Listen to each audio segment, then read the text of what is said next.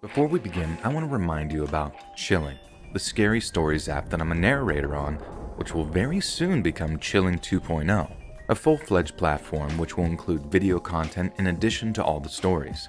Full-length horror films, series, and exclusive Chilling originals are just some of what Chilling 2.0 is bringing to horror fans.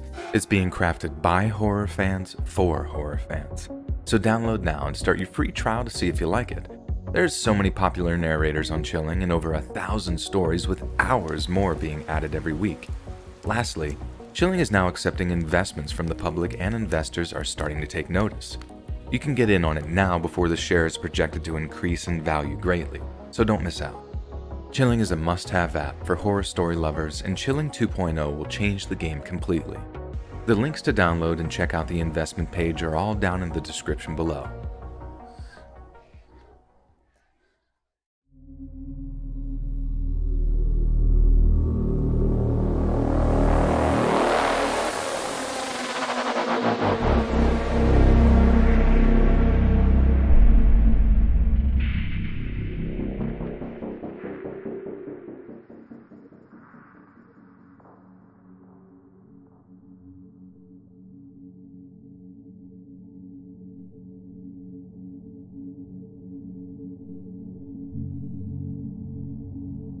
On August 16th of 1980, the Australian family the Chamberlains went on a camping trip to Uluru, formerly known as Ayers Rock, the famously titanic sandstone rock formation on Australia's Northern Territory.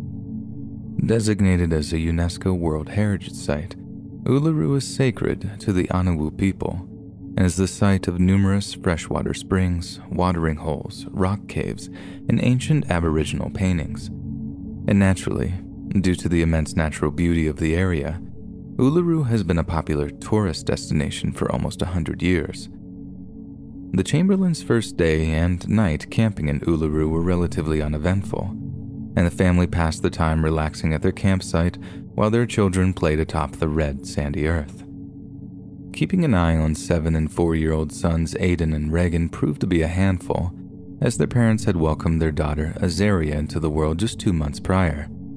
Some might argue that it was a little too soon after labor to go on a camping trip, but the pregnancy had been a hard one, and both Lindy and Michael Chamberlain were desperately in need of some rest and relaxation.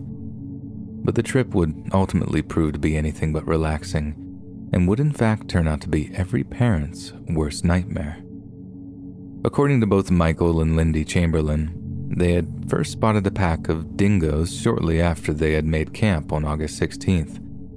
A dingo is a kind of Australian wild dog, one with a remarkably similar appearance to contemporary domesticated dogs. But that's where the similarities to our familiar furry friend ends, as dingoes are said to be considerably faster, stronger, and much more ferocious than domesticated canines.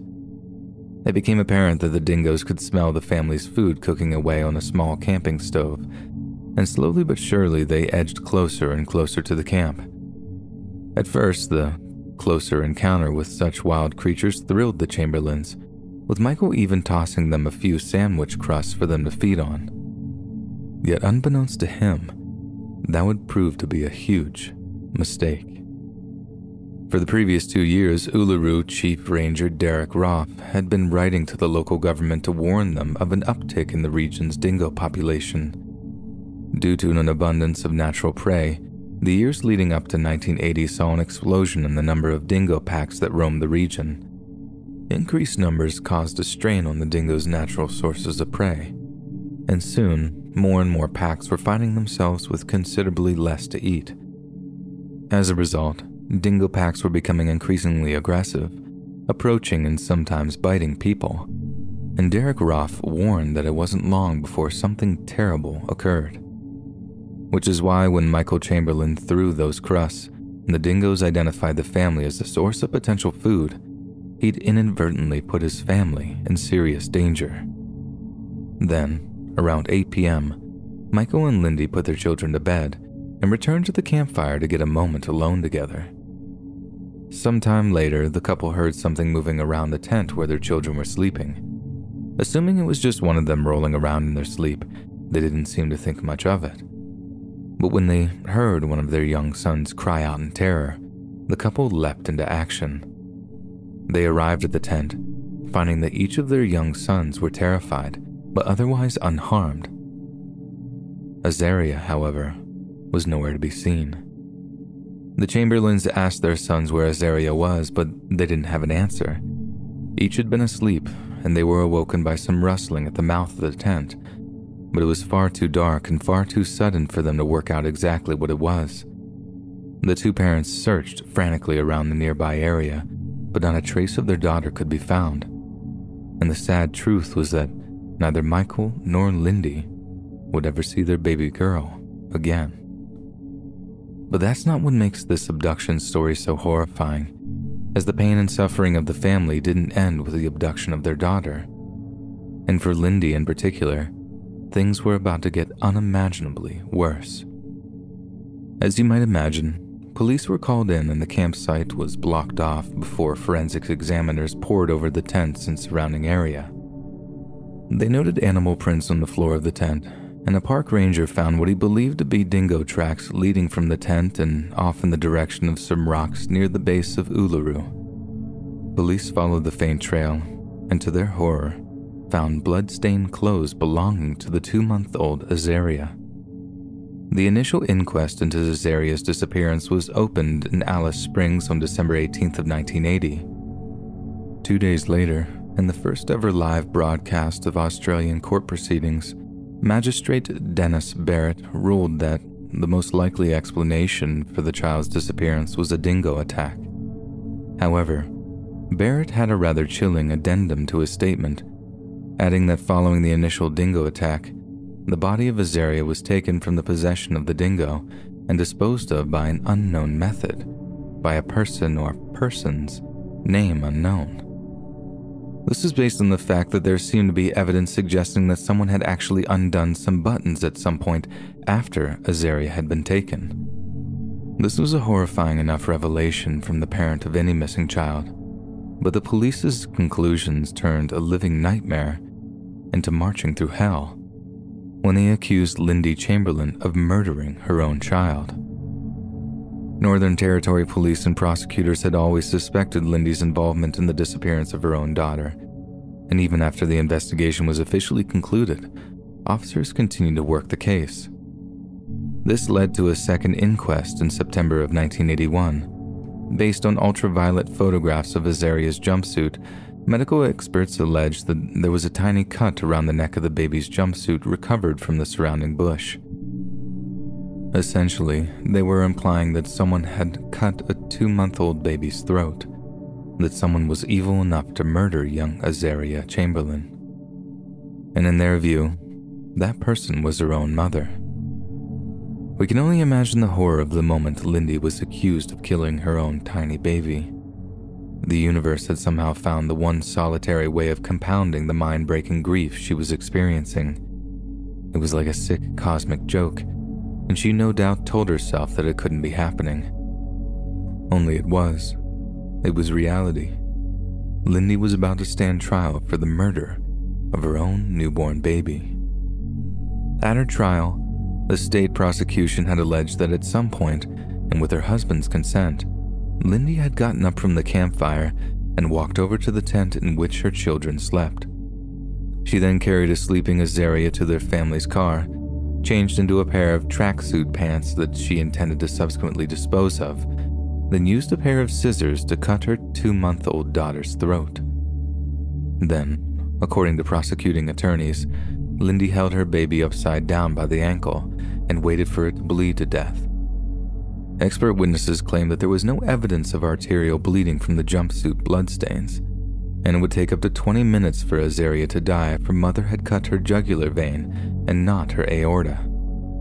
Allegedly, when Lindy was sure that Azaria was dead, she hid the body of her young daughter in a camera case and tried not only to clean up any blood that had gotten on the car, but also to collect enough of it to smear on the interior of the children's tent to simulate some kind of animal attack. The prosecution said she did all that without ever attracting the attention of any other camper, and that this all went unnoticed during the first inquest due to a combination of luck, careful concealment, and painstaking planning on the Chamberlains' part. Lindsay's defense lawyer focused on eyewitness statements which detailed the dingoes that were in the area on the night of August 17th. It also pointed out that many of the tests used by the prosecution to prove that Azaria's blood was in the car were faulty, and showed that mucus and chocolate milkshakes also tested positive for blood using these same techniques. The defense also called on a man named Les Harris, who at the time had been conducting research into the Australian dingo population for well over 10 years. It was him that testified that a dingo's carnassial teeth can shear through material as tough as motor vehicle seatbelts. He also cited an example of a captive female dingo removing a bundle of meat from its wrapping paper and leaving the paper intact. To the Chamberlains, it seemed like a foregone conclusion. There was an airtight explanation for their daughter's disappearance, a tragic one, but surely no jury would favor the idea of a mother murdering her baby daughter over the increasing encroachment of aggressive predatory animals. But they did. On October 29th of 1982, a jury of her peers found Lindy Chamberlain guilty of the murder of her own baby girl, with the judge then handing down a sentence of life imprisonment. Her husband, Michael, was found guilty as an accessory after the fact and was given an 18-month suspended prison sentence. As she was dragged away, a horrified Lindy Chamberlain loudly protested her innocence, apparently screaming out, "A dingo ate my baby," before bailiffs managed to escort her from court. I think it's objectively difficult to imagine how horrendous it would be to lose a child, only then to be convicted of that child's murder. In the prison she was held in, Lindy found she was the subject of a phenomenal amount of hatred. To her fellow inmates, she was a child killer, the lowest of the low. Those that had it in them to kill children, to kill babies, didn't deserve to live themselves, and as a result, Lindy had to be held in a special wing of the prison reserved normally for those in protective custody. She was in a unit with actual child killers, predators and abusers that looked at her and thought, "One of us." The trauma of that no doubt played a part in Lindy repeatedly lodging appeals, 2 of which were quashed by both the federal and high courts of Australia. For almost 6 long years, Lindy remained in prison, trying to keep it together, trying to fight on. But there came a time where she believed that her luck had run out, and that she was doomed to spend the rest of her life in prison for something she hadn't done, something she'd never even think about doing. It's believed that her outlook became so bleak that she considered taking her own life. But every time, thoughts of Michael and her 2 young sons kept her from entertaining such masochistic ideas. And it's a good job too, because in early 1986, an unforeseen event would once again turn the media spotlight back onto the disappearance of Azaria Chamberlain. And in the bizarre twist of fate, justice would loom out of yet another untimely death. David Brett had a passion for climbing, and sometime in the mid-1980s, David decided he'd combine his love of mountaineering with an Australian vacation to a bird's-eye view of the land down under. But as it would turn out, David's attempt to climb Uluru would be the last thing he'd ever do, as he tragically fell to his death during a routine climb in early 1986. Because of the vast size of the rock and the scrubby nature of the surrounding terrain, it was 8 days before Brett's remains were discovered, lying below the bluff where he had lost his footing. His body showed evidence of having been picked over by some kind of scavenger, and this is how search and rescue operators found the dingo lair just meters away from David's body. To ensure the dingoes hadn't dragged any of David's body parts into their cave with them, operators scoured the cave for potential remains and came across something stunning.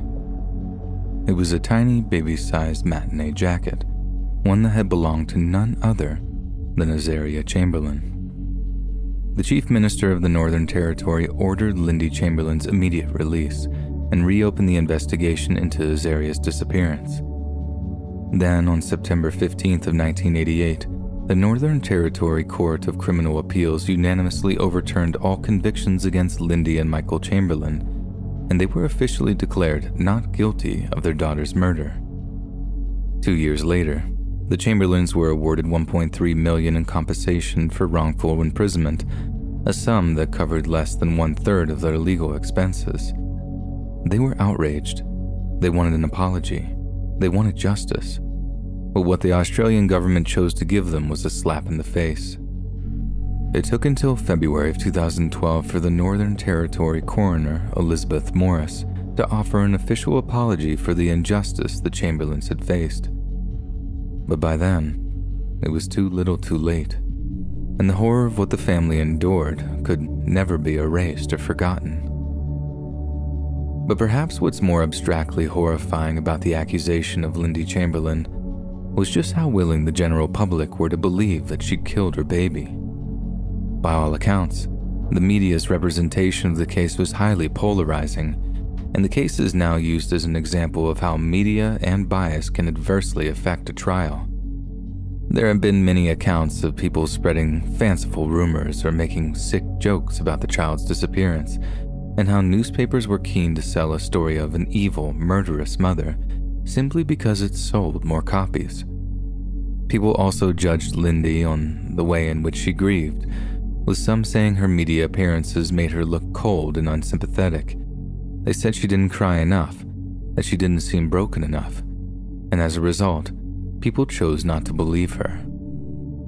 Much was made of the Chamberlains' Seventh-day Adventist religion, including false allegations that the church was actually a cult that killed infants as a part of a bizarre religious ceremony. At one point, police received an anonymous tip from a man who claimed to be a close associate of the Chamberlains, and that Azaria was a name that meant sacrifice in the wilderness in some ancient satanic language. According to the Chamberlains, Azaria actually means blessed by God, and by all accounts, the man was nothing more than a lunatic. But it goes to show just how willing people were to paint Lindy as some kind of witch. And much like the witches of Salem, Massachusetts, Lindy was publicly sacrificed to satisfy some primal craving for justice. Like it couldn't have been an accident. It had to have been someone's fault. Someone had to be sacrificed. Azaria's death became such a worldwide phenomenon that it's been referenced in all kinds of media, including The Simpsons and Buffy the Vampire Slayer. In fact, you probably heard the phrase, "dingoes ate my baby," way before you even knew what a dingo was, and there's a good reason for that. It's because the world is a big, scary place, and it's still full of monsters. And the idea that even in 1980, nature could still reach out and hurt us, so seemingly randomly, for many, that was a bitter pill to swallow.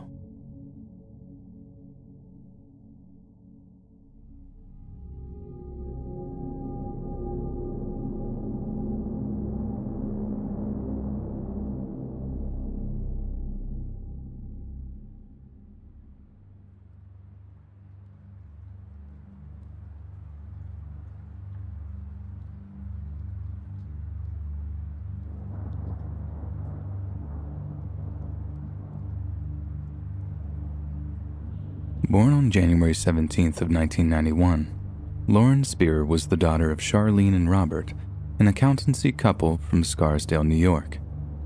After graduating from Edgemont High School in 2009, Lauren enrolled at Indiana University. She was an active and good-natured young student and volunteered for many charitable causes. For example, she had spent the previous spring break planting trees in Israel on behalf of the Jewish National Fund, combining her two passions of travel and public service. As you can imagine, Lauren's attitude made her a very popular young woman, and her circle of friends seems to have been a consistent and positive one. You see, Lauren had met her college boyfriend, Jesse Wolfe, as well as her best friend, Jay Rosenbaum, during a summer camp in the hillside town of Honesdale, PA, and a handful of her other close friends at Indiana University had also attended the summer camp. The point is, it seemed that Lauren was part of a tight-knit unit of friends who both loved and trusted one another, which makes it all the more alarming when we learn what happened to her. On the night of Thursday, June 2nd, 2011, Lauren and her friends visited the nearby Kilroy Sports Bar. In an effort to save on what little cash they had, Lauren and her friends partook in what's known as pre-gaming, where people drink store-bought alcohol before going out to a bar or club. The group of friends were also notorious for only venturing out into the night during the wee small hours. Kilroy's also catered to this kind of crowd, keeping their bar open until 4 in the morning, and CCTV footage from that night doesn't show Lauren and her friends arriving until about 1:46 a.m. For the first 45 minutes or so, everything appears relatively normal. Lauren and her friends have drinks, they dance, they play pool, everything you might expect from a group of college kids soaking up the nightlife. But then, around 2:27 in the morning, Lauren's behavior takes a somewhat bizarre turn. It's around then that Lauren gets up and walks out of the bar, leaving her cell phone on the bar top and her shoes on the floor near her seat. After exiting Kilroy's, she is then quickly followed by a friend named Corey Rossman. Rossman seems confused as to why Lauren left her things behind, but seems only too happy to follow her back to her apartment complex. At exactly 2:30 a.m., Corey and Lauren enter the Smallwood Plaza Apartments complex that Laura called home. It's here they remain for exactly 28 minutes before CCTV once again captures them leaving the apartment complex. Only instead of walking back to the bar, where Lauren's phone and shoes are still sitting there, Lauren and Corey walk down an alleyway that connects College Avenue and Morton Street, the same alley where Lauren's purse and apartment keys would be found the following day. CCTV footage then catches Lauren and Corey arriving at the latter's apartment at around 3 in the morning. This footage shows Lauren to be a little worse for wear, but Corey Rossman is somehow absolutely trashed by this point. Corey's roommate, Michael Beth, later said that he had to clean up a puddle of vomit that Corey left in the stairwell that same night, and that Corey was so drunk that he had to be put to bed. Michael added that once this was done, he then tried to persuade Lauren to sleep over for her own safety. However, Lauren insisted that she wanted to return to her own apartment, probably citing her need to find her missing possessions. And so at 3:30 a.m., Michael Beth called Lauren's friend Jay Rosenbaum, telling him he needed to come take care of her. We can only assume he answered in the affirmative because a short while later, Lauren shows up at Jay's apartment with a rather large bruise under her eye. Jay later said that he was worried about the injury, but after Lauren told him she didn't know how she obtained the bruise, Jay assumed she'd gotten it during a drunken fall from earlier in the evening. However, of all the CCTV footage we have of Lauren and her friends, there are no recorded incidents of falling, and no recorded incidences of people fussing over her eye, which we could then use to estimate the time and place of such an injury. By 4:30 a.m., Lauren hasn't had an alcoholic drink in over 2 hours and is no doubt beginning to sober up. Granted, she wouldn't have been in the best condition of her life, but she is no doubt realizing that she's lost pretty much everything she brought out with her, being her phone, keys, shoes, and purse. In light of this, we can understand why Lauren was reluctant to sleep it off when she could actively go about recovering some of her lost items. Lauren then left Jay Rosenbaum's apartment at around 4:30 that morning, last being sighted on CCTV footage headed south from the intersection of 11th Street and College Avenue. Several hours later, Lauren's boyfriend, Jesse Wolf, sent her a text which she failed to reply to. And when a reply did finally roll in, it was from an employee of Kilroy's sports bar, saying Lauren had left her phone there overnight. Not long after, given he had zero means of getting in touch with her, no one had seen her that morning. Jesse contacted the local campus police to report Lauren missing. After 3 weeks of fruitless search, August of 2011 saw local police and FBI agents undertake a week-long search of the nearby Sycamore Ridge landfill site. Needless to say, it wasn't looking good for Lauren, as cops were evidently looking for a body, or more accurately, parts of a body, as opposed to a living, breathing person. But despite their efforts, law enforcement didn't manage to find a single shred of evidence that clued them into Lauren's condition or where she might be. The investigation dragged on for years without a break, and this is in spite of more than 3,000 tips called in from the general public. Then, On the morning of April 25, 2015, a hint of Lauren's fate was unearthed not far from where she went missing, yet it goes without saying that it was not a good one. The lifeless corpse of a University of Indiana student, Hannah Wilson, was discovered in neighboring Brown County. She was last seen getting into a taxi in front of the very same bar that Lauren had visited on the night of her disappearance. Lying on the ground near her body was a cell phone, one that police determined was owned by a local 50-year-old man by the name of Daniel Messel. He was arrested, tried, and convicted of Hannah's murder, and police deduced that he might well be the same person responsible for Lauren Spearer's disappearance too. However, in July of that same year, nationally renowned private investigator Bo Dietl concluded that after his own extensive investigation, he'd found nothing to seriously link Hannah's murder to Lauren's apparent abduction, and any similarities were purely coincidental. Yet right when it seemed that all hope was lost, the winter that followed Hannah Wilson's murder saw the FBI pursue its first serious lead.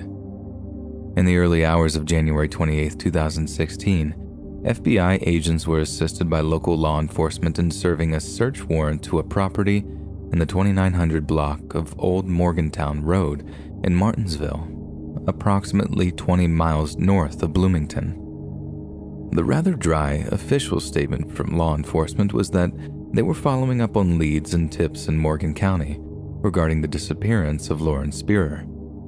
But in reality, they had strong suspicions that a man named Justin Wagers was responsible for her murder or abduction. Wagers, who lived with his mother and stepfather, had been named and identified on multiple occasions as having exposed himself to local women during incidents that were characterized by aggressive and generally terrifying displays of depravity. Cops let cadaver dogs loose in the Wagers' home and found that they indicated for human remains in a nearby barn. However, after conducting a dig and sifting dirt from the floor of the structure, investigators found zero evidence of anyone having been buried there. As the years went by, Lauren's parents sadly announced that they believed their daughter to be deceased. Yet they've also been very open about their suspicions that someone very close to her may have been involved in her disappearance. Not only have they wondered aloud if someone might have slipped something in her drink while she was at Kilroy's, they also had no qualms with casting suspicion on the men she was with that night. Lauren's boyfriend at the time, Jesse Wolf, has also professed his distrust of Corey Rossman, Michael Beth, and Jay Rosenbaum, as not only did all three refuse to take police-issued polygraph tests, but all three lawyered up in the days following her disappearance, apparently completely unprompted to do so, as she was still considered very much alive at that time. Rossman, Beth, and Rosenbaum then publicly stated that they had passed privately administered polygraph tests, which apparently proved their innocence. They were also completely unapologetic regarding them hiring attorneys, and stated that their refusal to cooperate with Bloomington police was down to them not trusting law enforcement. A theory was batted around that Lauren may have died as a result of a drug overdose, one resulting from narcotics obtained from either Rossman, Beth, or Rosenbaum. If that was the case, it's plausible that all three or a combination of the men could have conspired to dispose of her body so that their guilt would never be suspected. Obviously, hiring lawyers and refusing to take a polygraph doesn't exactly make the three guys look good. But in all fairness, it's highly inadvisable to talk to police officers without a lawyer present, especially since all three guys knew well their friend was missing. What's more, polygraphs are so unreliable that they're no longer admissible in court, and the police were most likely just looking to get the three guys in an interview room so they could browbeat them into incriminating themselves. So, in light of that, we have to consider other options. But having exhausted the possibilities of either Daniel Messel or Justin Wager having killed her, time and time again we're forced to consider the accidental overdose angle. I truly don't think it was a random abduction. I think that somebody that Lauren knew was responsible for the events of that evening, her mother publicly stated in 2014. And she may well be correct. Statistically, most people are murdered by someone they know, sometimes pretty intimately too. and it doesn't seem out of the question that those 3 young men with big, bright futures ahead of them wouldn't want to throw them away by admitting they'd given a girl too much to drink or too much of something a little less than legal. So as much as people focus on stranger danger, or of that random creeper who becomes the source of their untimely demise, maybe people should start looking a little closer to home, to those who profess to love or care for us, who might actually disappear us, dispose of our body, or bury our names, just to protect themselves.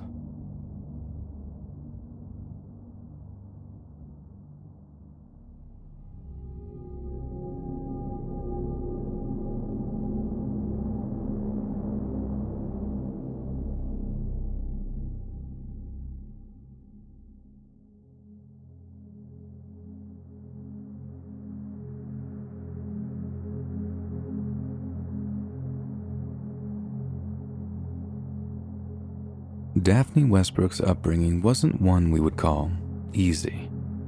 In 2011, when she was just 7 years old, her parents John and Rona went through some of the most bitterly nasty and spiteful divorce proceedings one can imagine. Rona began petitioning the court of Hamilton County, Tennessee, for primary custody of Daphne in March of 2016. A judge then ruled in her favor, stating that John would only have custody of Daphne every other weekend, as well as ordering him to pay a substantial amount in child support. Rona added that her daughter started to thrive when she received primary custody, adding that she became more outgoing, got her first job, and generally seemed more happy. On top of that, her performance at Chattanooga State Collegiate High dramatically improved, and soon Daphne envisioned herself graduating with both her high school diploma and an associate's degree. Then, on October of 2019, Daphne went over to Chattanooga to spend the weekend with her father. 2 days later, Daphne told her mom that she may be arriving home a little later than usual, as she and a friend wanted to take her father's dog for a walk. Her mother agreed, but Daphne failed to return home. Rona immediately called all of the friends of Daphne's that she had contact details for, but none seemed to have made any plans with her. Unable to get her daughter on the phone, Rona panicked and reported her missing. She didn't hear back from her daughter for 2 days, and when she called, Daphne seemed angry that her mother had filed a police report. She stated emphatically that she wasn't missing, but as Rona tried to reason with her, Daphne hung up the phone. It was a week before Rona and Daphne spoke again. As soon as Daphne answered her phone, Rona noticed that she was talking in a strange tone of voice, and when her mother asked her where she was, Daphne flat out refused to say. Rona then asked who Daphne was with, but again, she completely refused to reveal any other information other than she was okay. When Rona pressed her for more details, Daphne hung up the phone. As you can imagine, Rona was absolutely terrified for her daughter's well-being and actively began scouring social media for any clues of Daphne's whereabouts. Be it mentions from friends, check-ins, or recently posted photographs. It's believed that these efforts, along with posting comments which inquired about Daphne's location, caused someone to send a short video to Rona. Yet instead of giving her any solid answers, the video did nothing but terrify Rona, along with raising many questions as to what in God's name was going on. The video is shot in almost complete darkness, so much so that Rona began to question if the girl in the video was even her daughter to begin with. Moments after she'd watched the clip, the anonymous sender of the video message suddenly deleted it, and to this day it's not clear who exactly sent it, be it Daphne's father, a third party, or even Daphne herself. Preliminary investigations led both police and Daphne's immediate family to believe she had simply run away from home. It was common knowledge that she'd struggled with mental illness and that she'd not responded well to the news of her father's work-related departure for Colorado. After confessing to having thoughts of taking her own life in the same year she disappeared, Daphne's depression had been treated with medication, and she was beginning to show signs of improvement. However, Rona mentioned that her ex-husband had been extremely critical of the decision to medicate Daphne, and had forbidden her from seeing a doctor or taking her pills whenever she was in his custody. Detectives believe that denying her access to her meds was partially to blame for any apparent decline in Daphne's physical or emotional state, further emphasizing the need to find her and bring her home. Her mother, stepfather, and grandparents pleaded for her to reach out and let them know she was safe, but to no avail. Neither Daphne or her father ever tried to reach out to them again. As for Daphne's father, John Westbrook, it was initially speculated that he had nothing to do with his daughter's disappearance, as he actually cooperated with police for a brief time around the beginning of 2020. Even Daphne's maternal grandparents seemed satisfied that John wasn't to blame, and it seemed he'd at least made an effort to play the concerned and loving father.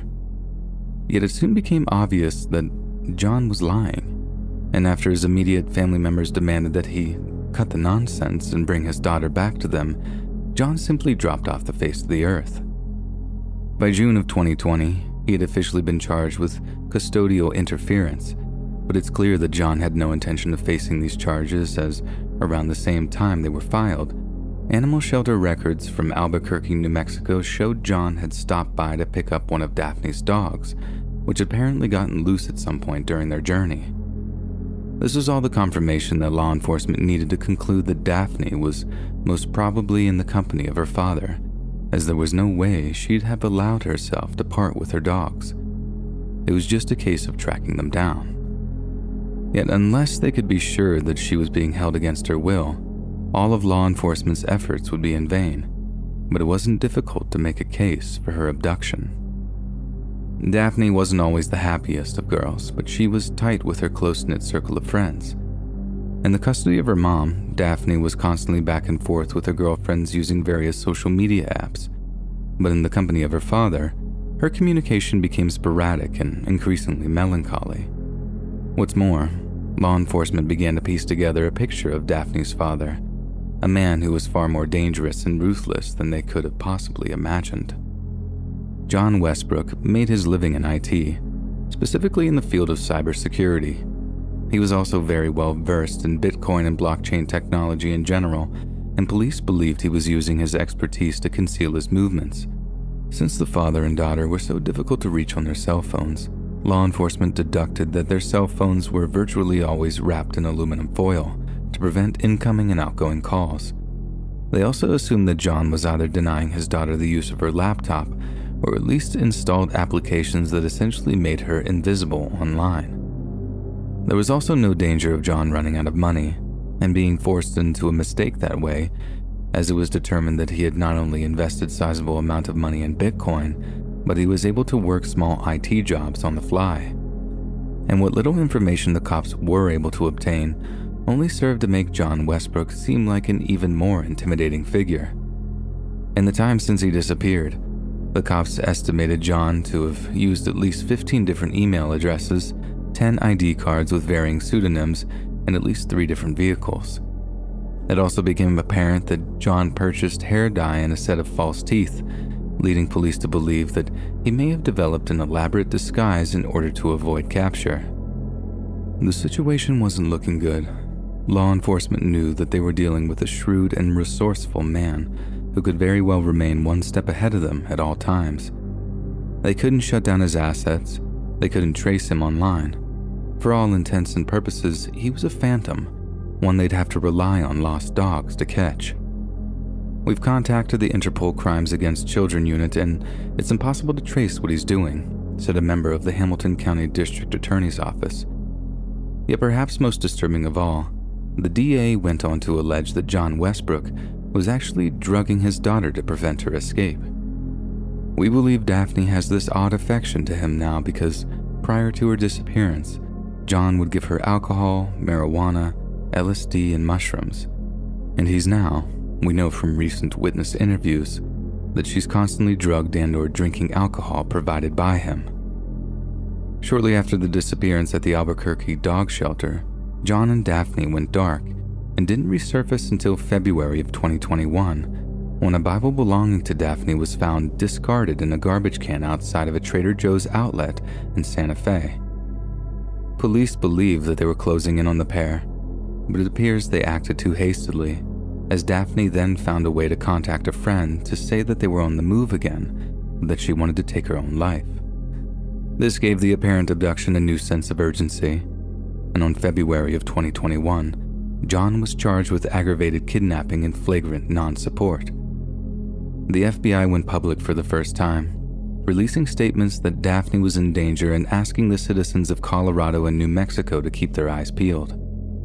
Due to the increase in media attention, there were several reported sightings in places like Gunnison, Colorado, Seattle, Washington, and Tampa, Florida, but nothing that could be confirmed as concrete fact. Yet slowly but surely, more and more reports came in from Florida, phoned in by people convinced that they just sighted Daphne and John Westbrook. There was one from Fort Walton Beach on March 6th, and another from Sebring just a few days later. It's then that authorities discovered a relative of John's named Starla just so happened to live in Sebring, Florida. So sometime during the week of March 5th, authorities executed a search warrant at Starla's home and seized all of her electronics. Each device was analyzed, but not a single shred of evidence could be found. And once again, all Rona could do was pray for her daughter's safe return. She's been taken away from everyone she knew, her friends, everything. All just gone, vanished, Rona said. And I don't have enough words for that. The things that we have learned are very scary and very disturbing. We're just so eager to find her and so that we can help. Then on May 28th of 2021, the Amber Alert regarding Daphne's abduction was canceled. But unlike so many cases where the story ends with finding a dead body, a now 18-year-old Daphne Westbrook was found safe and sound in Sampson, Alabama, only 9 miles away from Florida state lines.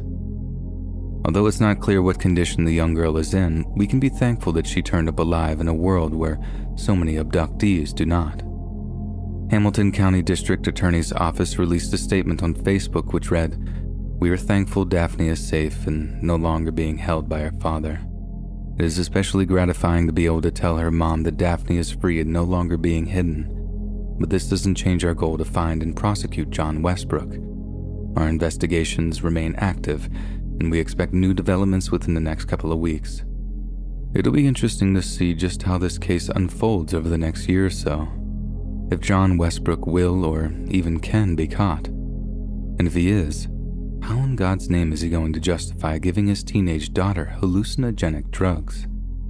Was it a way to control her depression without conventional medication? Or was it simply a dangerous and nefarious way to control a person he believed belonged to him? Did love push a father to protect his daughter in some pretty unconventional ways? Or did that love become twisted up until he could justify just about any maltreatment in order to keep her to himself?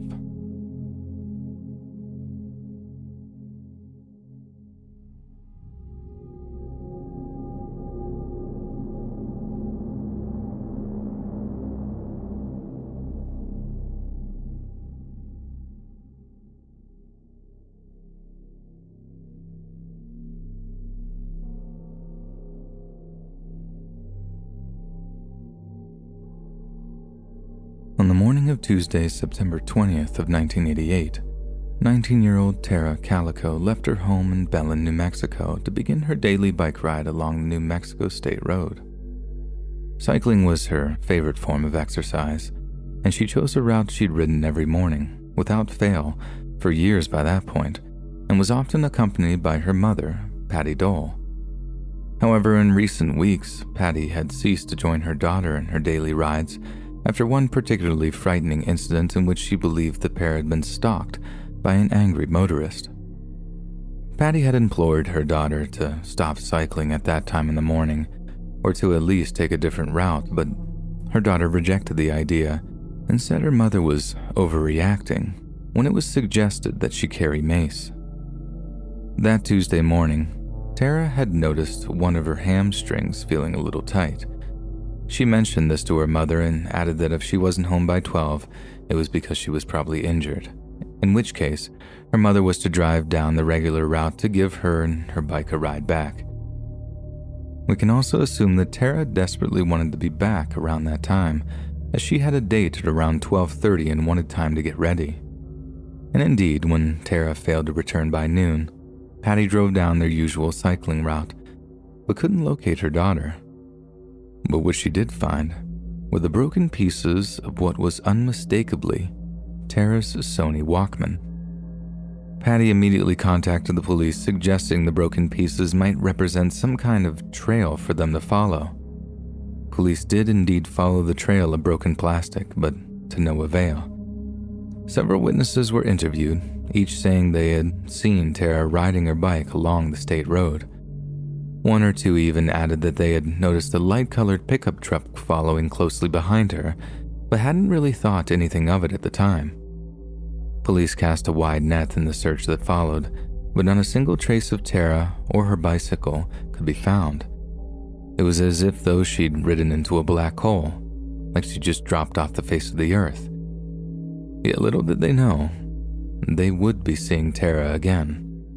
Only the circumstances in which they'd see her would be truly terrifying. On the evening of June 15th, 1989, a woman in Port St. Joe, Florida, stopped at a local convenience store.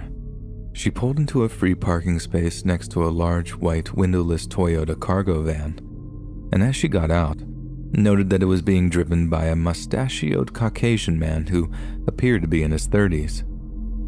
She then walked into the store, picked up a few choice items, then headed back out to her vehicle. The Toyota cargo van was gone, but lying in the empty parking spot was a small square Polaroid photograph. At first glance, the picture appeared to be of two people lying among some bedding, but on further inspection, the contents of the photograph made the woman's blood run cold. It showed a young boy of maybe only 7 or 8, along with a young woman in her late teens. Each appeared to have their wrists bound behind their backs with a strip of duct tape covering each of their mouths. She immediately contacted local law enforcement, who in turn set up roadblocks to intercept the vehicle. But the van was never found, and the driver never identified. Representatives from the Polaroid company offered to analyze the picture before informing police that the picture could have been taken no earlier than May of 1989, as the kind of material used to print the photo was not available until then. The Polaroid's discovery sparked a frenzy of interest in the national media, and Patty Dole was contacted by friends who believed the gagged girl looked an awful lot like Tara. The FBI then brought the photograph to Patty, who was then on convinced that the girl in the picture was her missing daughter. She cited the scar on the bound girl's leg, one that was identical to one Tara had received as a result of a car accident. Patty also noticed that a paperback copy of V.C. Andrews' novel My Sweet Adrena can be seen lying next to the girl, a book that just so happened to be Tara's all-time favorite. The United Kingdom's Scotland Yard analyzed the photo and conclusively agreed that the woman in the picture was indeed Tara, but a follow-up analysis by the Los Alamos National Laboratory disagreed, citing differences in the girl's facial structure. However, when the FBI conducted a third analysis of the photo, the results were inconclusive.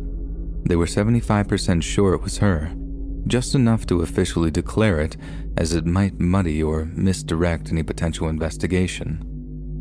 The other young person in the picture was thought to be young Michael Henley, also of New Mexico, who had disappeared just a few months before Tara had.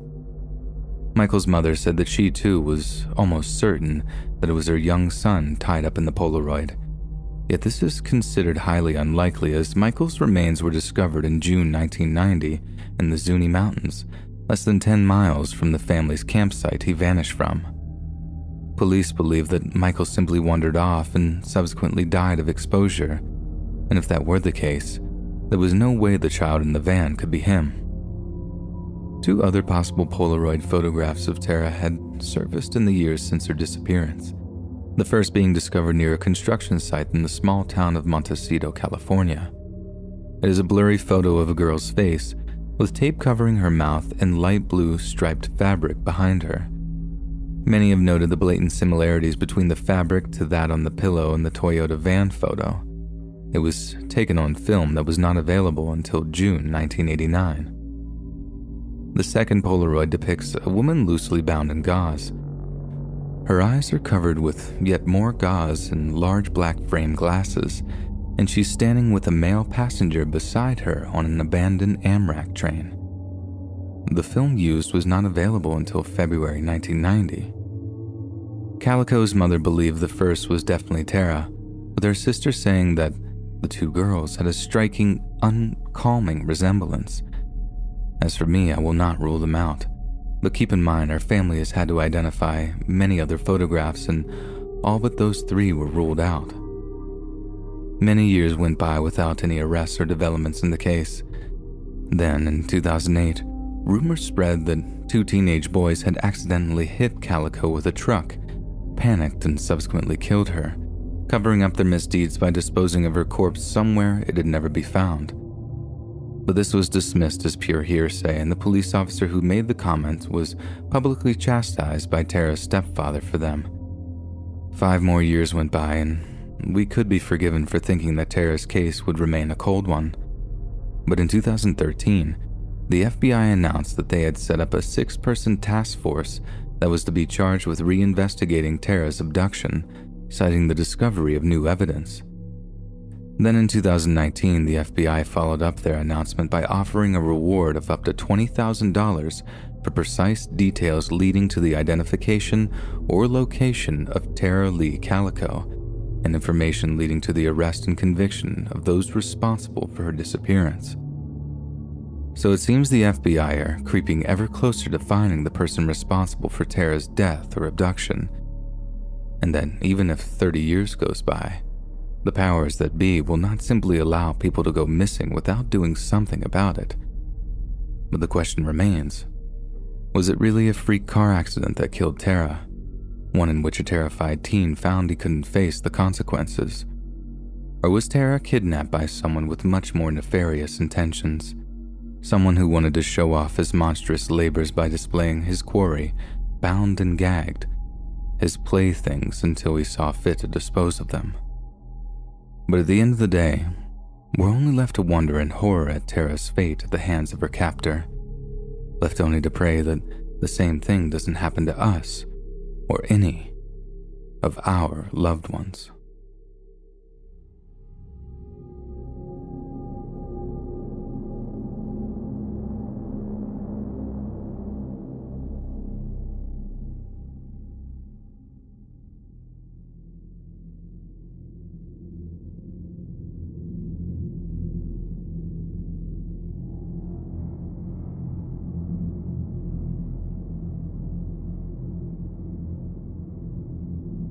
In the early hours of June 25, 1986, a Volvo F12 cargo truck carrying pure sulfuric acid raced through the Somosierra mountain pass near the Spanish capital of Madrid. It began overtaking other vehicles at alarming speeds, and in one case passed so close to a car that it smashed a side mirror clean off.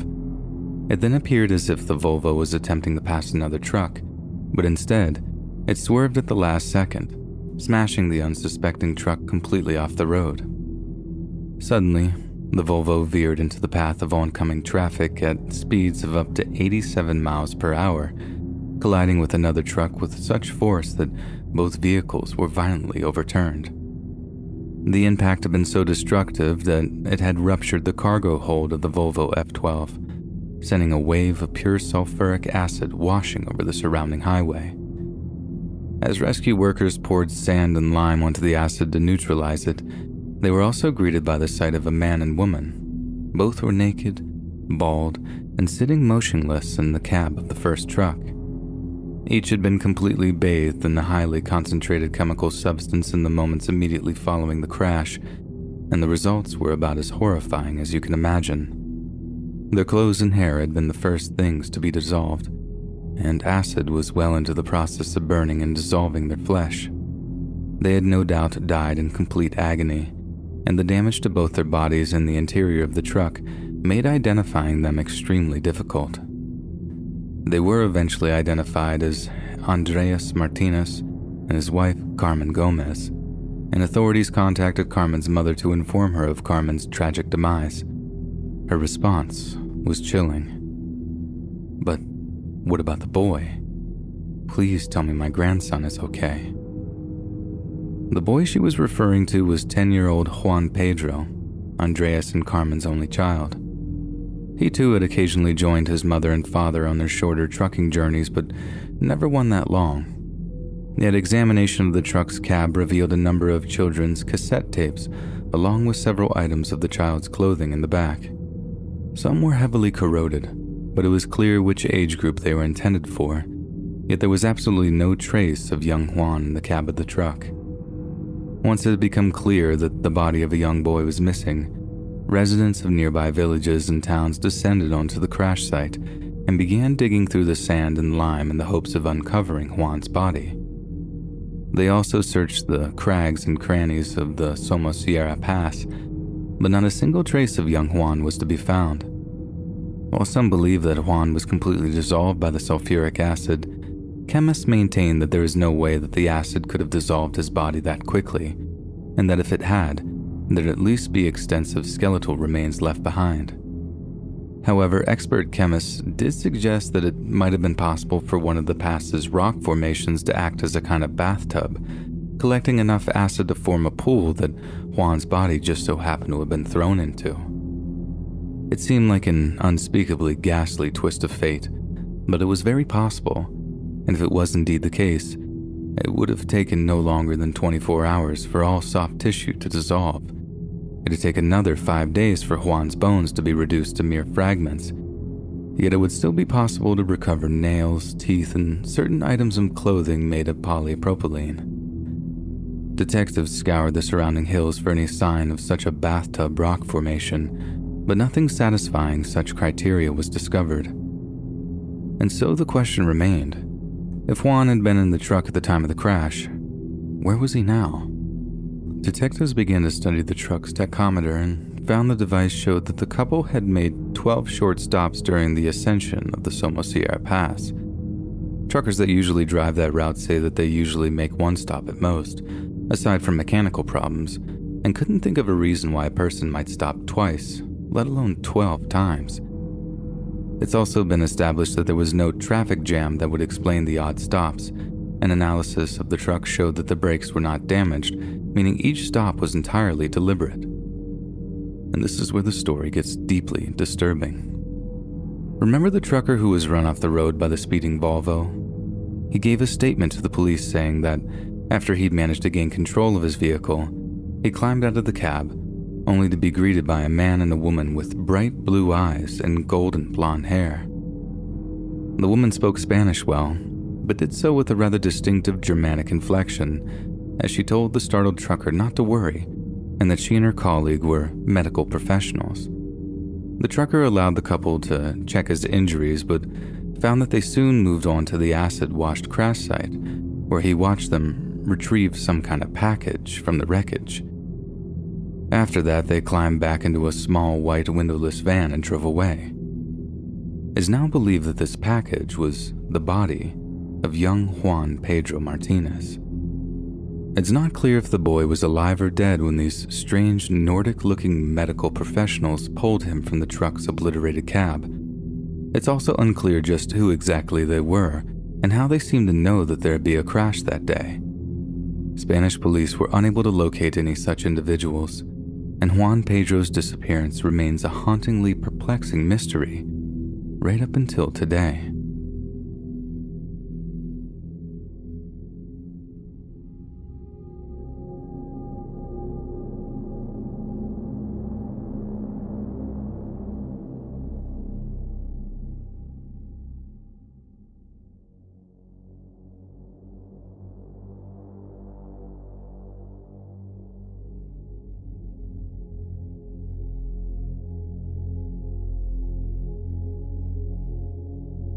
On the afternoon of Monday, January 13th, 2014, 43-year-old Chad Olson walked into a Tampa Bay area movie theater with his wife, Nicole. The couple had decided to spend a little quality time together, leaving their 3-year-old daughter, Lexi, in the safe hands of a trusted babysitter while they went to see the 2013 war movie, Lone Survivor.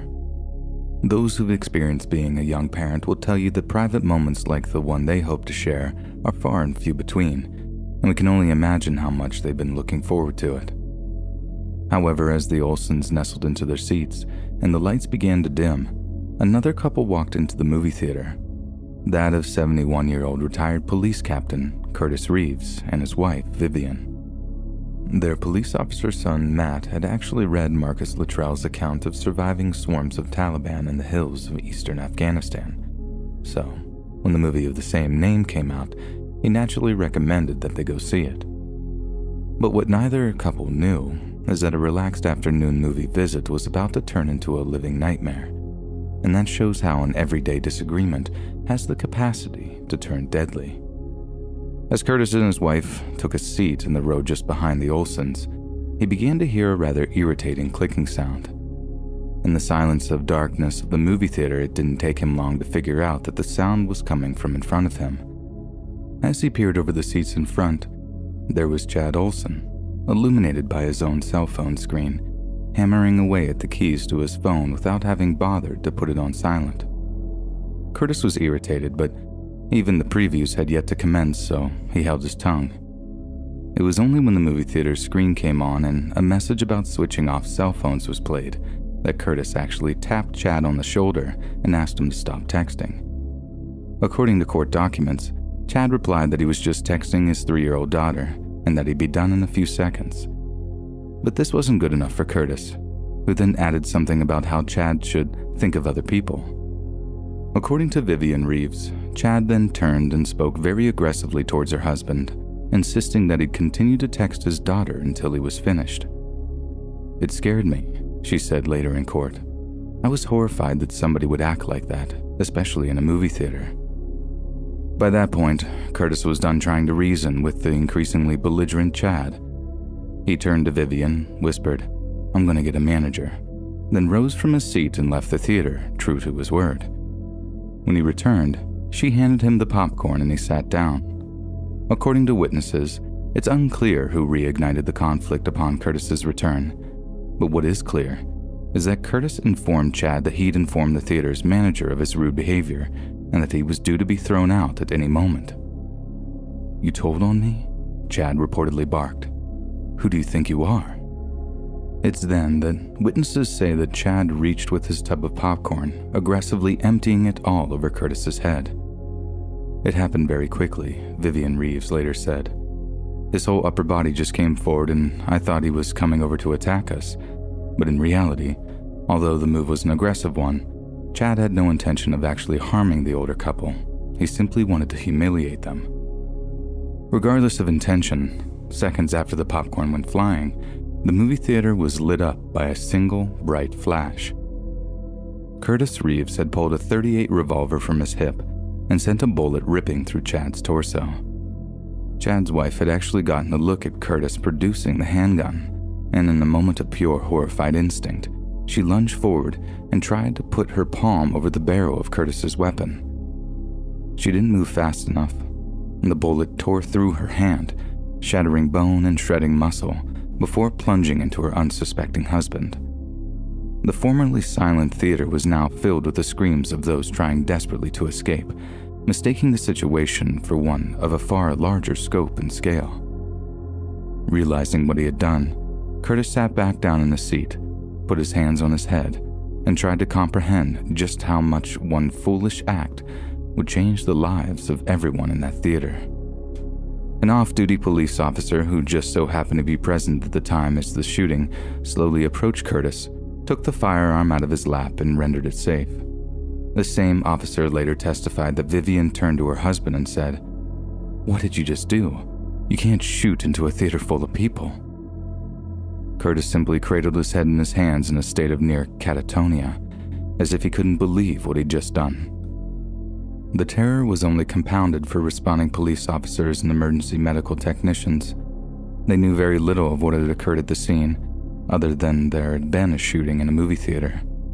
For some of them, this was highly reminiscent of the mass shooting committed by James Holmes in July of 2012, in which a heavily armed man let off tear gas in a Colorado movie theater before slaughtering the terrified moviegoers. Some people thought it was some kind of viral stunt, the purpose of which was to promote the movie. They sat smiling until Holmes opened fire, and it was only when they saw the dead that they realized what was happening. "We had no idea what we were headed into," said one officer following Reeves' arrest. We didn't know how many victims, how many shooters, what they were armed with. I was scared that it might be another Aurora, but thank God no one else was hurt.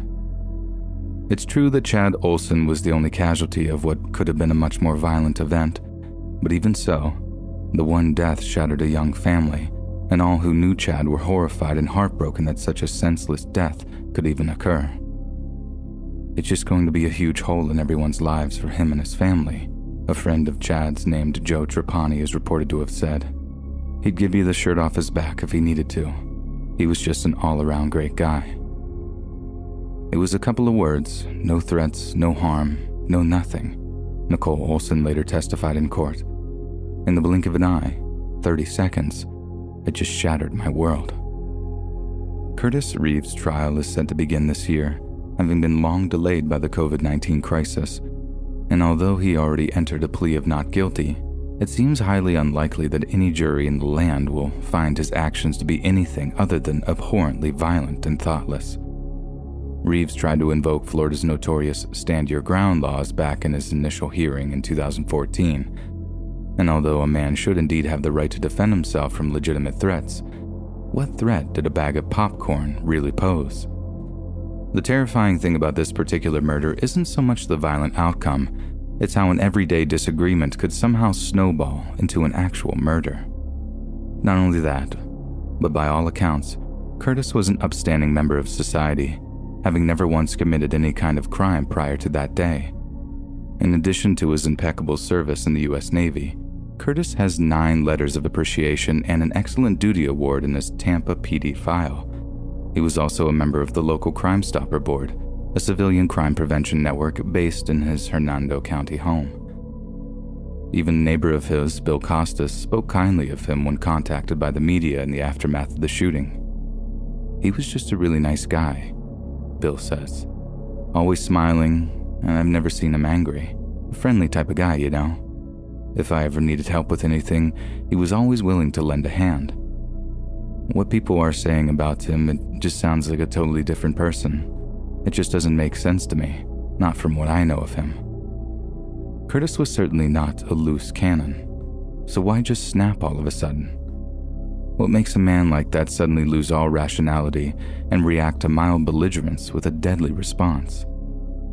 We can try to rationalize such a violent event, explain it away using natural or supernatural means, but the truth is, you never really know who's out there, who you're going to bump into or rub up the wrong way.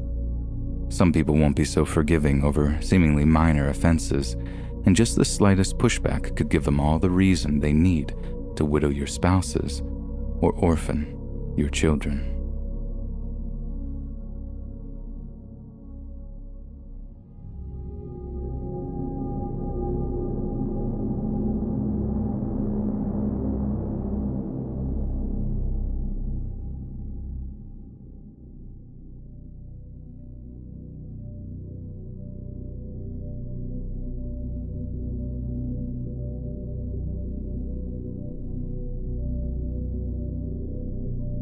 During my early 20s, I used to be heavily involved in the LA goth scene in the late 80s. I met some of the most amazing people ever, and I've stayed friends with some of them right up until today. But I think they'd be the first to agree with me that the goth scene back then was a bunch of kids trying to be something they weren't, and in our case, that thing was vampires.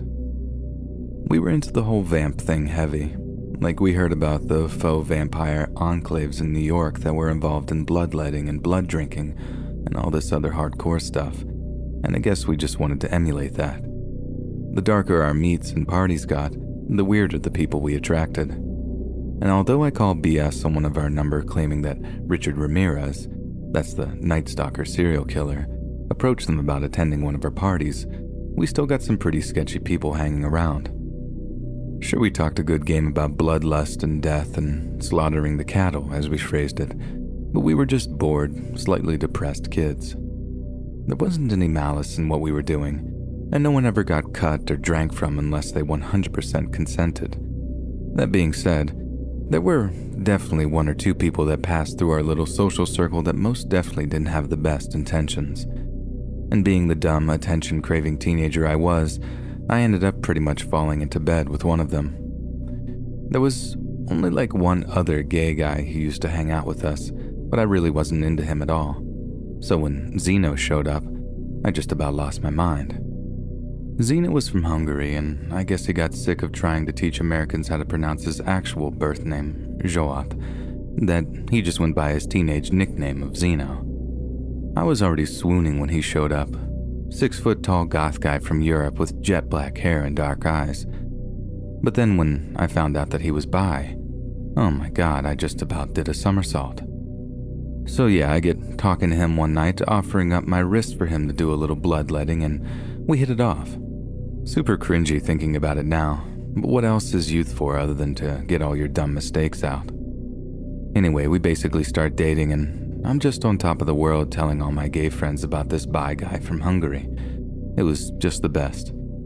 He's just so moody and dark, constantly wearing black even though the Cali heat must have been killing him. He once told a friend of mine, "My blood is cold," in his sexy accent. Again, super cringe, but screw it. I was hopelessly in love.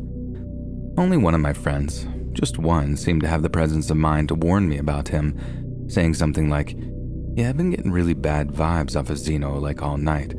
I think this guy's bad news." That's exactly what I liked about him though. He was bad. But I thought he was like just at the upper echelon of the same way we were. But to my horror, Zeno turned out to be an actual psycho who I never should have dated in the first place. Again, uber cringe alert, so I'll keep it brief. Zeno was super dom, and I was super subby, if you know, you know. And a big part of his power trips was to ask me like, "Would you do anything for me? How far would you go? What are you willing to give me?" And every time I'd be like, "Yes, anything, as much as you need." This idea just snowballed and snowballed until one night he asked me out on what he called a very special kind of date. I pressed him on what he meant by that, but all he'd given me was, "This is LA after all. Why don't we go to the movies?" I knew he wasn't about to just take me to see Terminator 2 or whatever. I knew there had to be some kind of twist in there, and that there was a lot more to this little date idea of his than just catching a flick. So I bit my tongue and just waited for the Friday night in question to see what he had in store for me. The time comes, he comes to pick me up in his hearse. Yes, you read that right. Guy bought an old funeral car for his ride, and we head downtown. Again, I ask him where we were headed, but he just smiles and tells me, "You'll see." After about 10 minutes or so, we pull up outside an old adult movie theater, so naturally I'm getting excited, but when I ask him if we're having a little adult entertainment date, he shakes his head and gives me this wry smile. So by this point, my curiosity is piqued. I have no idea how weird this date is about to get, but I sure was about to find out. I get out of the car and realize that the place looked closed. Like normally you'd have a marquee, flashing lights, at least something advertising what movies were being shown. But this place had nothing, not even any lights on, and like I said, it looked like it hadn't been open for years. There wasn't even anyone manning the ticket booth. We had to like bang on the front doors until someone showed up to let us in. At the time, I just guessed that Zeno had prepaid or something because he and whoever was playing at being the steward seemed to know each other and no money exchanged hands.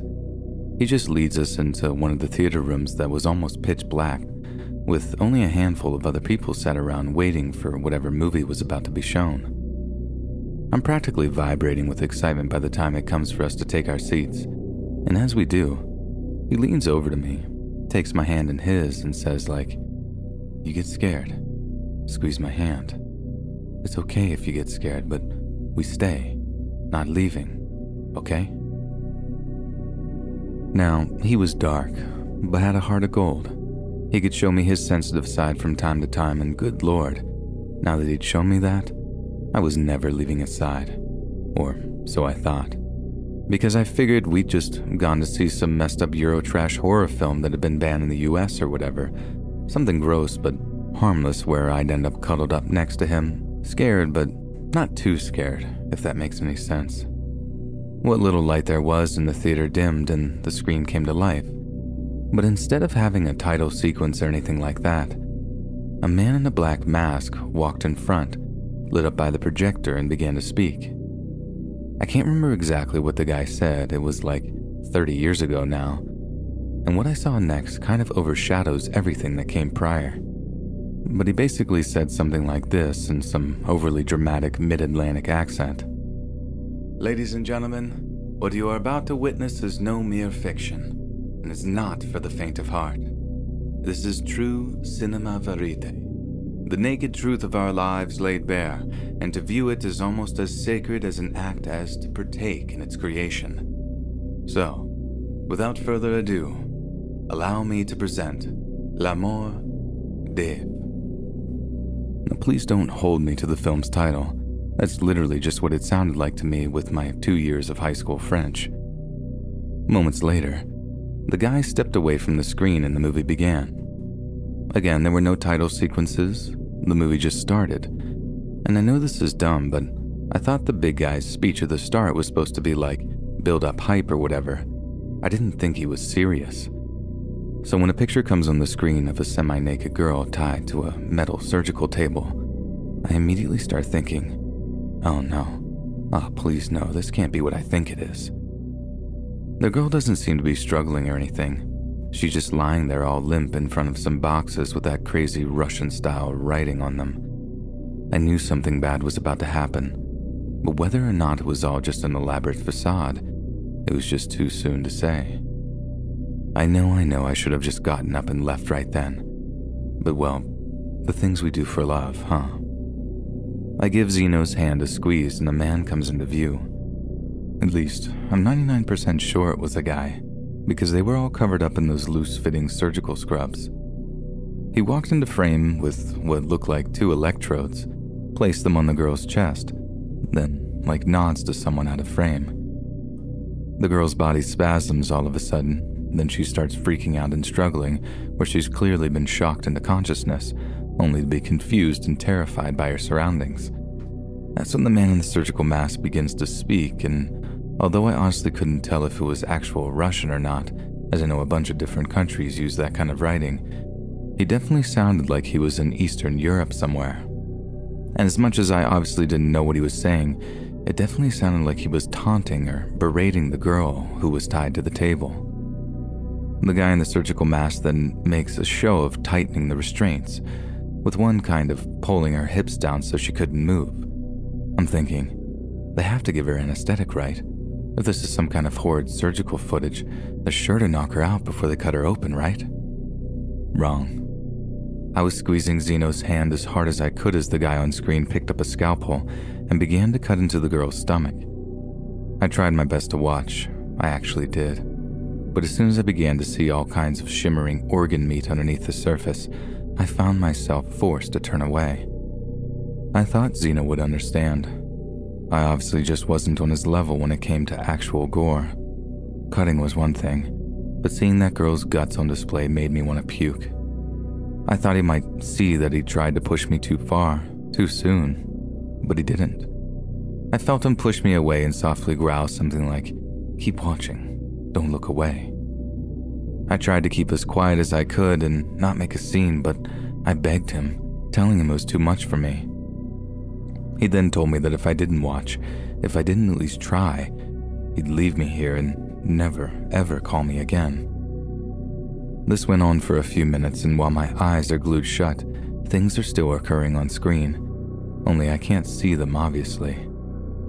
Zeno's little ultimatum hurt, but I couldn't just let him go like that. He was like my dream guy, and I swear I'd have done anything for him. Turns out, though, there was a line, and he'd crossed it. But still, I tried. Yet when I opened my eyes, it was so much worse than it had been before. The girl was such a mess that I actually gasped when I saw, and how a person can still be alive, writhing around and groaning when most of their intestines have been unraveled on their stomach. Jesus Christ, that image still sticks with me even 30 years later. I just couldn't handle it anymore. I couldn't even believe I was doing it at the time, but I shoved his hand away from me, got up out of my seat, and just walked out of the theater. When I got back to my apartment finally, I cried for like half an hour straight, just ugly sobbing before I got it together enough to call one of my friends and tell them what happened. We didn't go to the cops or anything. I mean, maybe we should have, but I just prioritized on getting Zeno out of my life as fast as possible. I slowed down on the whole vamp thing after that. Zeno continually hung around that circle, so I just couldn't drag myself to meets and stuff. Seeing him flirting with girls or whatever just really tore me up inside. I'm kind of non-confrontational too, so maybe these days people would have singled him out as toxic or whatever, but back then, trying to speak out against the coolest guy anyone knew just seemed kind of pointless. I think the moral here is to have more respect for yourself than I did. Dom-sub dynamics are fun, sure, but I let that mentality get me into a situation that honestly could have turned out way worse. If you ask me, someone that's into snuff, that's into like watching people die, that's gotta be only a few steps away from actually committing violence themselves, right? So who knows? Maybe if I'd met Zeno further down the spiral, I might not even be here to tell you this story. Because I made a real mistake getting stuck on that guy. And I literally have the scars to prove it.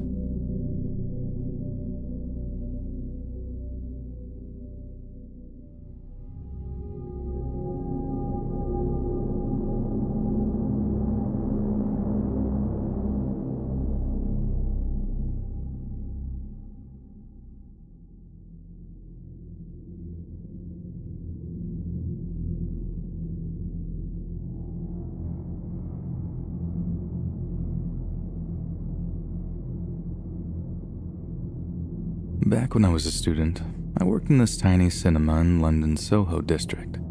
There used to be loads of little picture houses that showed raunchy films back in the day, and I'd rather die than end up working in one of those. But back around 1990, some well-to-do musician type bought up one of the little cinemas and converted it into like a cult film cinema. I'd show all kinds of weird foreign films and documentaries, video nasty horror films from the previous decade, and it'd even host secret showings of banned films like that Italian Cannibal Holocaust film. But one of the things the little cinema was most famous for was showing these hardcore, ultra-violent Japanese anime films. These were a huge hit with locals and students alike, and some of the weeknight showings of things like Violence Jack or Angel Cop used to fill out more than the weekend showings of more mainstream films. These are kind of like the OVAs, that's manga jargon for original video animation, that have been straight up banned in certain countries because of how violent and obscene they were. Well, for their time anyway.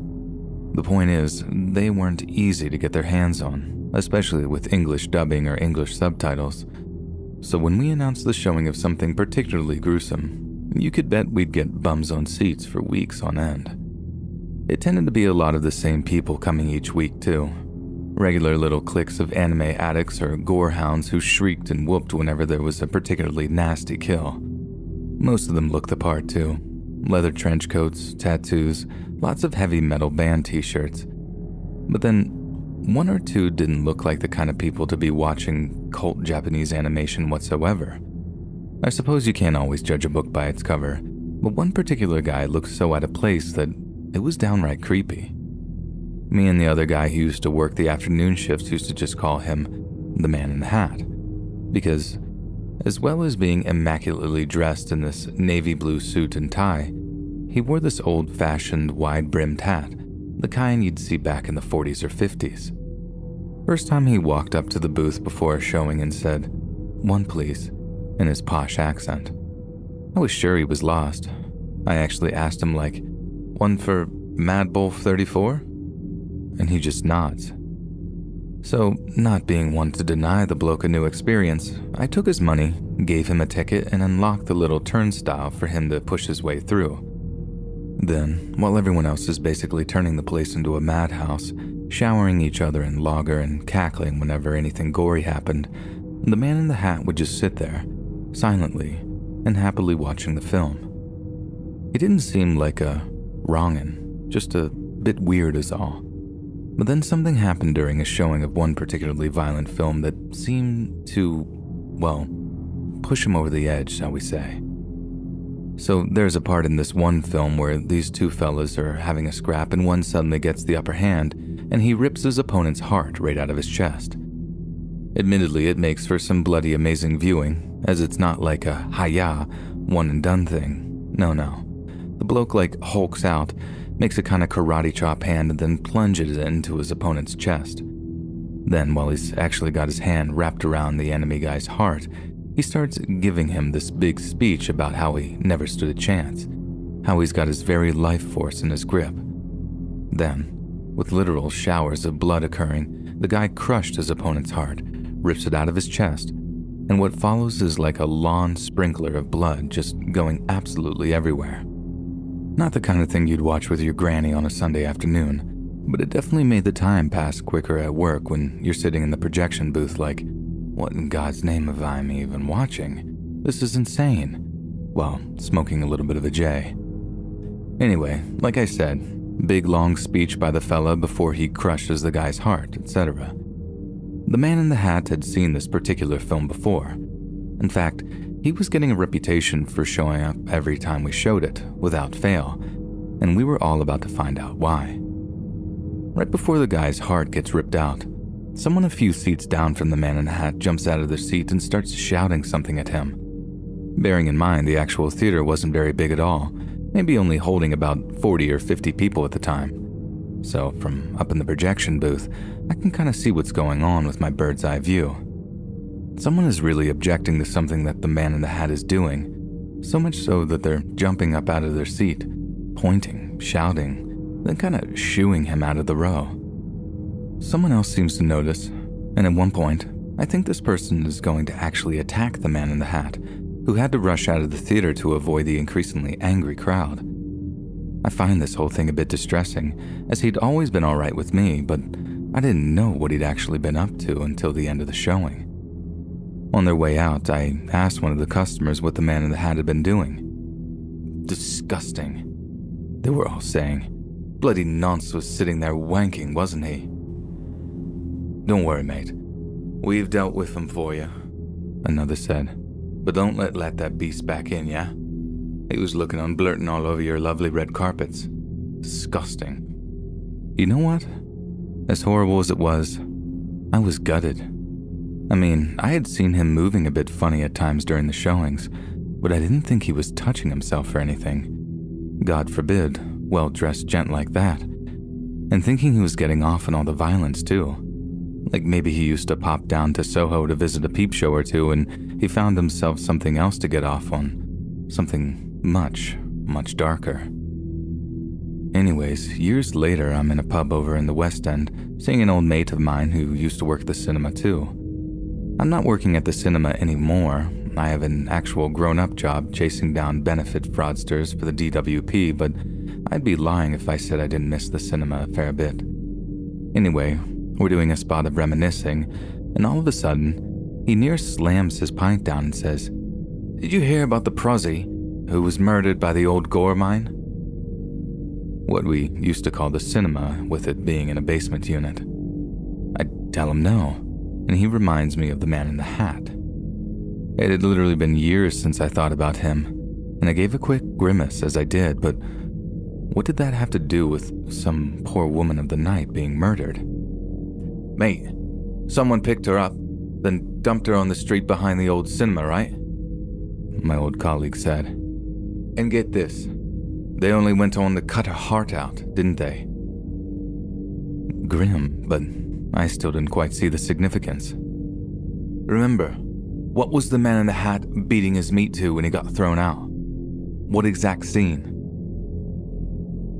The bloke ripping the heart out. My jaw's dropping as I'm saying this, and I started suddenly seeing the connection too. You don't think? That's exactly what I think. Full disclosure, yeah. I reckon my old mate is as mad as a box of frogs, always has been, always will.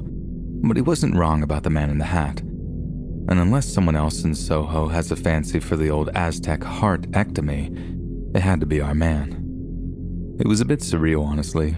I went from calling him a plant pot to seriously contemplating it. And then within about 45 minutes or so, we were walking down to Savile Row police station to file a report. The copper made it clear that we smelled like a brewery, and if we made any false statements, he'd personally make sure we were in charge for it. We told him, right hand to God, this is the God-honest truth. And then we told him all about the man in the hat, and that particular scene in Violence Jack or whatever it was. He soon changed his tune. About an hour after, we were soon talking to two blokes from the CID who wanted to know every little detail about the man in the hat. That's how we knew we were onto something. If there were no callbacks, no return interest from the coppers, then yeah, red herring.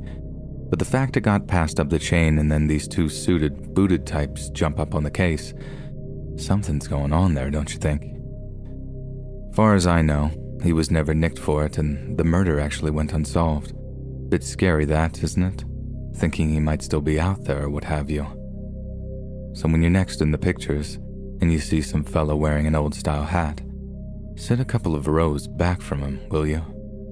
'Cause it's likely that's not popcorn butter that's spilling on you, if you know what I mean.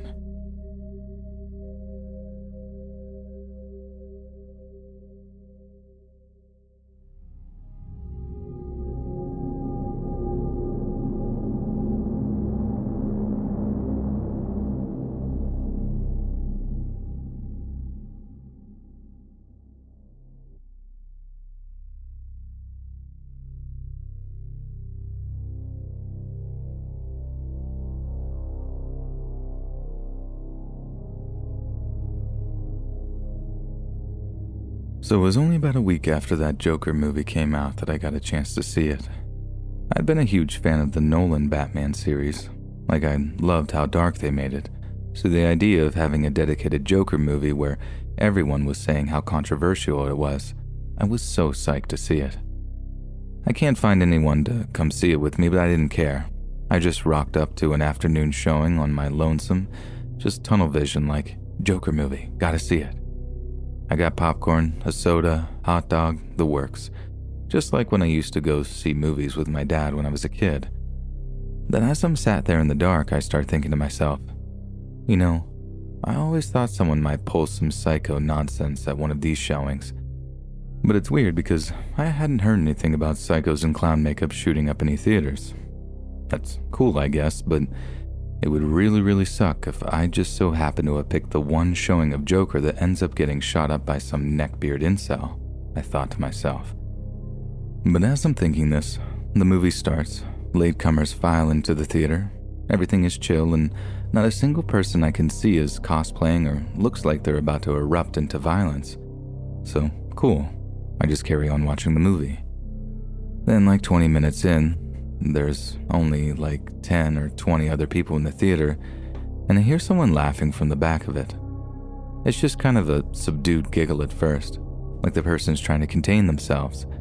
But then it gets louder and louder, and it's obvious this person's just trying to get a rise out of everyone on purpose. People start turning around to see some absolute douche nugget dressed head to toe in Joker-style colorful pants and jacket. He's obviously walked into the theater in the last minute or so, because he definitely wasn't there at the start. And as he's doing this terrible impression of Arthur Fleck and doing a little dance, people start telling him to shut up, me included. Right then, the guy pulls out a freaking revolver from the back of his pants, and people literally start screaming and getting down on the ground, again, me included. I'm crouched down, making a move for the end of the aisle closest to the emergency exit. Don't get me wrong, I'm scared out of my wits, but at the same time, I'm thinking, I knew it. Of all the times, dude, of all the times, it had to happen to me. I can still hear the guy laughing. I can still hear people begging him not to shoot as I sprint towards the emergency exit. Then, just as I'm about to open up, I look back to see the guy aim the gun at this terrified couple and pull the trigger. But instead of a flash, a bang, and one of the couple dropping to the ground, this absolute monster literally had one of those stupid toy guns that shoots out a little flag that says bang on it. It was made of plastic, but in the low light of the movie theater, and with all the terror that the Aurora Dark Knight thing caused, people were so ready to believe that it was real. When everyone realized what had happened, The guy burst out laughing again, only this sounded like actual laughter, not the stupid Joker impression. Then just about everyone in the theater chased the guy out into the parking lot and into a waiting car. I swear to God, they were about ready to lynch this guy. I mean, I was ready to kick his head in too, but I swear the couple he pretended to shoot were just about ready to murder him right there in the parking lot. So not only did this piece of human garbage think it was funny to mimic the mass shooting, he also ruined my first time seeing Joker. So if anyone had a right to murder him, I think it should have been me. Also, I ended up checking social media and whatnot the next day just in case the guy was trying to make some viral prank video or whatever, but there was nothing. Nothing even in the news about it, which is messed up because he thinks CNN wouldn't pass up the chance to report on some incel violence or whatever. Definitely the scariest thing to ever happen to me, let alone in an actual movie theater.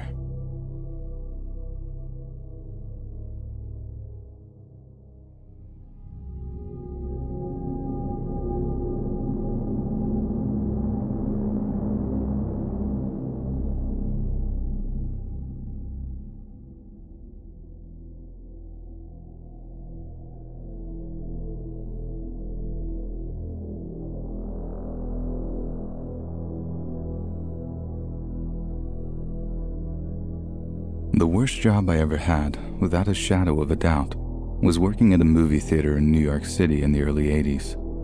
Sometimes when the movie ended and the lights came up, me and the cleaning staff would walk into what I can only describe as a post-apocalyptic scene. Every kind of bodily fluid or secretion you can imagine, I've cleaned it up. We had people who we thought might be dead, people who were screwing around and didn't stop when the movie ended. Every deadly sin there is, we walked in on it. But by far the worst part of the job was trying to keep order in the theater itself. We're constantly calling the cops on people who were fighting, doing drugs, just about any scumbag activity you can imagine. People did it in our theater. They tended not to screw with my coworkers and me so much as they knew that they'd have red and blue flashing lights outside, but it was still one heck of a job. Only once did someone actually put me in any danger, but my God, was it enough to last a lifetime. I'd had people scream and shout at me, but at 6'3", most people knew better than to get physical. But this one guy, he didn't even have to get all that violent. He didn't have to shout or scream, and he had me just about soiling my pants. So it all started when I was working the late shift, 5:30 p.m. to midnight or close, and for some reason, I could just tell it was going to be a rowdy one. It was a Friday night. It was coming up on Halloween, and people were so jacked up that I swear it was a full moon or something too. Needless to say, I braced myself for one heck of a shift.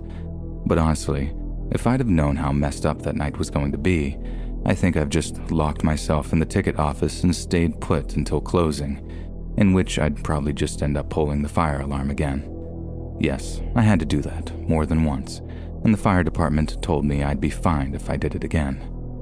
Anyway, I sell out a theater, make a show of checking some stubs, and sit back in the ticket booth to avoid the crazies. Then out of nowhere, someone walked up to the register and says, "Hey, I think someone is sick in there." I asked if they puked, and they said no, that I think they're on drugs or something. I'm serious, I think you should call 911. I didn't want to call the EMTs and then find out that someone had just fallen asleep or whatever, so I decided to just go check it out first, and if it was serious, I called 911. I follow the girl into the dark theater, and she points out who she's talking about. At the very end of one row, there was this punk rock-looking couple, crazy hair and leather jackets. The guy had his arm around the girl, and she's leaning on his shoulder. It didn't look too rough at first glance, just an unconventional couple enjoying a show of that freaky new Tron movie, as I like to call it. People sometimes ask how I remember which exact movies was showing, and I always respond with something like, when you feel like your entire world is about to end, you pick up on all the little details for some reason. So, back when I used to work the theater, I used to carry this weak little keychain flashlight that proved its worth on more than one occasion. I shine the light on the ground near the couple, and lo and behold, there's a bunch of puke at the girl's feet. Then I quickly shine the light on her, and yep, she's in a bad way. She obviously is not fully conscious, and She seems to be trembling while leaning on her guy, and I'm pretty sure she's either ODing or she's really sick with something. Either way, I'm calling 911. I just want to know why the punk guy doesn't seem to care that she's in such a state. So putting on my most polite, yes sir, no sir service voice, I lean in and ask the guy if he or his lady friend require any medical assistance. At first, the guy just gives me the finger and tells me to get lost. Normally, I just back off. No crummy job was worth getting punched in the face over. But this one solitary occasion, I just couldn't walk away. You see, this dude was much older than the girl, maybe in his late 30s, early 40s, and she looked like she was no older than a high school junior. It just seemed like predatory, you know? Plus, she legit looked like she was ODing. This is going to sound harsh, but I don't really care if some hardcore junkie scumbag dies, but some younger person, some girl, who could have easily gotten a second chance in life. Nah, it wasn't going to happen on my time. But as they say, no good deed goes unpunished. I ended up making the nearly deadly mistake of reaching out and tapping this dude on the shoulder. I didn't tap him hard, it wasn't aggressive, nothing like that. It was just to let him know, I'm not messing around here. The girl needs medical attention, and I'm gonna call 911, so stash whatever you got on you because this girl's life is more important than your high, you know what I mean? But no sooner had I touched this guy, no sooner had I laid a finger on him, he grabs my wrist. I mean, the speed on this guy, heroin's supposed to make you slow or whatever, but that was nonsense. This guy's hit must have been working on him because he was like a freaking mousetrap. I touch him and whap. My fingers are wrapped around my wrist and he's turning in his seat to face me. Now I see him reaching into his pocket and my immediate reaction is to pull away because I think, Jesus, this guy's about to shank me. But he doesn't pull out a knife. He pulls out something else entirely. Still sharp, mind you, but what he did with it had me frozen to the spot. The theater is dark, right? But the movie screen is bright enough to light up like half of me and this guy, just enough so I can see what he's just put to my wrist. A syringe. He's not pricking me with it, he's just holding it there, and let me tell you, that was like a gun to my head. People reading this in 2019 might think that a needle is real bad, and obviously, yeah, it is. But this is 1982, all right? AIDS had literally just come out of nowhere. This country was scared. Not like COVID scared, buying all the toilet paper and stuff. People wouldn't use bathrooms after each other. Everyone's love life just disappeared overnight. This didn't go on forever, and people found out how to prevent the spread, but you didn't need no comorbidities for HIV to mess you up. And for a while, people just didn't know how it spread or with who. These days, they got all kinds of drugs that can manage HIV and AIDS or whatever. Magic Johnson is still going strong. I'd never have bet money on that back in the day, let me tell you. But back then, AIDS was like a death sentence, man. And not only did that guy threaten to poke me with a needle, what he said had me just about wetting my pants. Listen to me, he says.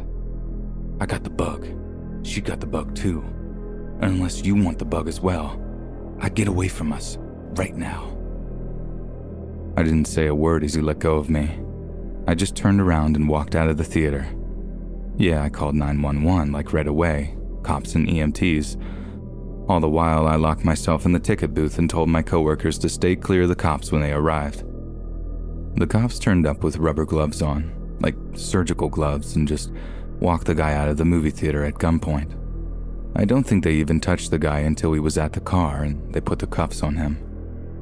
That was a scary time to be alive, man, let me tell you. And that was a scary time for me too, obviously. But the people I feel really sorry for are the people who have to live with that godforsaken disease before science worked out how to fight it or whatever. That ain't no way to live, and it sure does make me feel lucky that I have my health.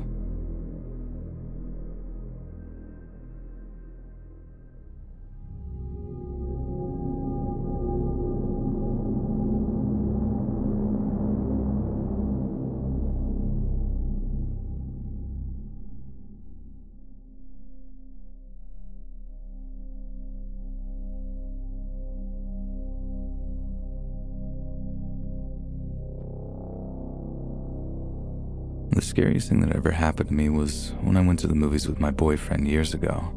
He's my ex now, but you get the idea if I just call him my boyfriend for the sake of the story. So we go see the Hateful Eight movie, the Tarantino cowboy one that's not Django. Right as the film starts, I need to take a whiz, so I run to the toilet, run back, and sit back down next to him. My eyes are like glued to the screen because I've already missed the first minutes or so, so when I feel my boyfriend's arm come around the seat, I just snuggle into it and keep watching. A few minutes go by and I lean my head on his shoulder.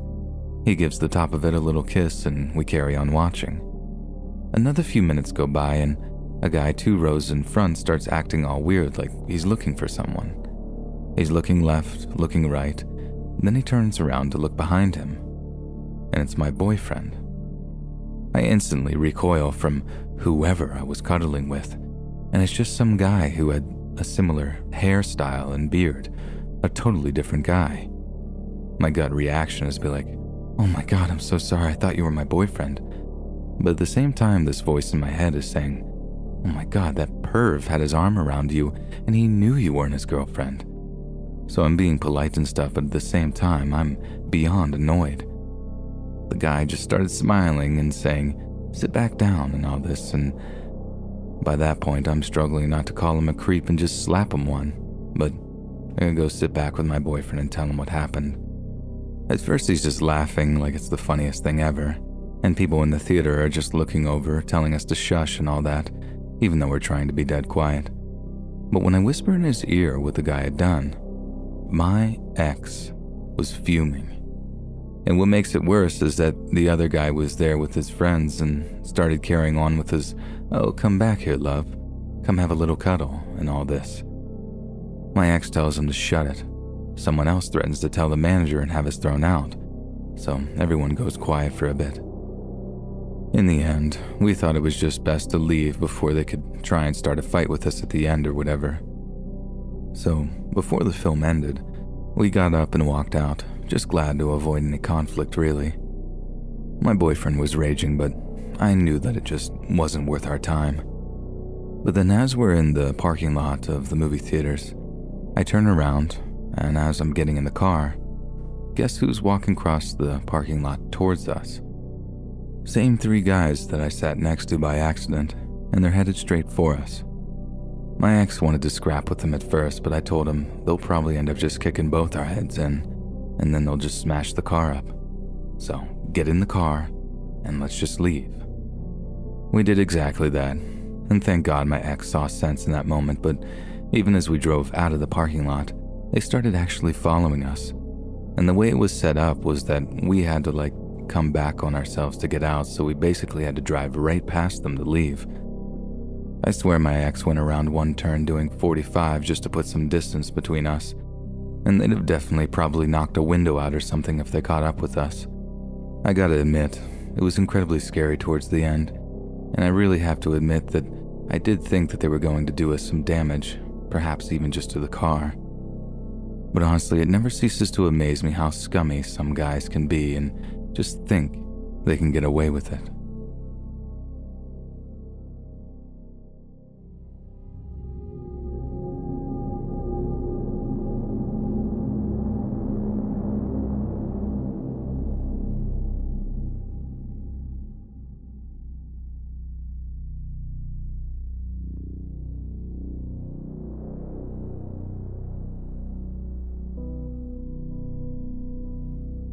Believe it or not, the scariest moment of my life occurred because of my best friend.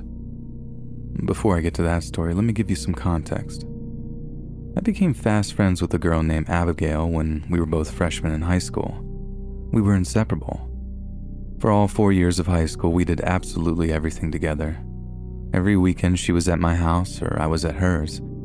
During the summer, we would alternate between our houses, never going more than a day without seeing each other. Our parents eventually gave up trying to get us to do anything apart and even let us tag along on each other's family vacations. Over the course of our friendship, I learned that Abigail had a major flaw. She was insanely, competitively jealous. This wasn't your run-of-the-mill jealousy. She would get crazy jealous if I got a cute boyfriend. The key word there is cute. If I dated a guy she didn't think was attractive, she wouldn't get jealous at all. Her jealousy would manifest in getting angry at me for spending any time without her. As we got older, her jealousy made her extremely competitive with me over guys. If I met a cute boy, she would swoop in and try to steal his attention. Abby, as I called her, was gorgeous. She had jet black, naturally curly hair that fell down her back in perfect ringlets, and the biggest blue eyes I'd ever seen. She also had curves and a gorgeous smile. I, on the other hand, was insecure inside and out. I was by no means shy, but I never considered myself to be as attractive as Abby. I was kind of chunky and dressed modestly because I hated the way men stared at my chest. For me, it was no competition. Abby was the prettiest. When guys would hit on her, I just thought, that makes sense because she is gorgeous and is good at flirting. I didn't have enough confidence to flirt. I had a huge personality that I hid behind and thought all of my guy friends were just that, friends. Because of this, I naively allowed Abby to bat her lashes and swoop in on guys I was into. Looking back, it's obvious that these guys gave Abby attention because they knew she would put out, but I digress. But onto the story here. It was the end of our senior year in 2007. Abby and I had been the youngest employees at a fancy restaurant for the previous 3 years, so several of our coworkers were slightly older than us surprised us with a hotel party the night of graduation. By the time midnight rolled around, there were at least 50 people in our hotel suite. A little before midnight, a group of 4 guys joined the party who were friends of friends. Being young and naive, I remember thinking, the more the merrier, instead of, who are these people? As soon as these guys entered and started mingling, I noticed how cute one of them was. I didn't say anything to Abigail since I knew how she was. I had let her pick who she thought was the cutest and avoid her competing with me for attention the rest of the night. Maybe a half hour after the guys arrived, I was standing near the balcony doing shots with a few others when one of my favorite songs started playing.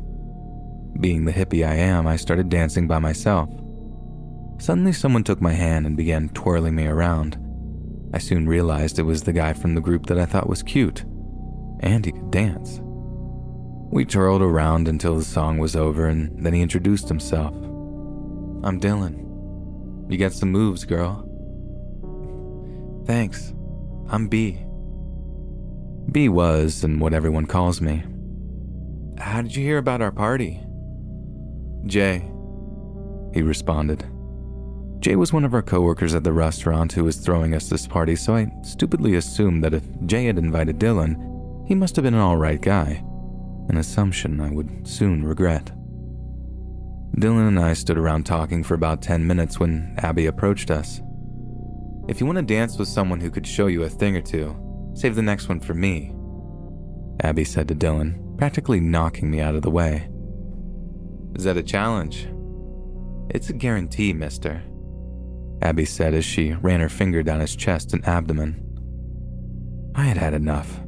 Abby always got what she wanted, so I knew I didn't stand a chance. I turned to leave the two of them to it, but someone grabbed my hand and stopped me. Where are you going? It was Dylan. I looked from Dylan to Abby, who was glaring daggers at me. For a refill, I spluttered. I could use one too. Dylan beamed at me. What about my dance? Abby whined. I'm not really in the mood for a dance lesson, Missy, he had told her, adding a snarl on the last word. He was still holding my hand, so he guided me toward the bar on the other side of the room.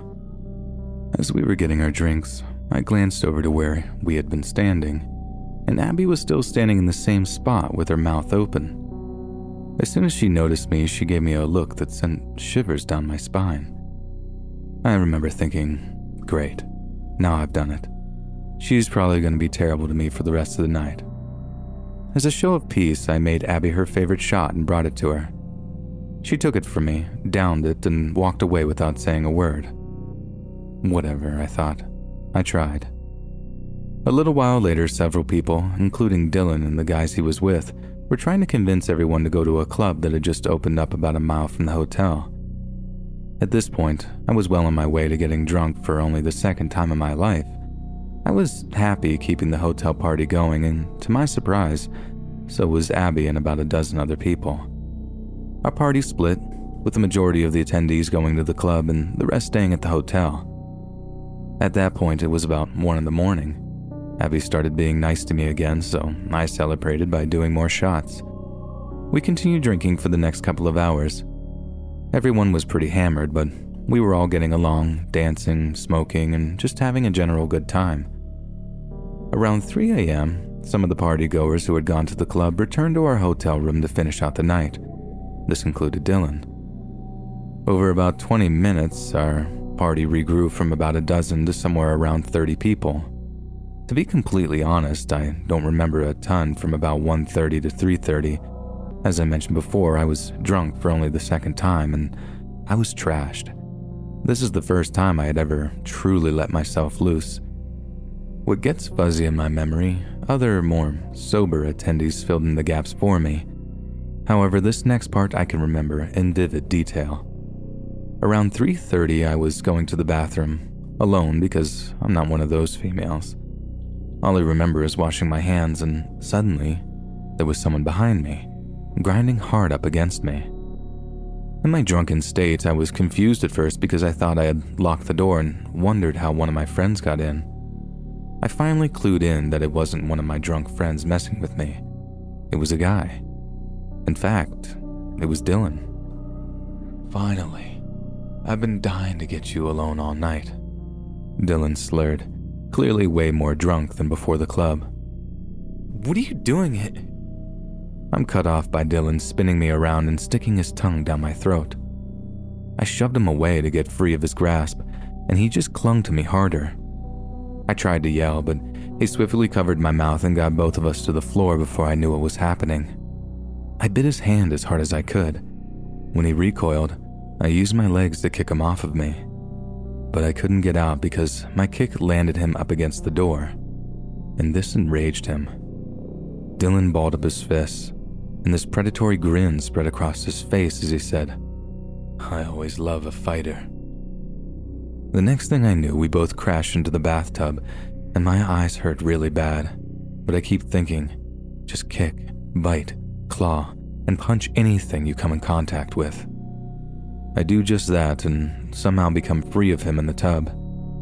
Just as I'm about to grab the door handle and make my escape, he grabs me from behind and I scream for the first time. I don't know how or why it took me so long to find my voice, but I did get out a loud scream before he had covered my mouth again. Suddenly the bathroom door opens and in walks Abigail. Dylan immediately lets go of me and tells Abby we were just messing around. She tells him that Jay wants to leave soon, so he better get out of there if he wants to ride with him. Dylan casually strolls out of the bathroom, and Abby shuts the door behind him. As soon as the door closed, I burst into tears. My clothes are torn, there's blood running out of my mouth from where I bit him, and my eyes rapidly swelling. I was sitting on the edge of the bathtub and Abby knelt in front of me. "Did he do this to you?" she asked me. Yes, I managed to get out between sobs. "Don't worry, B. I'll handle everything. You just stay in here, and I'll take care of Dylan, okay?" I nodded my head and Abby left the bathroom. I moved to the floor and leaned up against the bathtub, then heard shouting in our room and a lot of scuffling. I assumed Abby was handling everything as she had promised.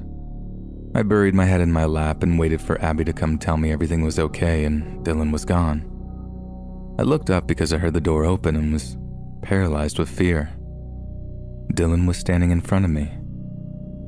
He locked the bathroom door, turned to look at me, and said 7 words that haunt me to this day.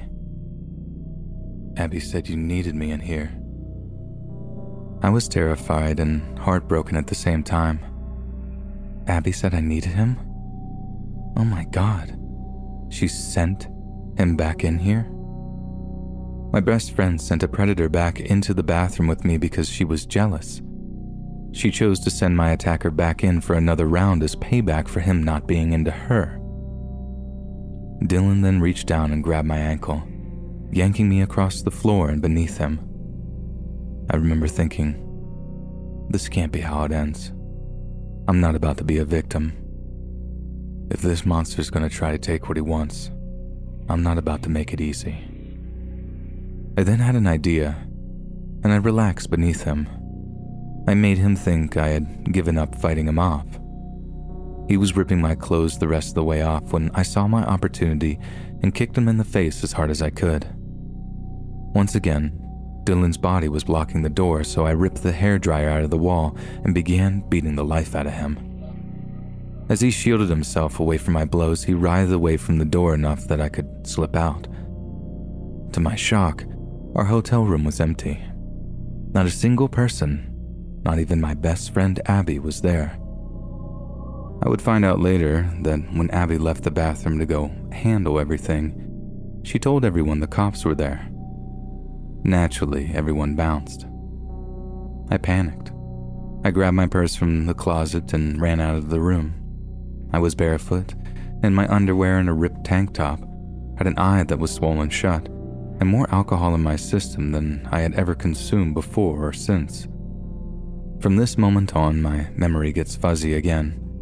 The last thing I remember clearly is running from the hotel room. I don't remember anything from my drive home. I lived about 30 minutes away from the hotel, and by some miracle, I made it home in one piece. Not a smart idea. I woke up the next day black and blue all over. Everything was sore and bruised. The first person I called was Jay, my coworker who threw the party and had invited Dylan. I asked him how well he knew Dylan, and he said he went to high school with him and that they were hangout friends, meaning he has partied with him a lot, but they aren't super close.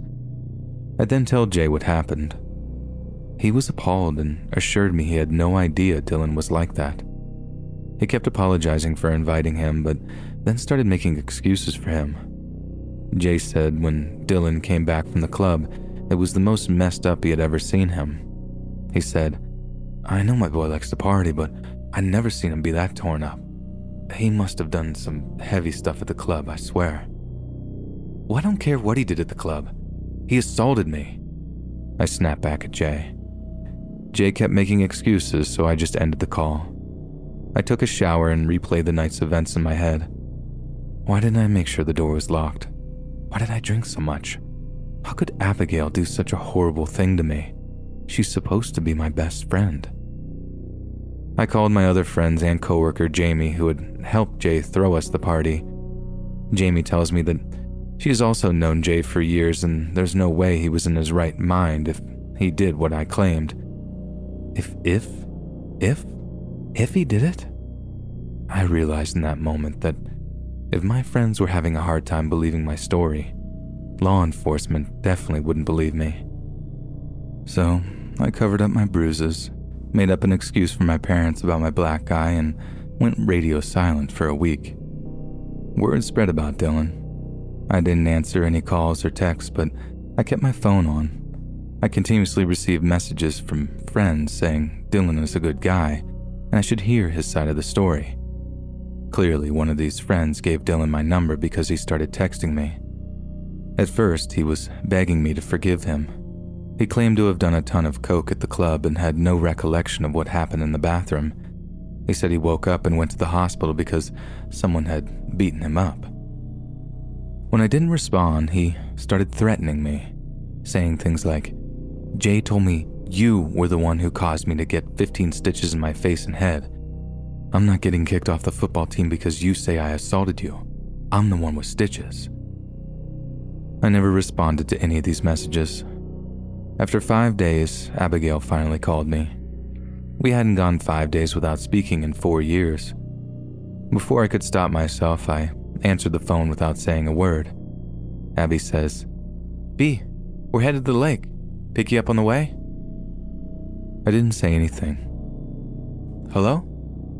B, are you coming or not?" she pressed.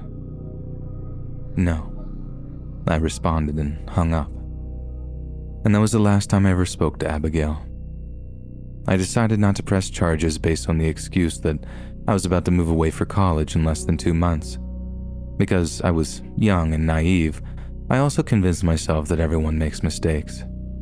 Maybe Dylan was a good guy who just made a horrible mistake. The weekend before I left for college would reveal just how wrong that assumption was. 8 weeks later, I was enjoying my last weekend of summer at home with family. The next week, I would be moving over 300 miles away for university. Some of my friends invited me to an after-dark pool party. I decided to go since this would be the last chance I would have to see them before leaving. I rode to the party with my friend Ashley. We were there for about an hour when Ashley tells me she just saw Dylan when she went inside to use the bathroom. I immediately froze in place. Ashley tells me to stay outside, and she will grab her purse and keys from the house and we will leave. As I'm waiting on her to return, someone comes up behind me and grabs my hips while whispering in my ear, "Are you going to let me finish what we started last time?" Dylan. Instantly, I had confirmation of his character. He really was a predator. He showed me his true self when I first encountered him at the hotel party. He knew exactly what he was doing then and meant to assault me. Now, this piece of garbage was taunting me over it. He was relishing in the fact that he had gotten away with it. Now, I am not one to fear making a scene when I'm uneasy or feel threatened, so I screamed, "Didn't I give you enough stitches last time? Stay away from me." And my sudden outburst caused everyone to look in our direction. Dylan threw his hands up and backed away from me. At that moment, Ashley returned with her keys and we just bolted. I never saw Dylan again after that. If there's anything I want people to take from this, it's that 1. You can be in an abusive friendship. Friendships are just platonic relationships and you deserve friends who have your back no matter what. 2. Never assume that friends of friends can be trusted. Trusted loved ones as well as strangers can and will take advantage of you if you let them.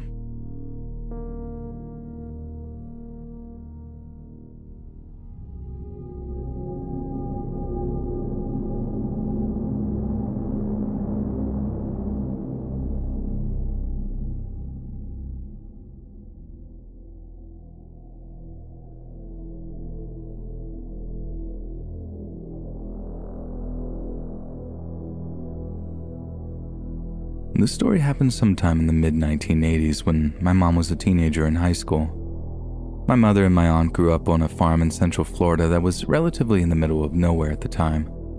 We still live in this area and it's more urbanized now, but at this point in time it was mostly woods and farmland. My great aunt, uncle, and our cousins lived on the same property in another house, however, so they weren't entirely alone. But outside of that, you'd have to drive a mile, or maybe a little less than that or so before you reach their next neighbor. My grandfather coached for the local high school football team and my mother and aunt were cheerleaders. So on Friday he would have to coach at the school's game and my mom and aunt would be there to cheerlead. The rest of the family would usually come along as well since my cousins went to the school too and there really wasn't anything else to do in that small town on a Friday night. They would usually get to the game earlier than everyone else considering that he was a coach.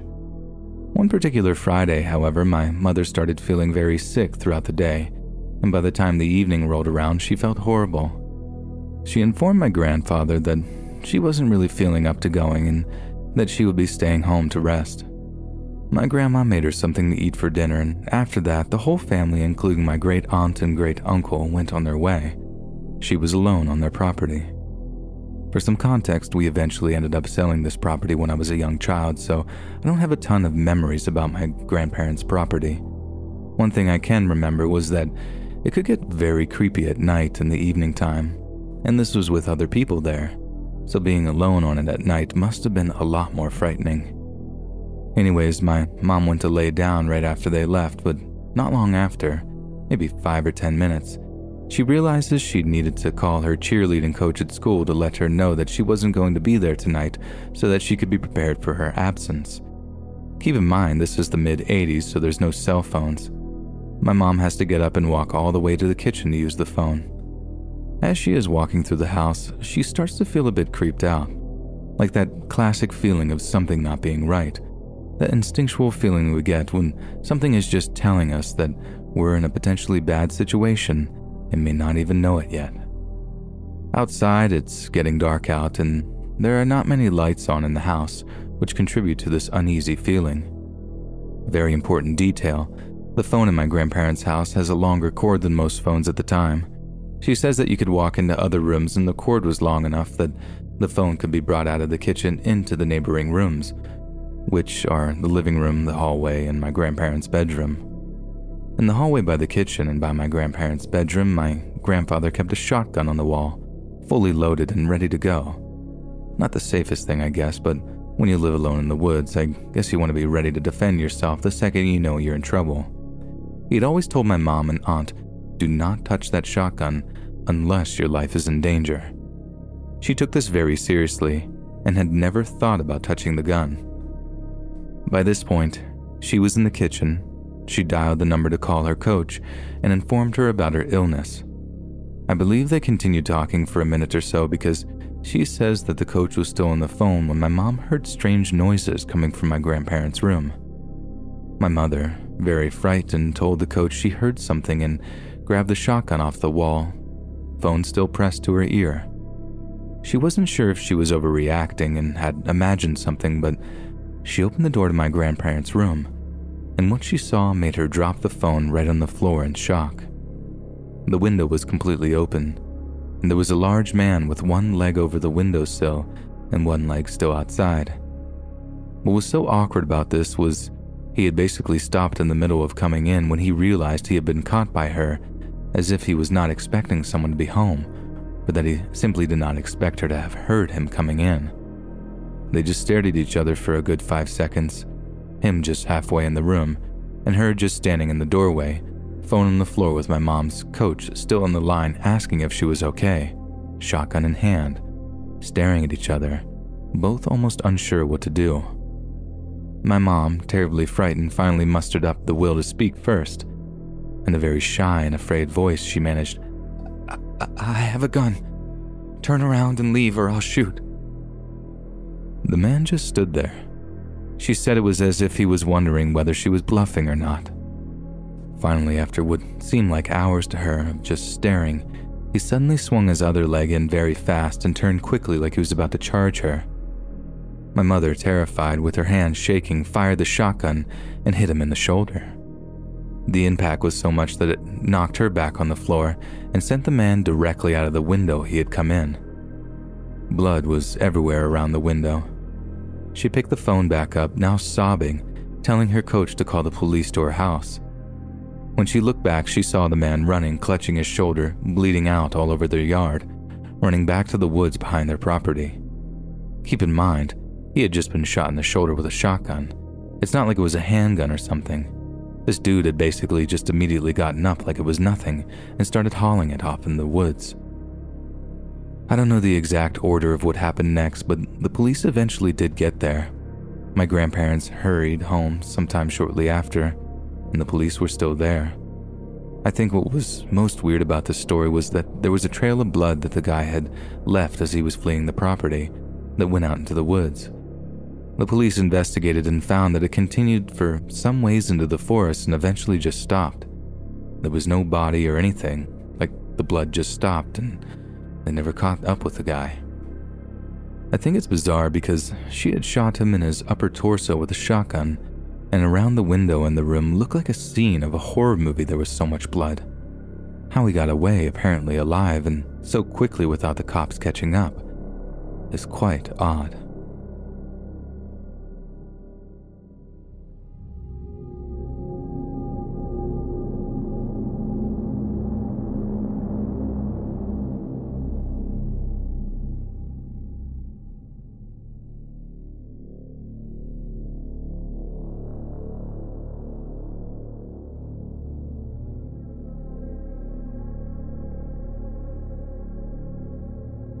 This happened 4 years ago. I'm a girl, and at the time this happened, I was 12 going on 13 in just a month or two. The friend I mentioned in the story was 14 at the time. The friend, Sally, who I was staying with that night, 14-year-old female, was quite a bit older than me.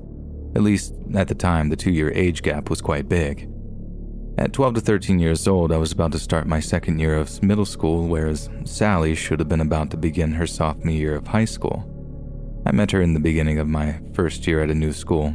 She was older than the other kids in our grade and was considered one of the popular kids, and I think that's what drew me to her at first. We quickly became friends, and before we knew it, we were spending every single weekend together. Seriously, every single weekend. Nothing seemed to be out of the ordinary. It was your typical Friday night. We carpooled to her family's apartment after school. I've always been a picky eater, so when her family had dinner, I didn't eat with them. I just snacked on the Pop-Tart that I'd stowed away in my backpack in case they ordered something that I wouldn't eat. Something to note is that her family was pretty religious. I wouldn't go as far as to say that they were fanatics, but they didn't allow their kids to watch horror movies or anything that was rated PG-13 or older. It didn't stem from the desire to protect them from something inappropriate. Sally's mother had an irrational fear that scary movies had satanic messages. We asked to watch The Purge, and her mom obviously said no. After some negotiating, she agreed to let us watch Hunger Games instead. After the movie, Sally and I went to hang out in her room. She'd put on some music, and being the age we were, we gave each other makeovers. By the end of it, we were looking much older than just 12 and 14. This part of the night is when things started to seem off to me. Sally wasn't the most positive influence. Despite being my best friend at the time, she was manipulative and got off on putting me down. She had a habit of talking to men online and lying about her age.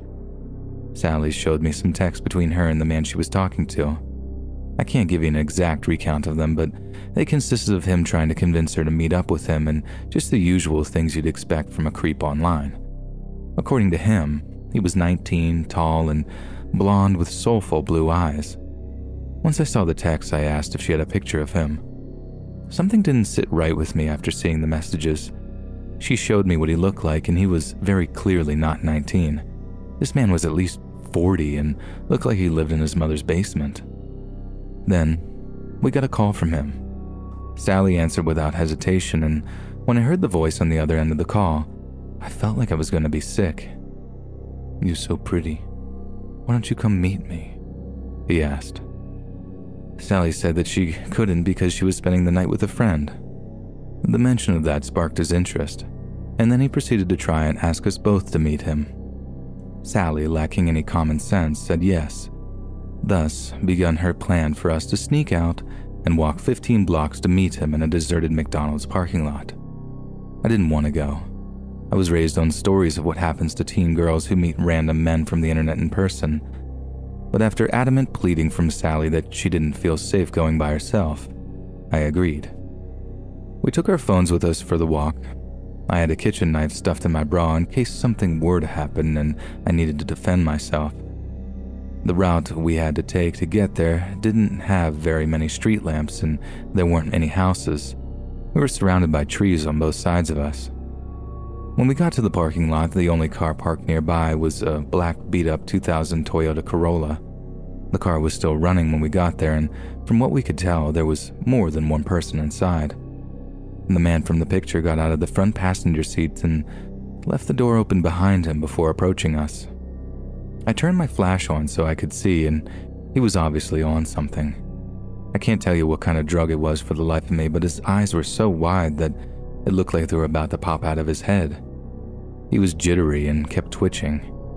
I became very conscious of how big he was, maybe 6'2", around 280 pounds. For reference, my friend and I did not look our ages, even without makeup. I'm about 5'2". My friend was pretty tall, probably around 5'6" to 5'7", and we were both significantly smaller than him. The man reached out for us and caught my friend by the arm. I went to get my knife as quickly as I could, and that's when I saw his friends getting out of the car.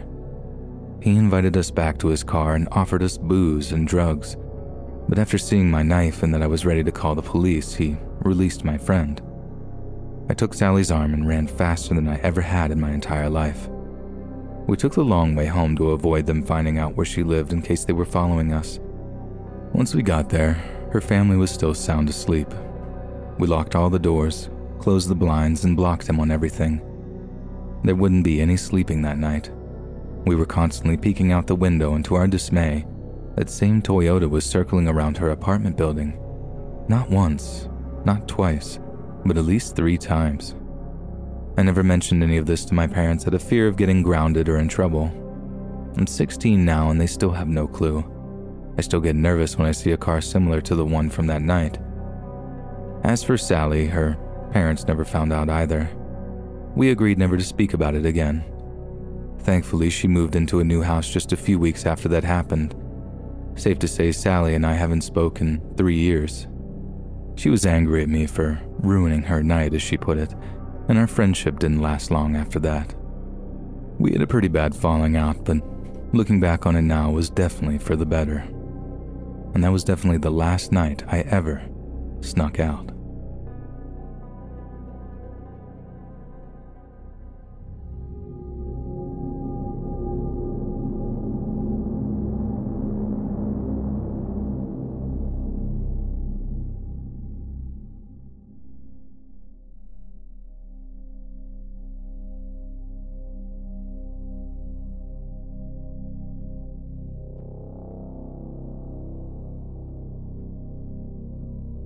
When I was in high school, I worked part-time at a taekwondo studio teaching kids classes.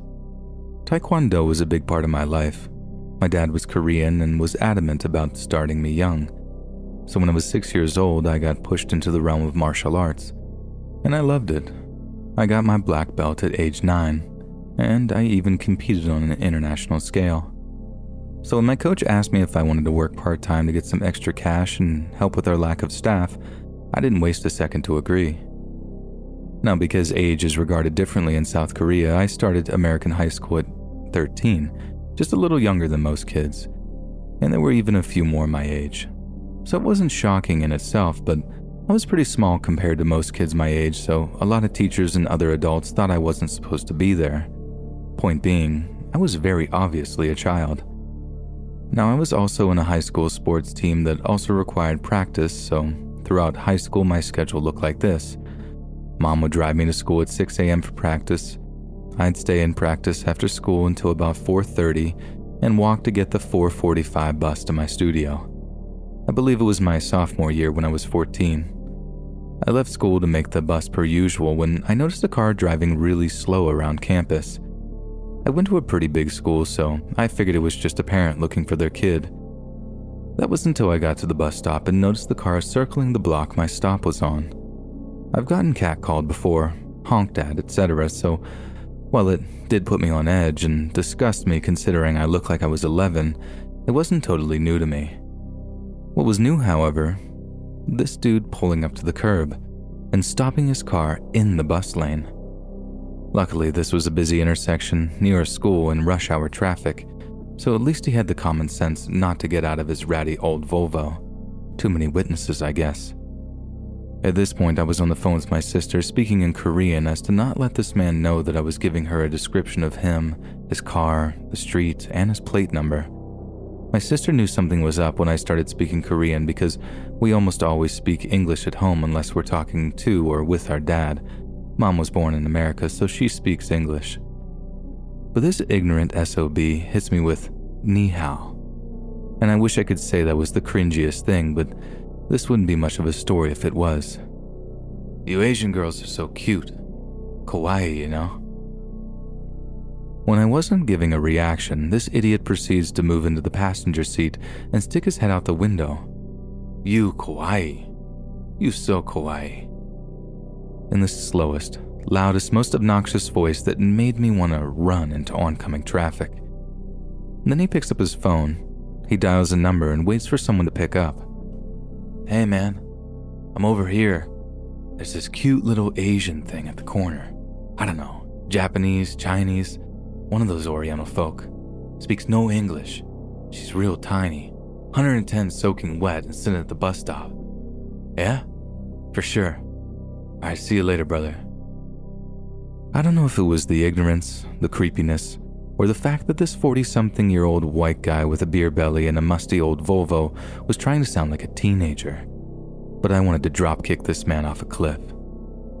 But alas, my bus came and I practically flew on and sighed in relief as he drove away when the bus pulled up. But of course, that wasn't enough for him. You'd think that after how cute he said that I was looking would be enough, but no. That ratty old car drove behind my bus for 20 minutes until my stop. Luckily, I got off the phone with my sister and had already called my coach and boss to let him know what was up. He was like another father to me, and I knew he was livid. He sent on his son, who we'll call B, who was 16 and but an absolute unit. If I hadn't grown up with him, I'd be scared too. This kid was 6'2", 180 pounds, and was so ripped, he looked like he ate raw chicken for breakfast. When my bus pulled up and I saw him standing across the street, I just sobbed out of relief. But of course, Creeper 2.0 had stopped behind the bus, jumped out of his car as soon as my bus came to a stop. B saw the dude and booked it across the crosswalk to meet me, and this dude cowered like a stray puppy. In a matter of seconds, this man was back in his Creeper mobile and sped off so fast you could actually smell the burnt rubber. B walked with me down to the studio and into the staff room where I cried with him and his dad for like 30 minutes and then called the non-emergency line to give all the information I had. From then on, B met me at the bus stop every day before work, and when he got his license, he would just pick me up from school himself. We actually started dating about a half a year later and are still going strong. So, creepy old Volvo dude, thanks for helping me meet the love of my life. But I hope you get in a crash with a semi-truck.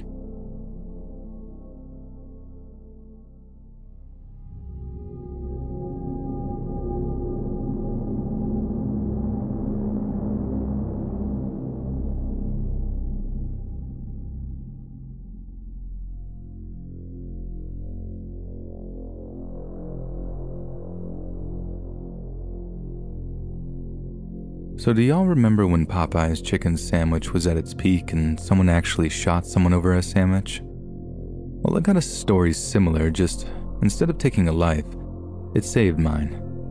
Let me start by saying this is all 100% true. With some quick Google searches, you can find all the details of this story within this story, but this is my side. At the time, I was going through a rough patch.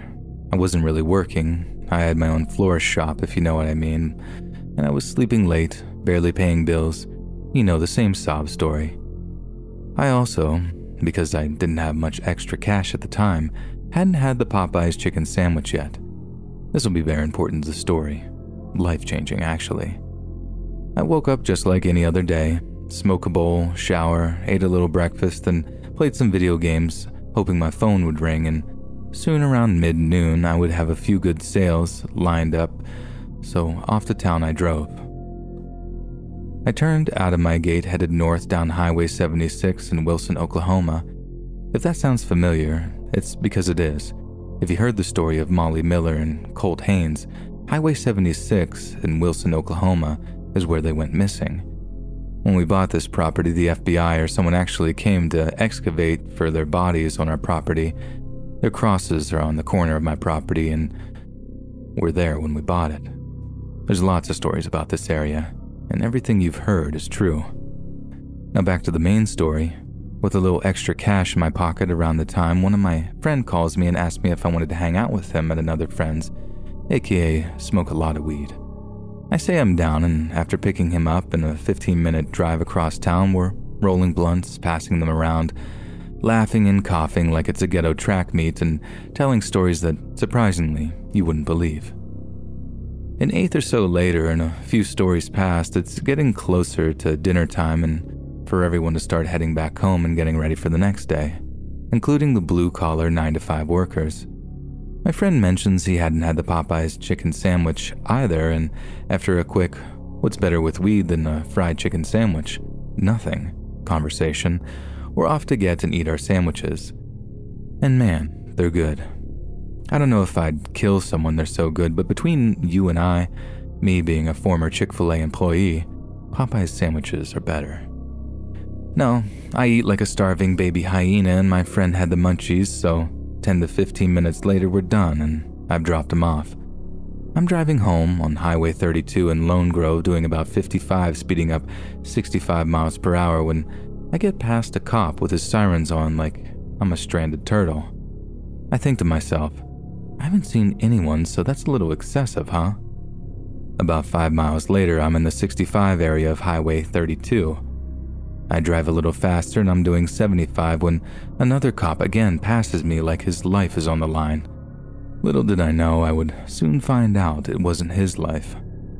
I drive through Wilson and turn down Highway 76. It's overcast by this time and starting to drizzle a little. Again, I have to restate that I'm not just setting the mood. This is all 100% true, as painful as it is for me to say. And after looking at the facts, it's very painful. I'm about a half mile from my driveway, if that, when I crest a hill and I see more cops than a Fast and Furious movie. I slow down and the first thing I think of is my parents. They were out driving, so I call them and everything's all good. I take a back way home and, being whatever happened was directly in front of our friend's property, we call them to see did they know any details, and what they told us was gut-wrenching. About 10 to 15 minutes prior, the same 10 to 15 minutes I was eating my chicken sandwich, that put me not directly following one of our further down neighbors, Kent maybe his name was, and the other person involved. They were driving home after the workday, Kent being maybe 3 miles, the other woman driver maybe 10 seconds from turning her blinker on to enter her highway after following each other when an 18-wheeler coming the opposite direction crosses the center lane, sideswiping Ken and colliding head-on with the woman. There wasn't much left Kent sped on his truck. However, for the woman, there wasn't much left of the entire front end of her Chevy Equinox SUV. The car isn't at fault here. Every airbag, crush point, and support did what it was supposed to and capable of. You just don't realize how big an 18-wheeler is until you see the damage it does to another car. Miraculously, though, the woman was still breathing. A care flight was called and she was rushed to a hospital where she would fight for her life but ultimately lose the battle. She left behind a husband, a daughter, my niece played with her a lot at school when they still lived in the area, and a son, the daughter and son of which would have been coming home with their mother that fateful day had their dad not got off early and picked them up early from school. It's not a scary story, but it's truly chilling when you think that a decision to stop for a chicken sandwich is the exact 10 minutes I needed to be writing this today.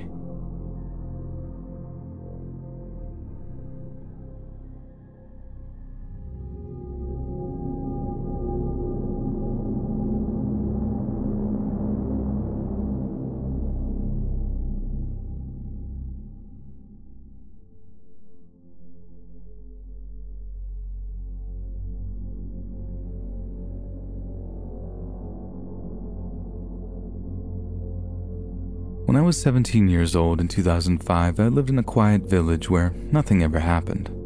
At least, that's what we thought. I had just gotten my license and I was excited to meet up with my older boyfriend in the city on the weekend.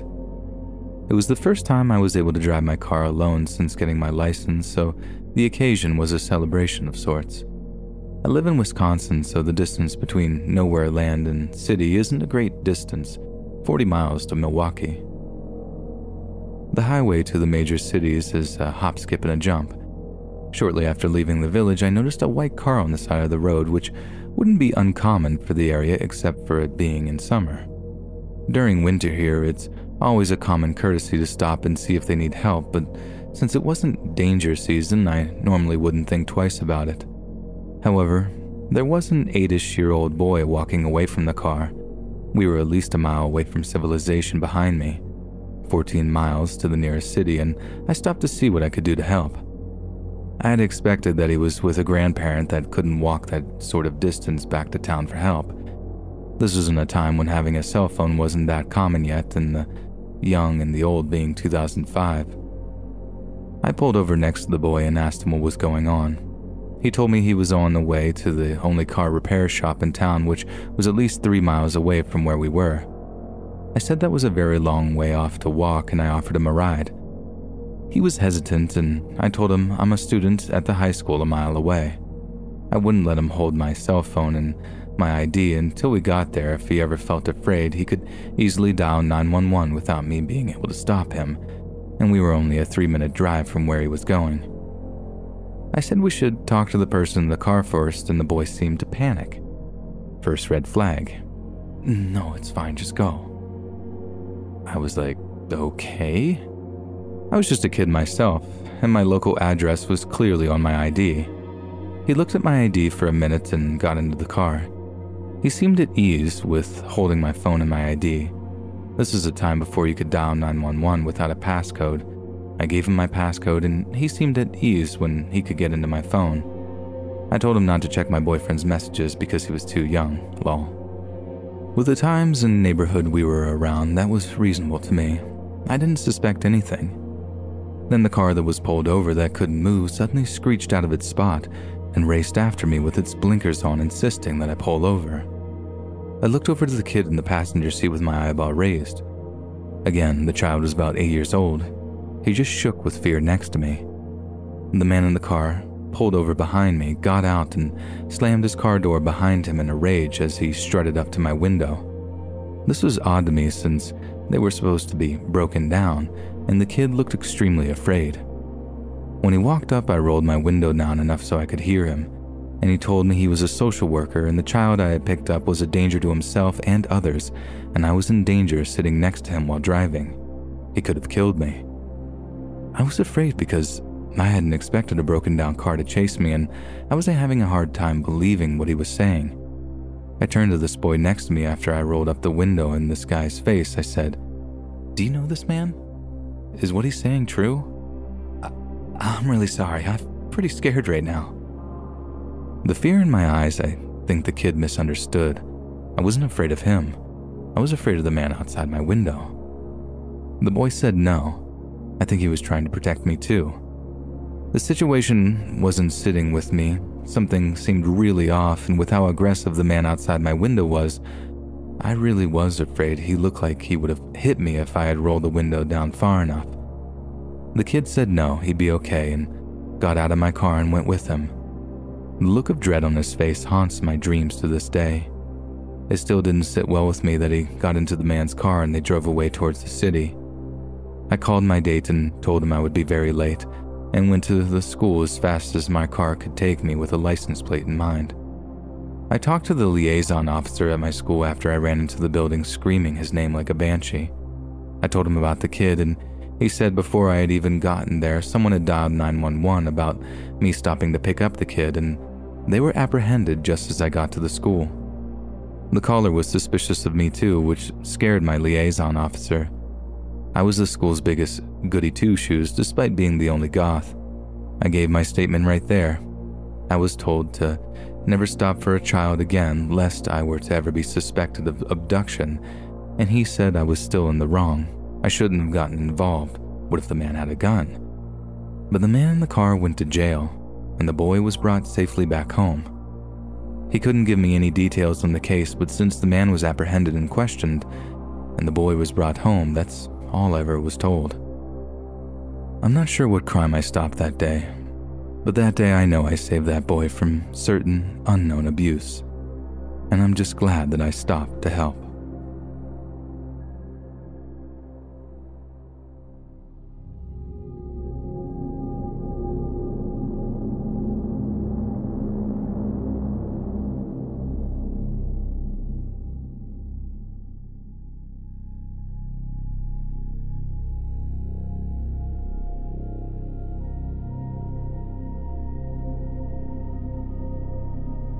About 7 years ago, my husband and I were living with his parents.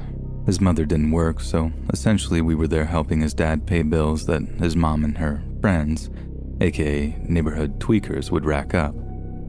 His mother was friends with a couple, let's call them Debbie and Dave, who lived in an RV with their young son, and she agreed that for $100 they could park in front of our house and use electric and water. They were kind of odd, but nice for the most part. They'd never really been creepy, and I'd never been alone with either Debbie or Dave before this. Usually I would just exchange small pleasantries in passing on my way to or from work or school. Not a big deal. Anyways, summer rolls around and I had a bit more free time during the day, which meant I was hanging around at home more often. We had a big patio in the back and a nice setup with a table, chairs, and outdoor bar. I made a habit of heading out there in the mornings to drink my coffee and smoke a bowl. It was quiet and I enjoyed not having to deal with everyone else. This morning seemed off though.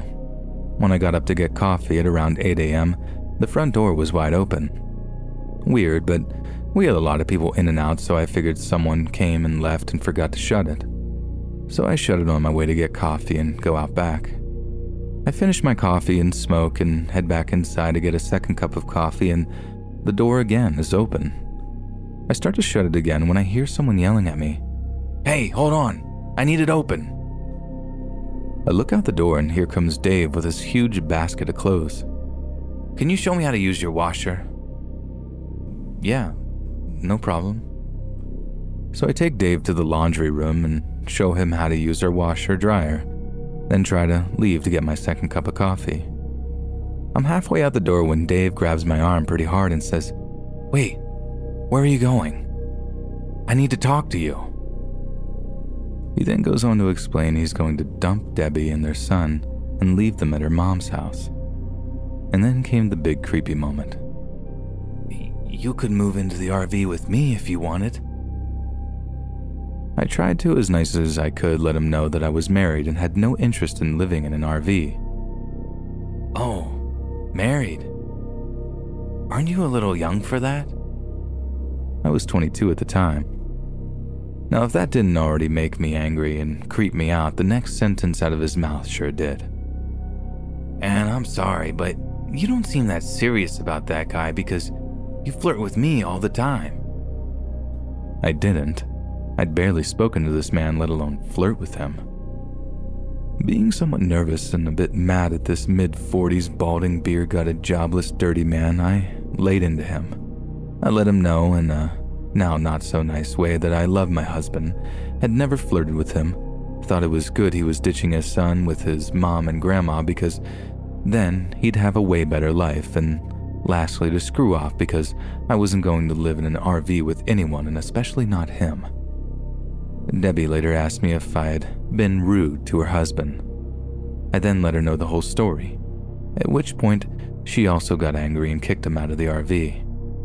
I haven't seen Dave since he got kicked out of that RV, and as for Debbie and the son, when the end of the month rolled around, they drove off to Nevada.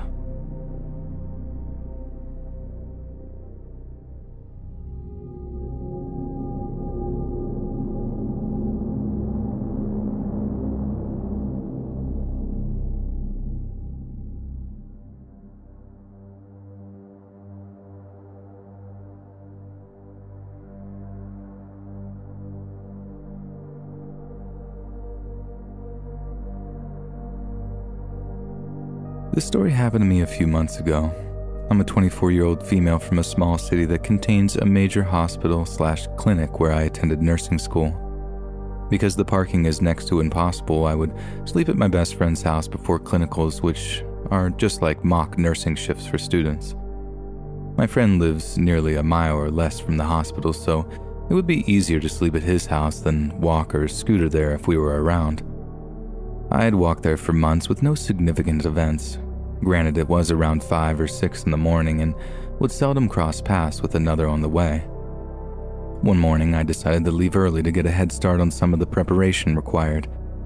It was around 5 in the morning and I was about to leave while listening to a Let's Read podcast. I had my earbuds in and was trying to get my scooter set up with an app on my phone. Out of nowhere, I started to hear something that sounded like yelling. I took off my earbuds about 100 feet away, and there was a man shouting mostly unintelligible things. The man was very tall, hooded, and dressed in all black. I couldn't make out his face, but he looked unkempt and scruffy. I was only able to make out one of the things he was yelling, which was, "My friend got shot out here." I started back walking because the tone seemed threatening. Then he breaks out into full sprint right at me, and I book it back to my friend's house. He has a Four Seasons porch before you enter the hallway to get inside, and by the time I made it into my friend's door, he was right outside the porch. He was 100 feet away, and it took him about 3 seconds to get that close. As I get inside, I hear more yelling, but I cannot make out the words, and then a loud pop, which I can only presume was a gunshot. I was frightened, but mostly like, what just happened?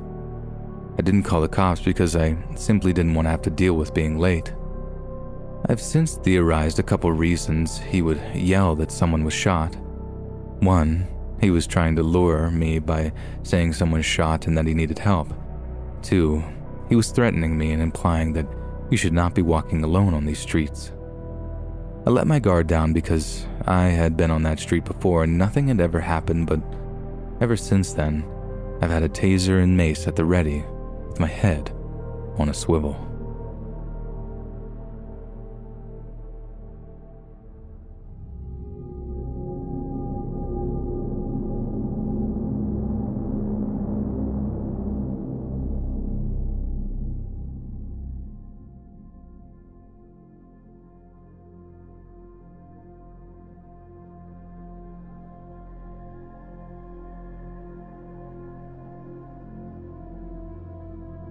This story happened to me around 4 years ago, and when I think of a scary experience, it's this one. I've been listening to this podcast for a while now and decided it was time to share. Around this time I was 7 or 8, I can't quite remember, and I was with my sister a year younger than me. We were going to sports practice and my mother had to run a few errands. If you have never been to a homes goods store, it's basically a store with all kinds of things to decorate your house. For instance, furniture, rugs, kitchen utensils, and other sculptures. We had been planning on buying a couch for somewhere in the house, but my sister was being stubborn and wanted to stay in the car. Finally, my mother just went in by herself, leaving us in the car.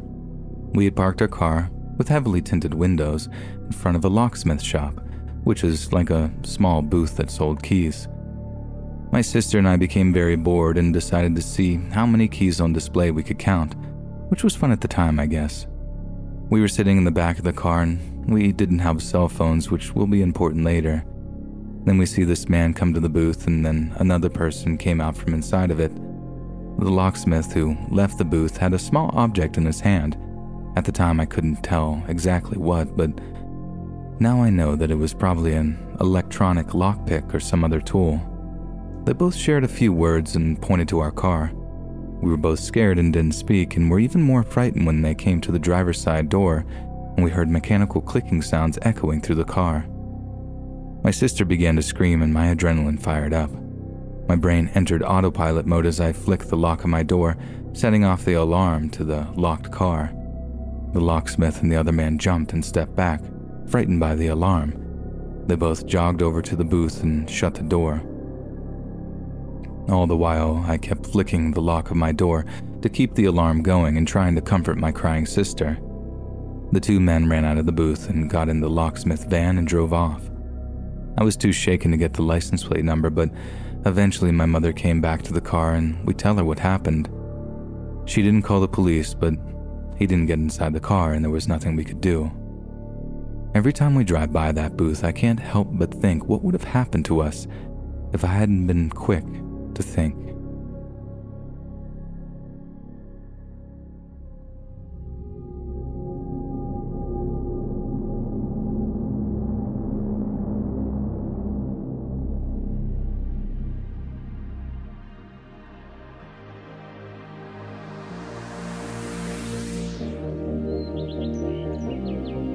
Hey friends, thanks for listening.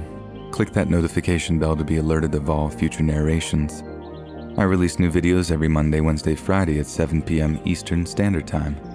If you got a story, be sure to submit them to my subreddit, r/letsreadofficial, and maybe even hear your story featured on the next video.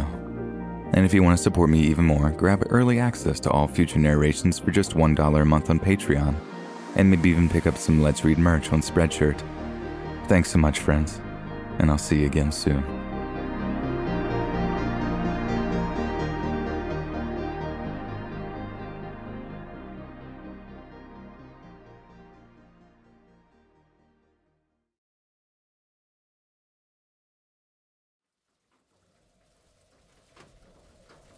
I like campgrounds in the off-season when it isn't crowded, and my girlfriend and I, we went to our favourite federal campground. The campground is only open a few months of the year. The average snowfall is 350 inches, so it's usually snowed in.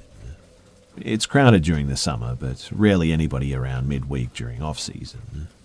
There is usually a campground host parked in an RV around to help people with firewood and stuff. He's an old man that I know, and he wasn't there this time. A typical federal campground where you put $12 in an envelope and drop it in a strongbox. There are also 2 loops surrounded by campsites, with a particular site that is our favorite, as it's further off the perimeter and private. It was odd when we arrived though, because, well, we were literally the only people there. No host or other campers anywhere. We were stoked though about having the place to ourselves, really. We did the usual truck camping setup with tent, firewood, cooler, books and other items that we wouldn't carry backpacking. We walked around the campground and didn't see anybody the entire time, which was a little strange, but not too concerning. We built a fire, sat around enjoying the evening. Gorgeous fall weather with leaves falling and crunching when you walk. Those of you who camp know the sound of fire too, and the leaves rustling in the wind like that. It's my favorite season in the woods, and this was an above average night. Eventually though, we retired to our tent, and I really don't remember what time it was. It was our big truck camping tent though, not a small backpacking tent by any means, so we could move around some. Laying in the tent reading, and she falls asleep before me. I should say here too that there's just no way that a vehicle could pull into this place and not be heard, because it was like dead quiet, super peaceful. I was listening to the leaves blow and thinking about what a privilege it was to actually be here at this time. I was wide awake and not tired enough to sleep, so I got up a few times to check the fire embers. But sometime, probably after midnight I would guess, I'm laying in my sleeping bag reading and I hear something walking around. Now, there are deer, elk, moose, lions and bears moving around in the fall, so I wasn't immediately alarmed. No grizzlies in Colorado since the 70s, at least that's what most people think anyway. Some scientists disagree and say that there might be a few remaining. Black bears don't really scare me unless they're acting aggressive. I'm pretty familiar with bull moose in the area that I've been seeing for years. But I stopped reading and I listened carefully. I could hear the leaves blowing, but also something walking on the leaves. It was getting closer to the tent when I realized that it was bipedal. Immediate fear kicked in, and this was different to anything that I'd felt before. This time, I froze. I couldn't take a breath. My heart was beating out of my chest like I wanted to hide. I'm trying not to move or make a sound as I hear it walking around the tent. Unmistakably walking on 2 legs, mind you, because the dry fallen leaves accentuate every step. I never considered waking my girlfriend for some reason, which I don't know why I didn't do that. Terrified in a calm rather than panicked way, I'm laying there trying not to move, unable to take a deep breath, considering what the heck was walking around the tent. We all know how different sized people sound walking on dry leaves. A 225-pound man sounds very different than a little girl, let's say. But this creature walking around the tent must have been huge. I could tell from the footsteps and, man, I was petrified. I didn't have a gun, but I did grab a good-sized knife before I left, and I held onto it knowing that, oh, it was probably useless. Now, this is where things get absolutely terrifying, as if it wasn't enough already. I'm waiting there, waiting for whatever this is to leave, hoping I hear whatever it is walking away from the tent and campsite. But no, it starts getting closer. I hear it walking towards the tent, and I'm breathless with fear now, literally waiting for something to grab us. In fact, I was completely paralyzed with fear, as I remember I couldn't move. Getting out of the tent, too, was just never an option. The moon was relatively full that night, so when it approached, too, I saw a huge shadow of a creature standing up through the tent fabric. I could hear it breathing on the tent, and it was standing directly above, looking at me through the tent. It was without a doubt bipedal as well, stood over me for a few minutes. Then I hear it walk away from the campground, back into the utterly vast wilderness. Obviously, I couldn't sleep after that, listened all night until sunrise. I didn't tell my girlfriend right away, but I started packing up our stuff to get out of there immediately. Looked around and didn't see any footprints, but the leaves were thick on the ground, so it wouldn't be easy to see. Packing up, though, I noticed still nobody else in the campground. I know it wasn't a deer, an elk, or a moose, or a lion, or a bear. It could have been a huge man, but where did he come from, and what happened to him? Nah, I know it wasn't a man. It couldn't have been. It didn't seem to want to harm us or anything. I know because I was vulnerable just laying there, and it could have easily killed us. I thought about it and wondered if this is connected to some other incident that I've described in another place. Was I fleeing from something like this before, but being stalked? What if it has the same sort of mimicking ability? Could this be what's taking people? There are other documented missing 411 cases in the area as we are in our near cluster. One case in particular comes to mind that I'm not sure is covered in a missing 411 book. The same general area where a few years ago an experienced hunter went missing in September from a group of several men from out of state. Apparently experienced and familiar with the area, the man goes missing, search and rescue look everywhere for a few days, and the man was found later, dead in place where people had already searched. No clear cause of death. I know one of the search and rescue people, and he said it was really, really weird since they searched where he was found relatively close to the camp. Did this man tick off whatever this was watching me? What the heck is even happening here? Finally, though, to help give some context to the setting, I'm sure some of you will say that it was a man, but this was a vast wilderness and one of the more remote areas of the lower 48. I encourage people to look at the map of Route Medicine Bow National Forest and the Zirkle Wilderness. This particular campground is completely isolated. There is approximately like 3 to 4 mile drive down a dirt road to the main road to the campground, so you hear vehicles approaching. There's nothing too, but vast expansive wilderness in the direction from which it came and also where it went. I'm increasingly thinking that this incident is related to another experience that I've had. I've seen some strange things in the woods, but I wasn't at any point in fear for my life. But this time, I'm 54 and I've spent most of my life exploring the backcountry without anything too frightening happening, until about 3 years ago. And you know, it's alright if you don't believe me or offer an opposing point of view. I'm not trying to convince anybody or anything. I just wanted to share my story. Lastly, too, this wilderness isn't like Georgia or Ohio, where you'll eventually run into civilization if you keep walking in any direction. You could literally walk for weeks and many miles without seeing anything but backcountry.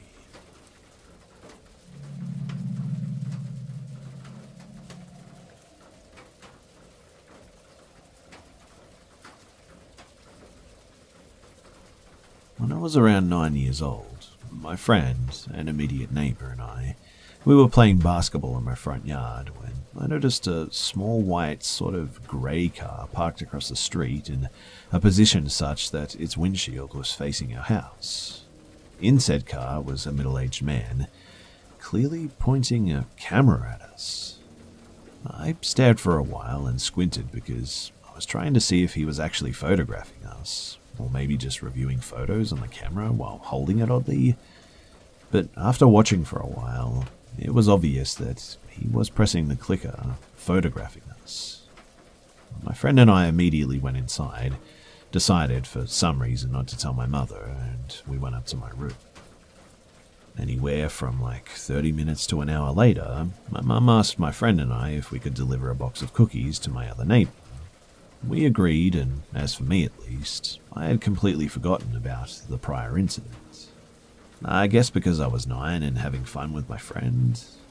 We walked up the stairs though to the woman's house with the cookies and we rang the doorbell, but she wasn't home. When we turned around, there was the man in his car again. He had parked along the curb right at the entrance of the stairway leading up to the woman's house so that we couldn't walk down the stairs and up the sidewalk without coming in direct contact with his car. And I still remember the absolute feeling of dread and panic that filled me in that moment. We immediately began banging on the woman's door and frantically ringing the doorbell, to no avail. That man rolled down his passenger side window and began talking to us. He said, "Clara?" That's my friend. "It's me, Harry." I looked at my friend and could tell that she didn't really recognize him, but the fact that he was claiming to be somebody that she knew, talking to us and not immediately pursuing us, made me calm down a little bit at least. He proceeded to say that he had lived in the house across the street from her and had a daughter her age that she used to play with when she was a baby. Interestingly enough, Clara said that there was in fact a family who lived there who had a young girl that she played with, so that checked out. She said that she couldn't recognize the man, though given the fact that she was 5 when they moved and 3 when they used to have contact, it's not likely that she could have recognized him, even if he was who he said he was. He proceeded to say that he was photographing us to show his daughter, who missed her, and said that he was going to record us. He took out his camera again and began recording us in a very interview-like fashion, saying, "Hi, what's your name? What do you like to do for fun?" I know for a fact that I told him where I lived in this interaction, though I can't remember if he asked me that directly or if I just volunteered it. I think the elation I felt over the fact that he didn't immediately kidnap us made me way too open with him. He videotaped us for roughly 30 minutes to an hour, and then he just drove away. But this story honestly gets more and more disturbing to me the older that I get. There is no way this man, this self-proclaimed old neighbor to my friend, was videoing us because his daughter was nostalgic for a friend that she had when she was 3. Why was he back in the neighborhood? Where was his family? There was no reason to wait outside of our houses for hours just to film us after already photographing us without our consent. It makes me sick to think about what was done with those photos. Who is this man who knows all the young girls of the neighborhood, past and present? And what did he do with those photos and videos?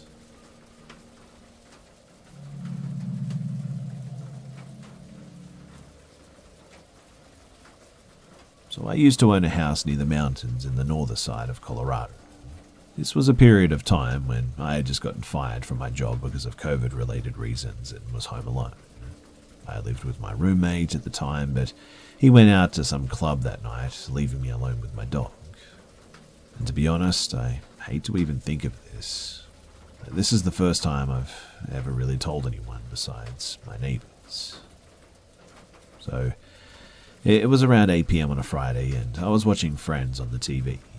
While watching, I heard what sounded like boxes shuffling around in the basement. My dog immediately noticed this too and brought his head up. Our basement wasn't finished, and we had a window down there which wasn't in good shape, so I had just brushed it off thinking that the wind was making noise. After a while though, the noise just never really stopped. I decided to grab my light and head down there with my dog. I grabbed my light from the kitchen and opened the door to the basement. I started walking down the stairs, calling my dog. The only odd thing was that my dog decided to not come down with me and was making that, high-pitched noises dogs sort of make when they're, unhappy or whatever. He refused to go down there in the basement and just stood at the top of the basement. To give you perspective on how my basement was laid out, there was a lot of my extra stuff from my childhood, like clothes and such, that were in the back right corner, so when you walk down them on the very right, that is where that stuff is. All of my roommate's stuff was right next to mine on the left, and there was a bench with all of the previous owner's stuff that they left there. So, while going down there, the sound was still very clear and was getting louder and louder the farther that I got in there. I saw the window open and making noises and decided to go and close it. But as soon as I closed it, it felt like a hand grabbed my leg. But it wasn't a normal hand, it was super hot. My legs were swooped back and I actually fell over, and all I can remember from this point was my dog barking extremely loud. I then woke up and found myself in the closet of my roommate's bedroom. I walked downstairs and looked at the time. It was 3 and my roommate wasn't back yet. I looked at the clock and grabbed my phone, dog, and ran outside the front door. I went over to the neighbours around maybe a mile away, and I ran there bare feet. I didn't have a car at the time, so that was the only way to get there. But when I got to the neighbours, that I barely knew, mind you, I rang the doorbell extremely quickly, and around a minute later a man opened the door and asked why I was ringing his door this late at night, and I could tell that he was quite frustrated with me. I told him everything, and he said that the previous owners moved out because the husband actually ended everything in that basement. We talked for a while, and I let my dog run around in the back. I called my roommate to not go home and come over to the neighbours. Around an hour later he showed up, and we all just sat there and talked about what had happened. At around 10 in the morning, I headed back to my house with my roommate to find the sofa flipped over, all the doors open, and the cabinets in the kitchen all open with dishes on the floor broken just everywhere. And after that, I decided to go live with my sister and sell the house around 2 months later. To this day, I'm still not sure what that was and haven't had any other experiences. But by the way, something that I didn't tell was that I had just broken up with my girlfriend. I've heard before that spirits thrive off of bad energy or whatever, and I don't know if that was the case, but let me know what you guys think, because I would sure love an explanation for this one.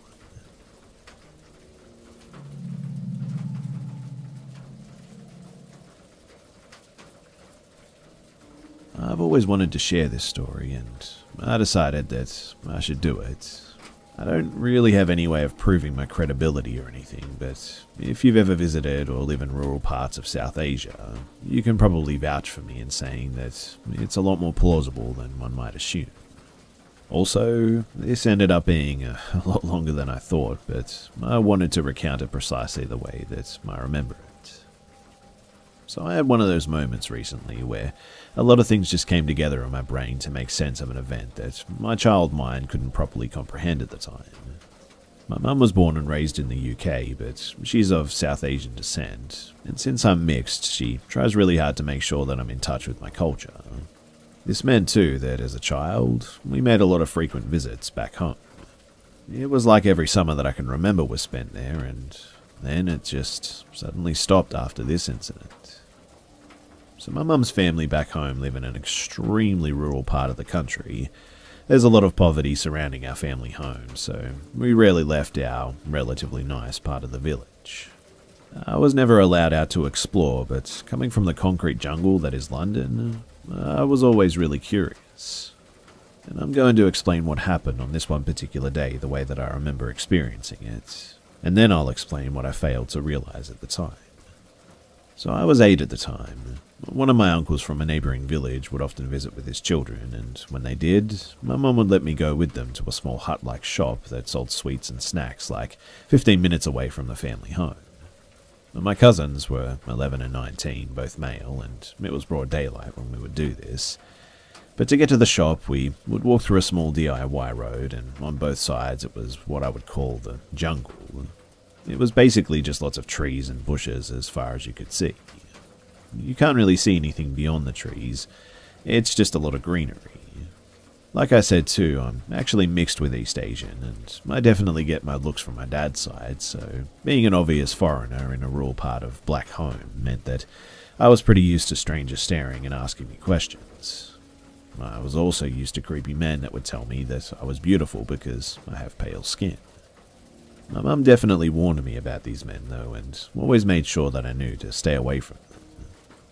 But anyway, the road to the hut was paved with these creepy people making creepy comments, and my cousins basically telling them to leave me alone, in less pleasant terms.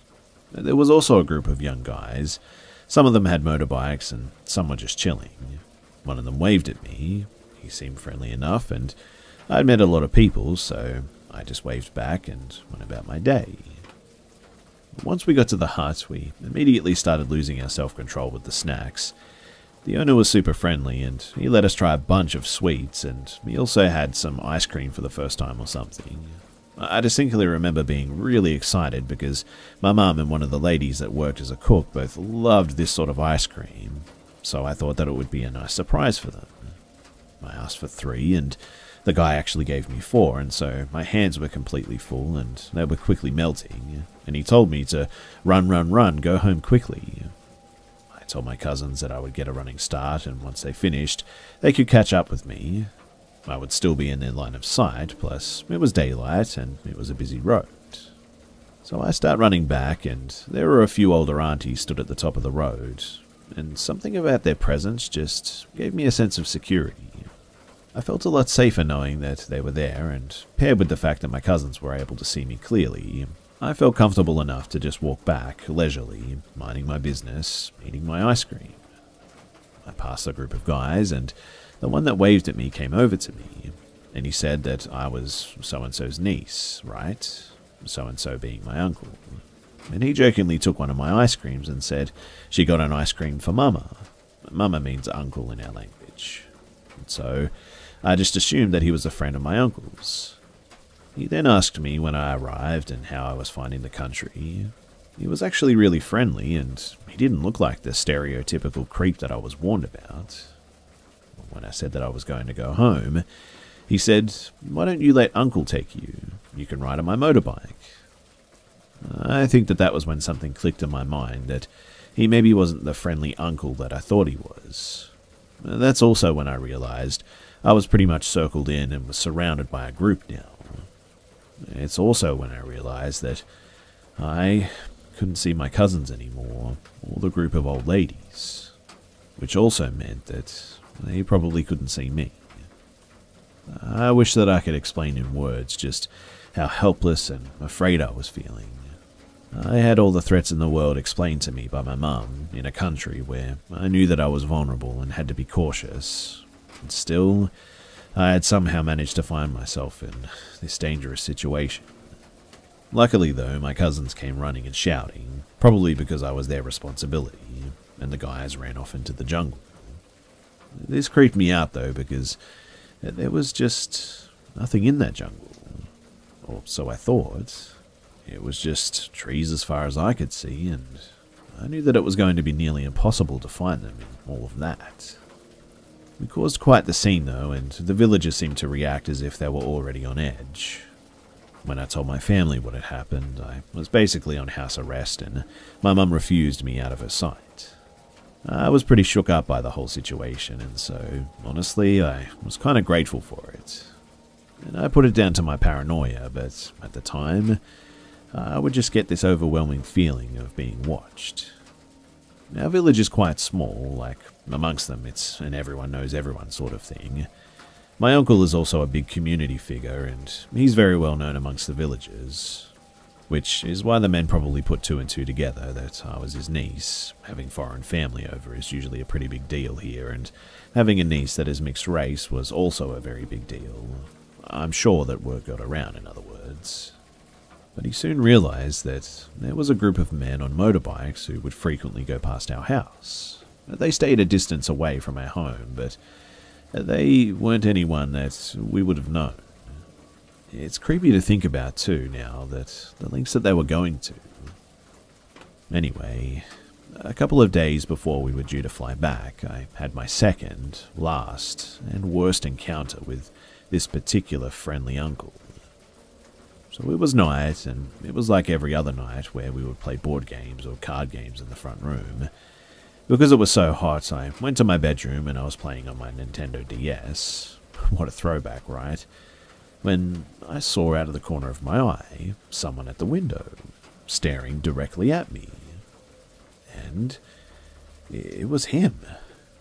The worst part, though, is that he had the most creepy and sick and twisted smile on him that I'd ever seen on a person.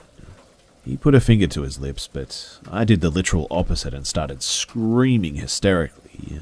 I had been on edge since the ice cream incident, so what might seem like an overreaction was just my natural response at the time. I can't really tell what happened next because no one has ever told me, but my very large uncle and his also very large friends are not known to be the friendliest of people, but I was told that he was dealt with and that he would never bother me again. Now, we recently received a wedding film from one of my cousin's weddings, and a part of the film was her leaving to get to the venue, and I noticed that the jungle was no longer there. It had basically been cut down, and for the first time I could see beyond the greenery.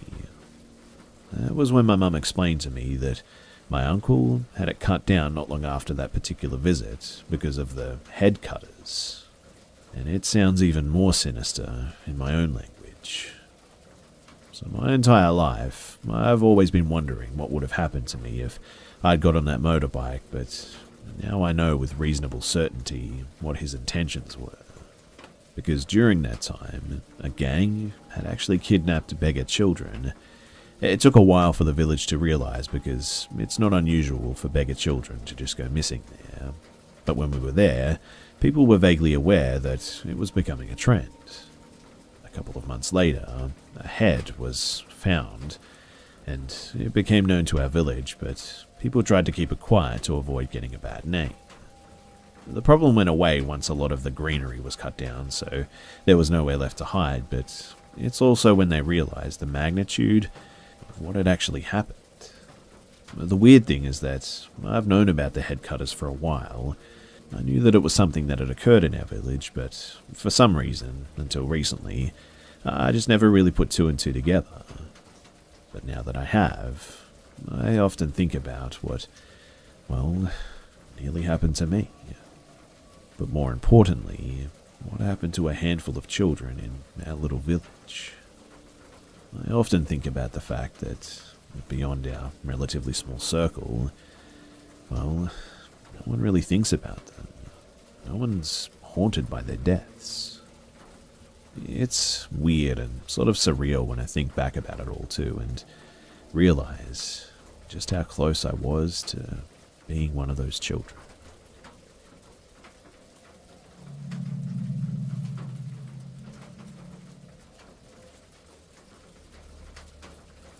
So I went on a little hiking trip with my dad to Shasta, California, a small town in Northern California near the Oregon border. Shasta is home to a potentially active volcano named, well, of course, Mount Shasta. There are many trails on this mountain too, so my father and I were excited to do some hiking. We drove up the side of the mountain to the parking lot in which one of the trails begins. I believe it was called the Old Ski Bowl Trail or something. The landscape was a very barren incline, though, filled with rocks, boulders, dirt, and very few trees. About an hour into the trail, we came across a very odd assembly of these large boulders. They were sort of arranged in a circle, and we thought that it was weird, but we continued on. If you look up pictures of the trail, you'll see much smaller rocks arranged in patterns and circles too. And my father and I only encountered 3 people. Well, at least that's what they appeared to be at first. The first 2 were a father and son. We met them on a steep incline that went along the wall of the cliff that would then switch back as it reached to the top of the cliff. We stopped and we said hello, talked about the trail, and then went our separate ways. But here is where it gets weird. So Dad and I kept walking up the incline for just about 2 minutes. I turned around and I saw the father and the son so far down the trail that it just didn't make any sense. It should have taken them at least 20 minutes to get down there to where they were, but somehow they were there in only about 2 minutes. To this day, I have absolutely no idea how that could have happened. I mean, there was no one else on the trail at that point, and I could see the color of their clothes from that distance, so I knew that it was them. I pointed it out to my dad, and we both thought that it was weird, but we tried not to dwell on it, and we just kept going. And here is where it gets so much weirder. So as we reached the top of the cliff, there was another strange rock arrangement that was off to the side of the trail. This time, there were far more rocks than before, and they were now arranged in rows, almost like gravestones. We continued on the trail and reached another sort of incline with a switchback to reach the top of another cliff. We reached a point where we would actually need climbing gear to continue, so at that point, we decided that we should just head back. But when we turned around, I saw a man standing among the rocks, just staring at us. us. He was wearing a button-up shirt, cargo shorts, and a wide-brimmed straw hat. He was at a distance where I should have been able to make out his facial features, but it was almost as if he had none. Like, his face was just flesh and skin. I pointed him out to my dad, and then the man just quickly ducked down behind a boulder and was peering out at us over the top of the boulder. It almost seemed playful, like a child trying to hide. For a few moments, too, I was sort of out of it, and I actually have no recollection of what was going on. But according to my dad, I started walking towards this guy in the hat. My dad was calling to me, "Josh, what are you doing? Where are you going?" And then I finally came to. I was apparently standing pretty much right at the edge of the cliff. It was a huge drop as well, enough to kill me or seriously injure me for sure. My dad grabbed me and pulled me back to the trail, and he told me to stay put, and my dad went down to the boulders to search for this guy, but when he did, he wasn't there. But again, the strange thing is that there was just nowhere for him to go except for up or down that trail. It really didn't make any sense because he had just disappeared. I have no idea what's going on that trail, and I still have no explanation for that whole day. I've told this many times to family and friends, and nobody else has any explanation too. I've done research and found similar stories about encounters with a man with no facial features wearing a hat. I've also read that the Native American tribes from the area viewed Mount Shasta as a holy site.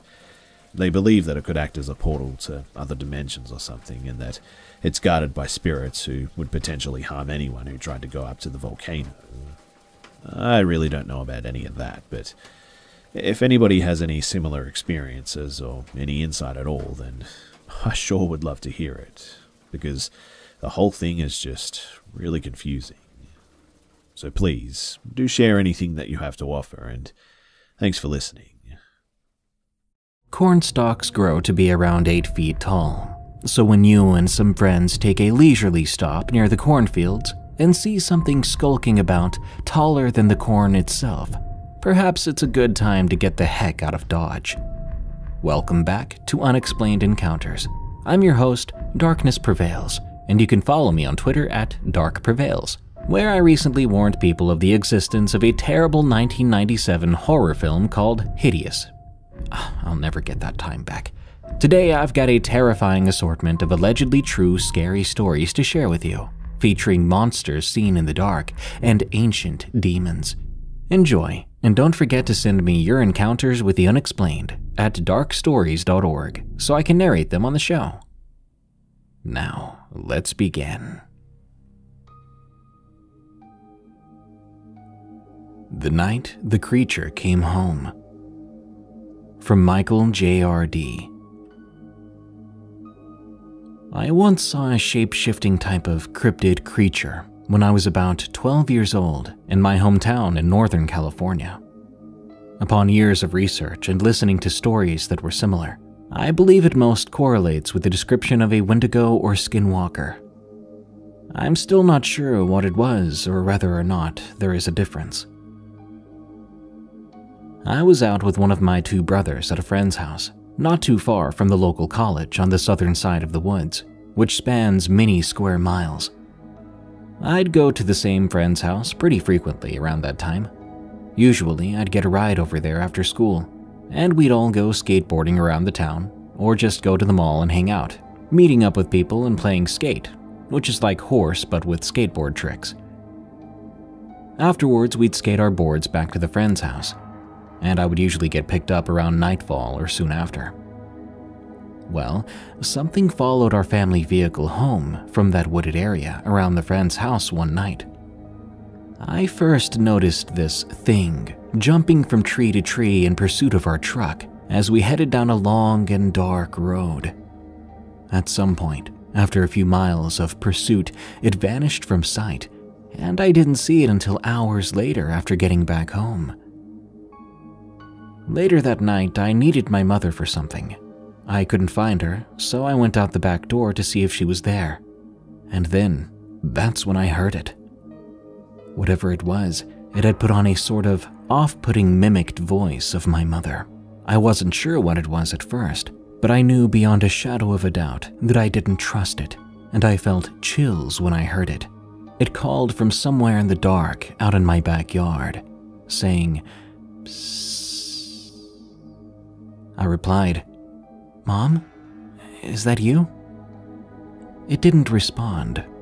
I figured she was trying to show me something out there. So I walked down my porch stairs, and I asked, "Mom, let me know if that's you." I hear it again. Psst. The sound chilled me to the bone, not being sure what it was, hoping that it was my mom. I stepped a few steps closer and asked again, "Mom, is that you? Are you out there?" That icy voice repeated again, "Psst."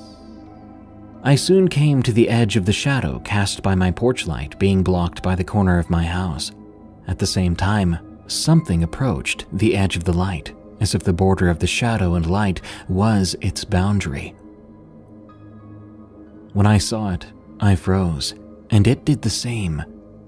I realized what I was looking at then was definitely not my mother. However, up close, it looked more like it was trying to mimic my appearance. Long hair, similar facial features, but it was still too tall and too pale, with tight skin and deep black sunken-in eyes. It was like I caught something inhuman in the middle of transforming into me. We both stayed petrified. We examined each other. I had no clue as to what its plans were, but as I managed to regain composure of myself, I immediately ran back into the house as fast as I could manage. I did get a glimpse of how fast that thing could move, and I knew that if it had the intention and/or capability, it could have had its way with me. But it let me escape. For what reason, I'll always be confused about.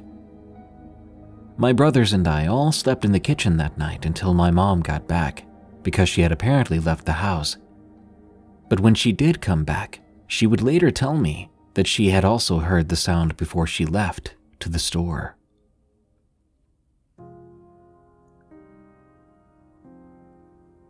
The Thing in the Jungle. From Anonymous. My father is a fearless man.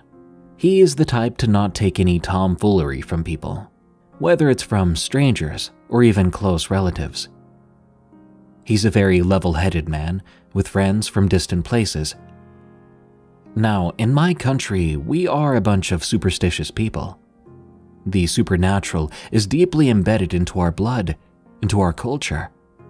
We believe that black magic and curses befall people, or can be cast or thrown at people. But this is not that type of story. The jungles here are dense and old. When we want to do anything in these jungles, we believe in asking our ancestors permission. Be it camping or relieving ourselves, we always ask permission. Otok nenek, kukunak buong er kesoltao, roughly translating to grandfather, grandmother, I need to relieve myself, okay? And we would continue on with our business.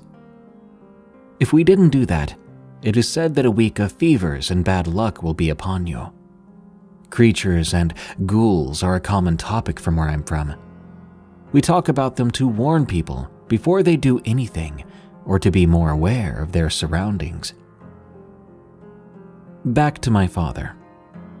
When he was a little younger, back in 1992, he wanted to go camping with his buddies in the jungle reservations.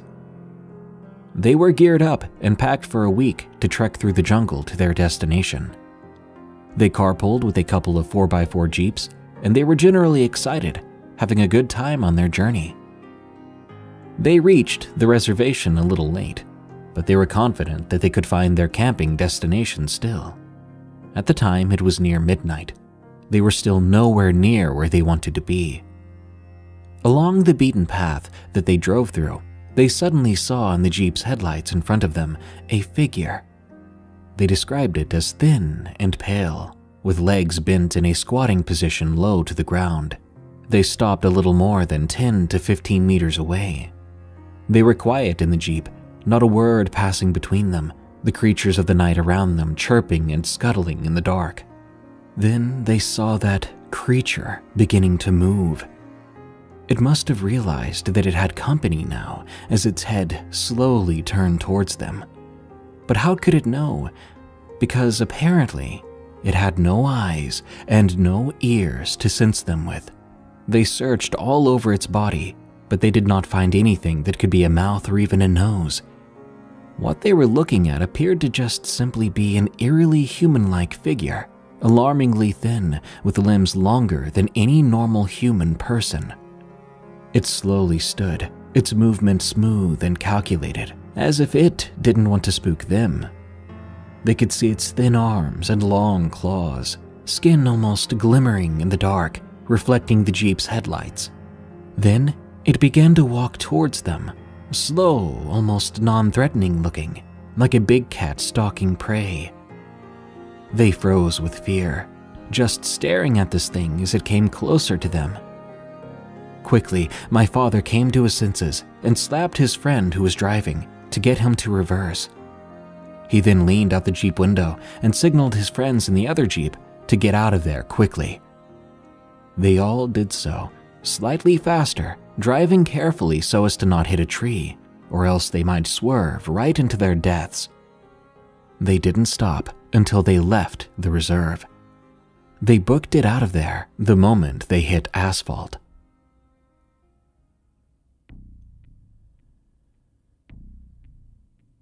The Shadow Demon, from Alex A. I've been a Christian all my life. I don't dabble in Ouija boards or anything of the sort, and I never would, because the fact of me being Christian. I was 13 at the time this happened. It was the most terrifying thing that has ever happened to me. It was the awful day of December 1st, 2016. I had a bad breakup with my girlfriend, and my friend had just moved 4 states away. I sadly found myself cursing God for everything that happened, which I still regret doing. I thought nothing was going to get better. I had school that day, so obviously I was dreading to see my ex. Luckily, I wouldn't have to see her that much. She's a year older than me and a grade ahead. I went to the bathroom during school, and while I was in there, I kept hearing these strange noises. They sounded like whispers. I thought it was just some high school kids doing something they shouldn't be in the stall. I left the bathroom. The door just slammed shut as soon as I got out, which isn't right because they usually ease themselves back into place. I began to walk down the hall back to the cafeteria. As I did, I heard the intercom come on, yet no one spoke. It stayed on until, oddly enough, I began to hear the same whispers, now coming through the intercom. Later that day when I went home, I brought this up at dinner. My grandma gave me a look of worry and confusion. That night, in bed, I began to hear the whispering again, although this time I noticed something. They were repeating the same thing over and over. I listened very closely, and I found out they were saying, "Sorry, help me, let me out." Understanding this, I freaked out. I looked around in the dark in my room, all over, and suddenly I locked eyes with something I could barely see. Terrified, I lay back down quickly, and I shut my eyes, asking God for help and protection. I then heard frantic footsteps. Then something jumped on top of me, grabbing me by my throat, trying to choke me. I began screaming verses from the Bible that I could remember, screaming the name of God to help. And just like that, it vanished. I know it sounds anticlimactic, but this is what truly happened to me. I'm alive now, thankfully, and still a Christian. And nothing has happened ever since. I think I narrowly survived a demonic encounter.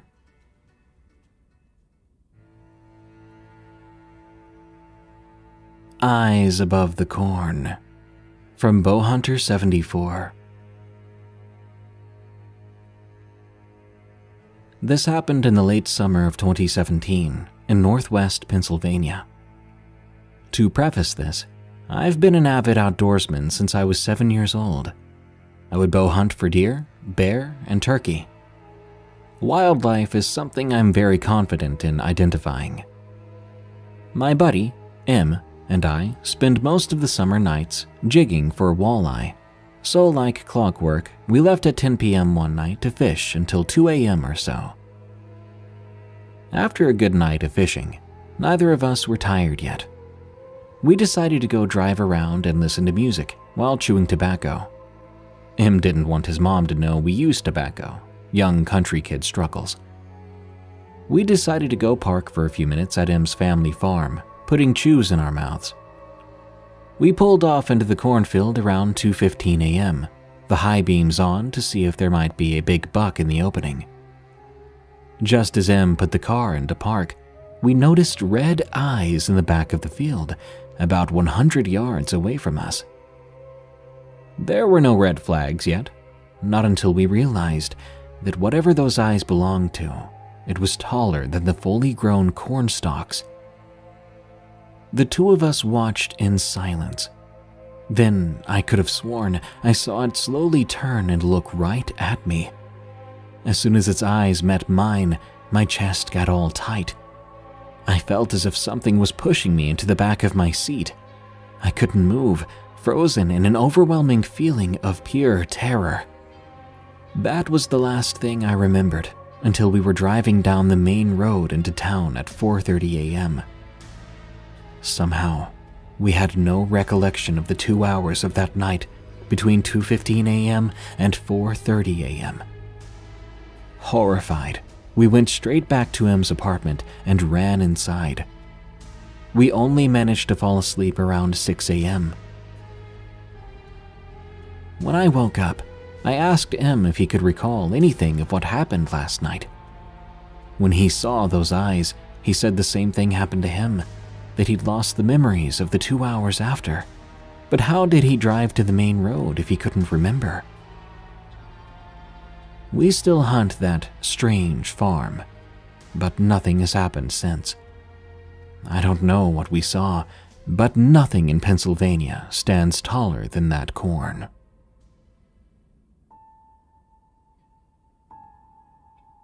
A Peculiar Place, from JP. My family and I live in the country, on 10 acres near the Arkansas-Oklahoma state line.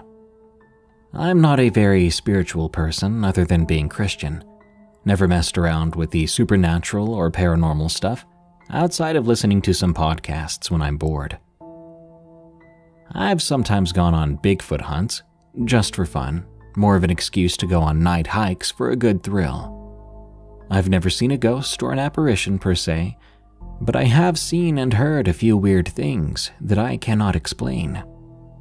I do not intend to embellish or twist the facts to make this story sound more interesting for the sake of the show, and I will not mention any details that I'm not certain of.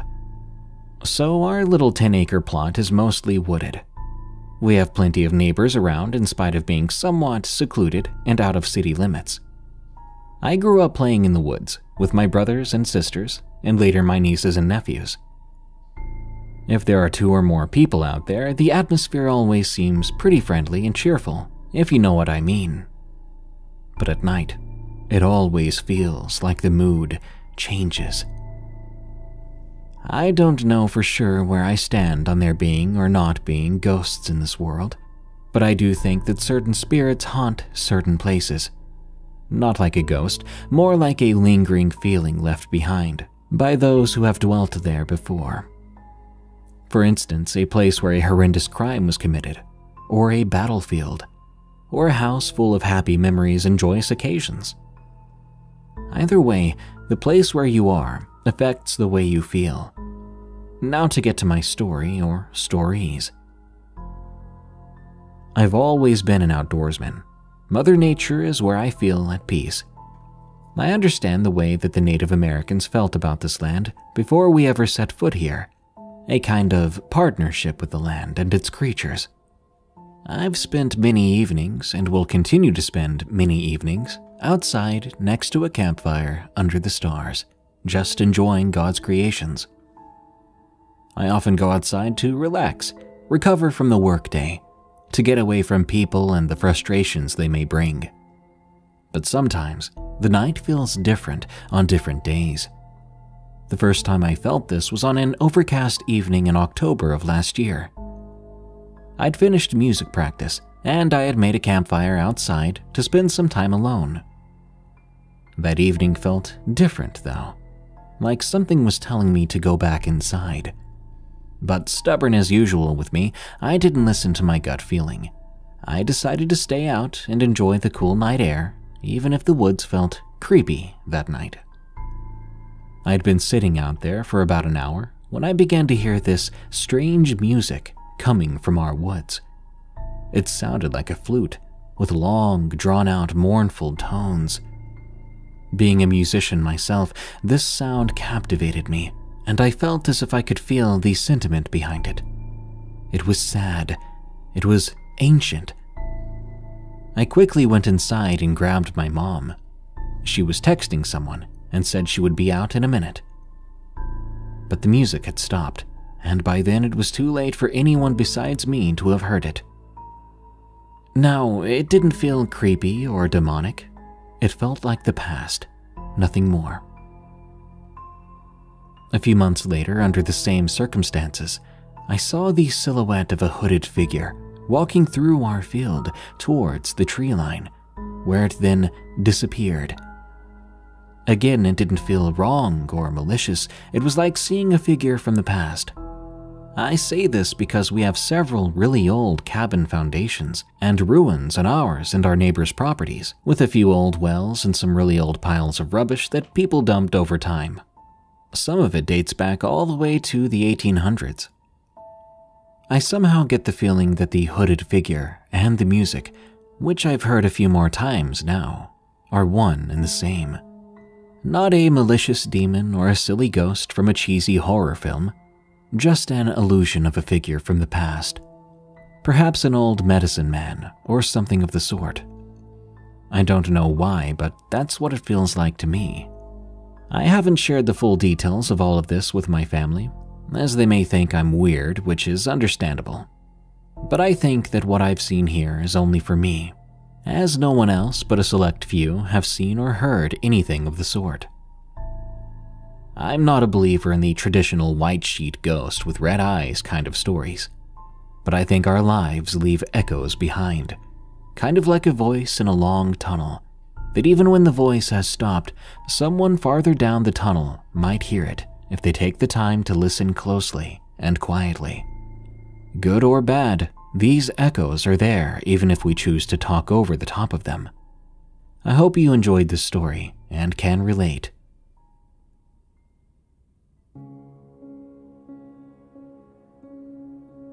Chicken Soup from Jubilee. This story was told to me by my friend about his grandma Wyatt. I'll share it with you in his words. When my mother was a teenager, about 13 years old, she lived with Grandma Wyatt in Paxton, Indiana. It was during the Depression in the early 1930s. Times were hard, and that made people harden their hearts to each other. At the time, there was an old woman in town who was very ill and on her last days. Grandma was helping to care for her. She thought a bowl of chicken soup would help make her feel better. But none of the neighbors or any of the people she asked would spare a chicken for her to prepare the meal. She was disappointed by the selfishness of the people around her. As she walked down the dirt road, a chicken of all things emerged from a yard and began to follow her. She shooted back into the yard, locking the gate behind her. Moments later, the chicken was following her once again. She turned and shooted back. To her surprise, The gate was somehow unlocked now. She'd barely taken a few steps down the road when it all happened once more, the gate being unlocked and the chicken at her heels. The third time it happened, she accepted it as a sign that the chicken was supposed to follow her. It was an offering for the old woman's meal.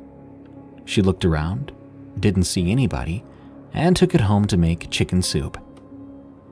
That turned out to be the woman's last meal. They held a funeral for the old woman, and the holier-than-thou people in town, many of whom had refused to part with the chicken, attended to show how respectful and pious they were. They all placed flowers on the casket. All of a sudden, a wind came out of nowhere and blew the flowers off the casket twice. Grandma went up to the casket, the last to lay hers on it. After that, there were no more breezes. The old woman accepted Grandma's flowers, but not from those hypocrites who would not offer even a bird. My mother said the looks on their faces was memorable. No one said a word. I think that event made a lot of people wonder, maybe even made them feel guilty for being so stingy and uncaring.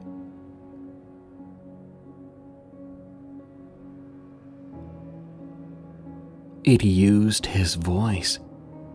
From The Goddess of the Void. I live in an apartment complex surrounded by woods in North Carolina.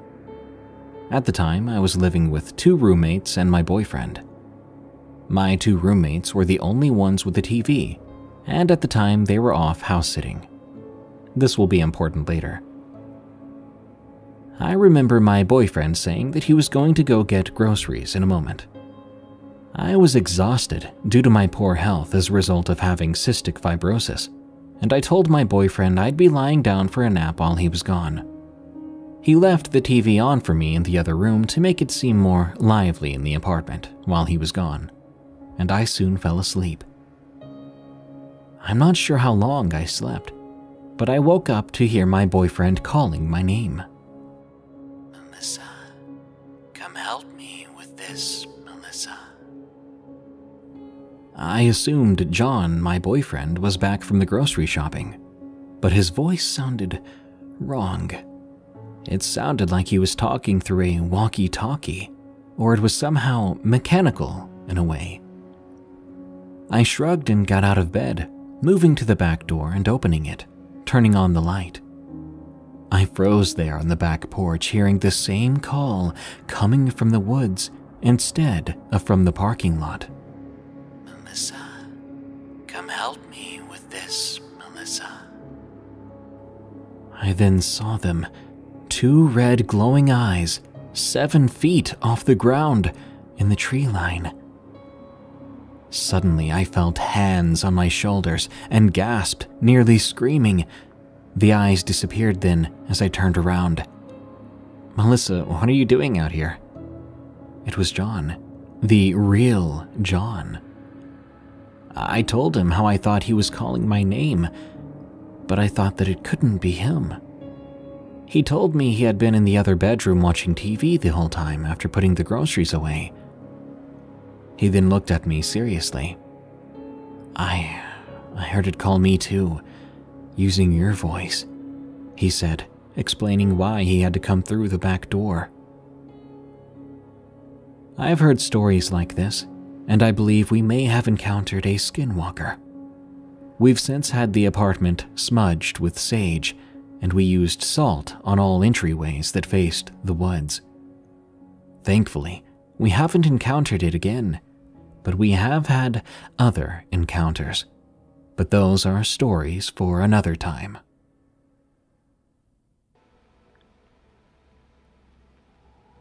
The Visit.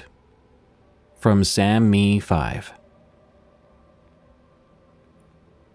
I was born and raised in Chicago, as in the actual city, and not some suburb close by. I only say this because I feel as if most ghost stories happen in the middle of nowhere, or where the population is limited, never in the middle of busy city life. I live with my parents. They own a multi-family home, and we live on the top floor. My dad bought the house in the early 90s, and it's been in the family ever since. We've never lived anywhere else, and we certainly never plan on leaving. It's a great house in a good neighborhood. I love this house, and besides some minor details about it that make it old, I wouldn't change much.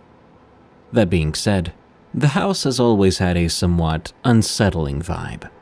It's not all the time, but certain times of the year, you could feel it more than others, especially at night.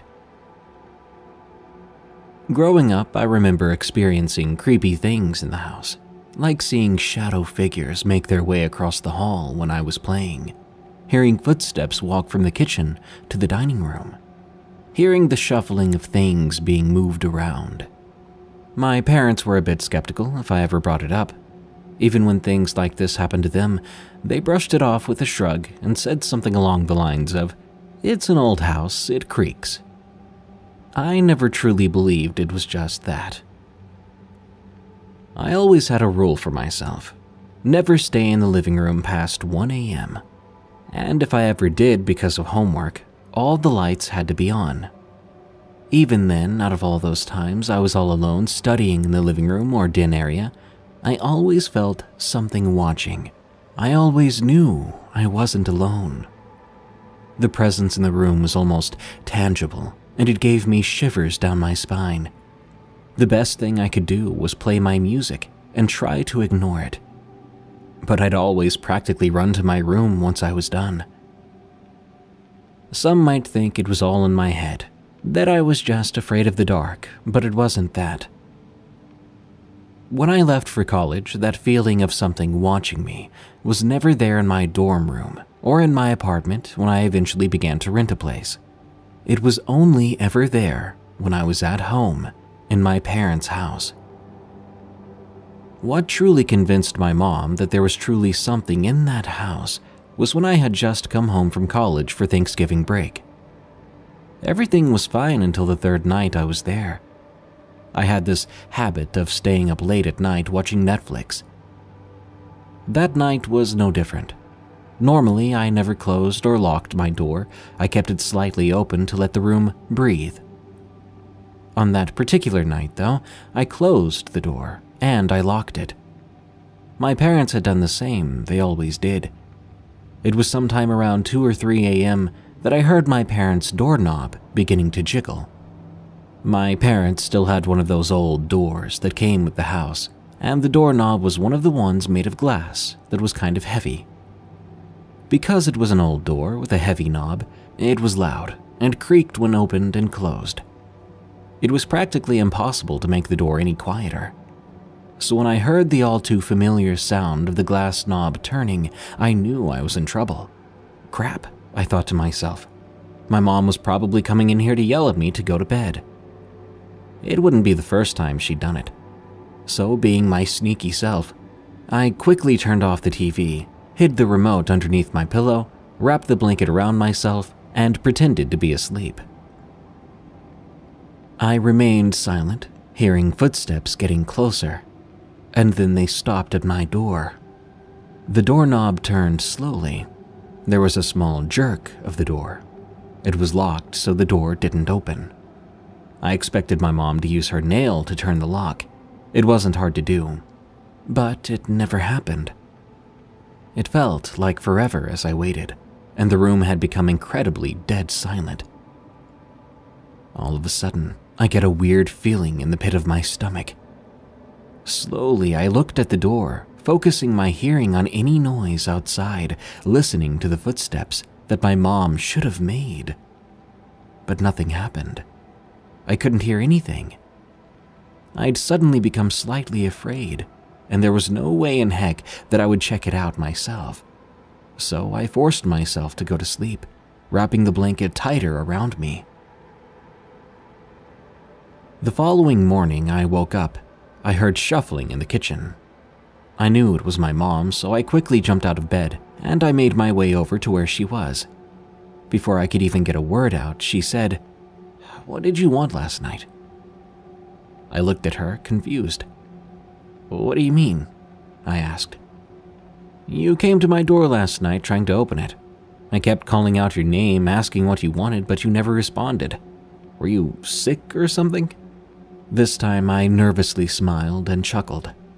No, you came to my door last night. I didn't go to yours," I countered. "Sam, stop messing with me."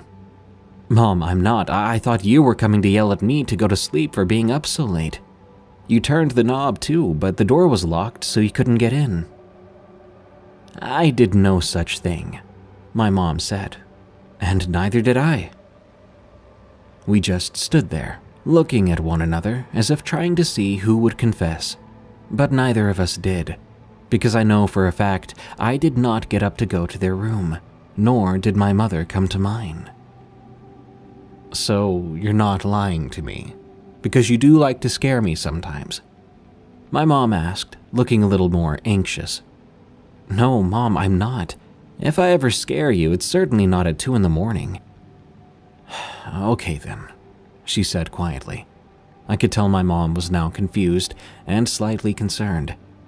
"Whatever came to visit last night failed, thank God," she added softly. I don't know what tried opening both our doors that night, but I was thankful it wasn't able to. I have no idea what I would have done if that door had actually opened. All I know is that whatever had been lurking around at the house all these years had finally mustered up the courage to do more than just walk around. But it had failed, and I rather keep it that way. Ever since that day, 2 new occurrences had begun to happen. 1, there's always a subtle knock on the back kitchen door. It happens throughout the day, but when you look outside from the window or cameras, no one is there. We've made it a rule not to open the door under any circumstances, unless we know someone is there. 2, the bathroom door randomly opens now. It's never done that before. We even had some of our family members who work in construction take a look at the door, and they always say the same thing: there's nothing wrong with the door or the lock. Whenever it happens, it always freaks us out. The door opens with such softness that it's nerve-wracking. The creepiest part is when you realize the lock is still in its locked position. I still love this house. It's a great house, but it can be a little creepy at times.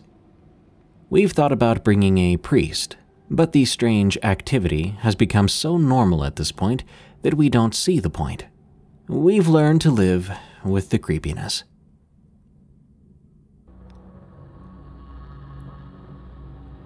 The Hat Man. From I'm a Giraffe. I saw something in my sister's room once, in February 2017. My parents work abroad, and I was completely alone at home that night. I need to specify from the very beginning that I always kept the front door locked when I was alone at home, and I turned on all the lights in the hallway before it got dark. Now, our bathroom is by the front door on the right on a narrow hallway. A few meters away on the left, you have my sister's room, and the last room in the house is mine. The windows have those mosquito screens that are drilled in, and you can't take them out. This is important. It was nearly 6 p.m., so it was beginning to get dark outside. I was in my bedroom doing some reading. There was some music playing quietly in the background. I needed to go to the bathroom, and to do that I had to pass by my sister's bedroom. As I was walking, I casually glanced into my sister's room. But immediately, my heart froze. A person was standing there. I tried my best to stay calm and somehow try to debunk this by taking a couple of steps back, thinking it was an optical illusion created by the light.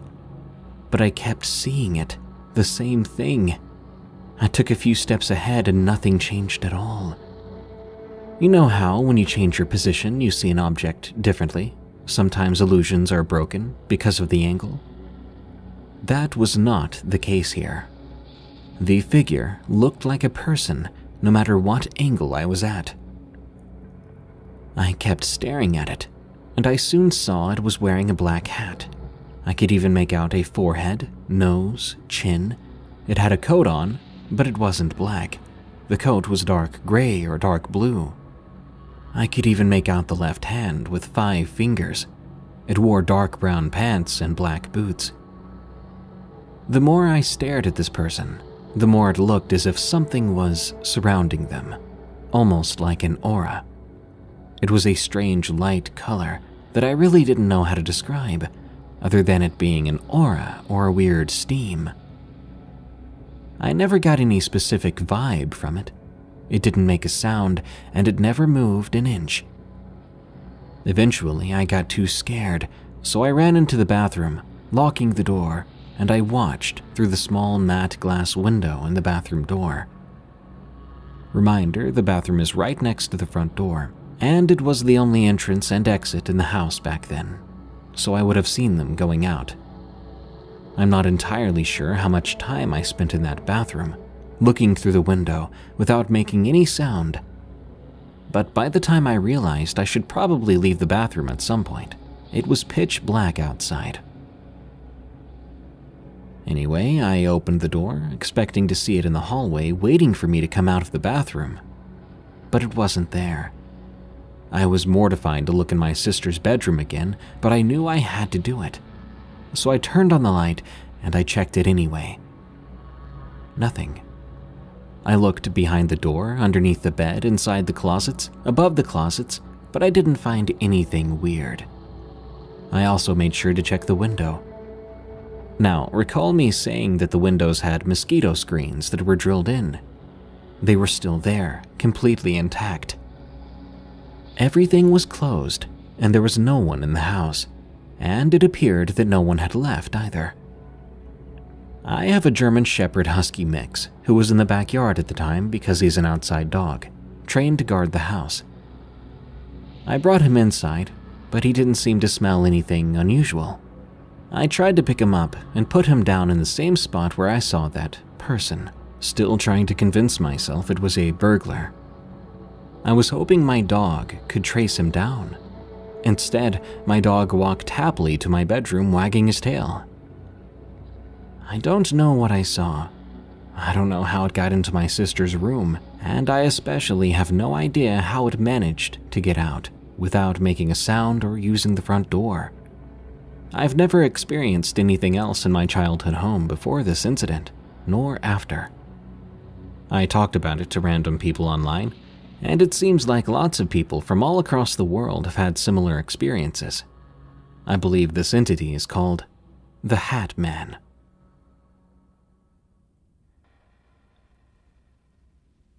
Demonic and ghostly happenings on an old bridge. From Izzy242. This happened when I was an amateur ghost investigator with my friends. It was early February. I had told my friends of an experience I had in Davidsonville, Maryland a few years ago. They all said they wanted to go back and try to capture it on tape. Reluctantly, I agreed. We started the 45-minute drive to the spot on Governor's Bridge Road. It had a steel one-lane trestle bridge, which is now closed to the public because the area is prone to flooding. We had a voice recorder and 2 types of cameras. We headed down over the Jersey Wall to the bridge. My prior experience was a few years back with my brother-in-law on a, forgive the trope, dark and stormy night. You see, we saw something crawling out of the woods there, a black shape that was kind of wet looking, coming towards our car. We then saw it disappear, and then it was in front of our car in an instant. We booked it out of there in a hurry, and I never looked back until that night. So we got to the bridge. Right away I could hear frogs croaking and insects. There was no light because it was closed to cars. My camera suddenly stopped recording on its own, and the file got corrupted. I had no idea why it happened. The other camera we couldn't get to focus on a specific area at all. However, the voice recorder was fine, but it didn't record anything of merit. The hairs began pricking up on the back of my neck as I felt something was there with us, watching us. I told my friends then that we needed to leave. As we began to head back, I felt like something was close behind me. One of my friends looked back, and he saw two cloaked figures floating above the ground, coming right for us. We started to run then towards the car. We opened the doors and floored it out of there. After a while, we pulled over to collect our thoughts, trying to record a recap of the experience, and all the devices worked perfectly then, with no problems. Truth be told, I probably won't be going back there at night anytime soon. The Hound at the Foot of the Bed, from Matt L. For the record, I'll state that I have had quite a few encounters with the paranormal, which has led me to become fascinated with everything surrounding it. One particular incident, though, has stuck with me, and I haven't told a lot of people due to the obvious skepticism and pointings to me just having a vivid imagination. But I'm here now to share with you all, as I see a lot of us here have had similar encounters. I was around 10 years old, possibly younger, when one night I had some trouble sleeping. Usually I was sent to bed around 10 p.m. at the latest, though on that day, the time read past midnight when I'd finally gotten tired. A part of me wanted to play a game or do something to keep my mind busy so it could tire itself out, but I ended up just tossing and turning, unable to get comfortable. Finally, I managed to fall asleep on my side with my face in the direction of the wall right next to me. I must have only been asleep for a few minutes when I woke up to the feeling of being watched. That uncomfortable feeling grew and grew more by the minute. Finally, I couldn't take it anymore. Fearfully, I turned over to look into my room, and there, sitting a foot away from my bed, was a very large dog. It looked to be as big as a larger than normal pit bull or Rottweiler, though the front legs looked massive compared to a normal dog's. It had ears that went up to sharpened tips, and the eyes were glowing a bluish white, unblinking as it gazed back at me. I couldn't make out all the features, and some of them have been forgotten with time, but those were the things that stood out the most prominently. That and something else. Now, at first, I didn't think much of it, and I was going to drift off to sleep. But then suddenly I realized we didn't own a dog at the time, and when I continued to stare at it, my eyes widened with terror. The Hound continued to simply look at me. When I thought about possibly calling out for my parents, even though my throat had dried up, and I had trouble even breathing at that point, eyes darting to my closed door, the thing finally made a growl. The noise was deep and guttural, a sound that, to this day, I've never heard anything match. Then it did the thing that shook me to my core. I swear, it smiled. The teeth were still clearly canine, but the way it moved its lips looked almost human. That image even now makes me shiver, but in the moment, as a child, I could have sworn my heart stopped beating. Without really thinking and just wanting to escape, I finally mustered up some courage. I threw my blankets onto the thing. It seemed surprised by the sudden movement and snarled, snapping its jaws as it got tangled up in them. It thrashed about on my floor. Taking the opportunity, I ran out of my room and sprinted to my parents' room at the end of the carpeted hallway. But their door was locked, which even today I can't explain, because my parents never had a door that could lock for safety reasons. I pounded and cried out for them, desperate to get away from whatever that monster was, when another growl reached my ears. The Hound had gotten free, and as I looked in its direction, I saw it standing at the end of the hall on all fours, its teeth bared in fury, pale blue-white eyes, it seemed, focused on my very soul. Steadily, it made its way towards me, a few steps at a time, its claws clicking on the carpet as if it was walking on hardwood or stone instead. By now, I'd turned my back to the door, facing this beast. I was trembling.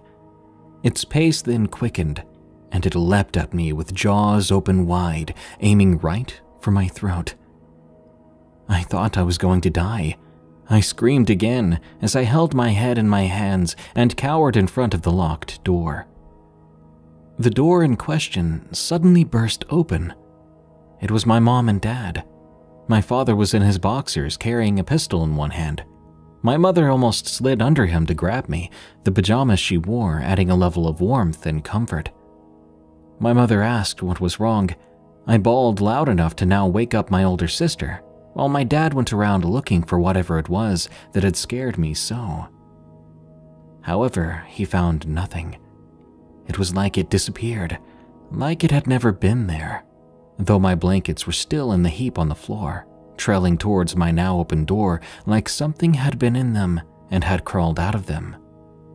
He presumed it had been me after falling out of bed or something. When my father got back from investigating, both my parents started to ask me about what happened, which, as you can imagine, led to them royally angry at me for causing a ruckus over a nightmare.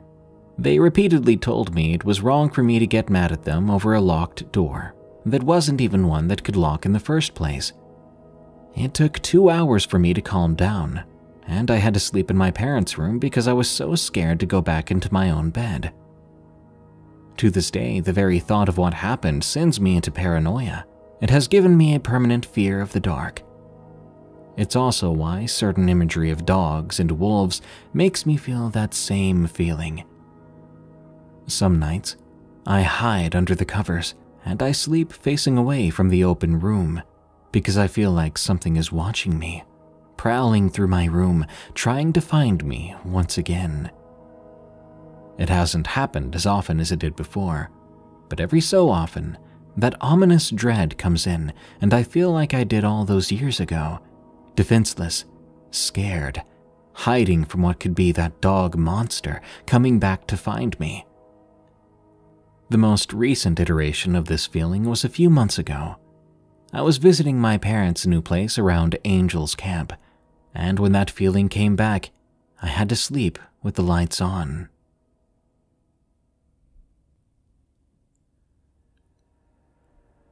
Dark confrontation in a college dorm. From Mycroft 1325. In October of 1993, at the age of 22, I was attending college at UW-Stevens Point, Wisconsin. For a bit over a month, I had been friends with a young lady named Jane. Though we weren't dating, it did seem like we might head in that direction, and in any event, we spent a great deal of time together. She had often remarked about her fascination with the occult and supernatural. She said that if she ever had the chance to use a Ouija board, she was definitely going to do it. She also asked me to be with her if it happened. As a Christian since 1991 and an amateur researcher for the occult, I knew very well that such things were bad news, but at the time, I didn't want to get into a deep discussion as to why.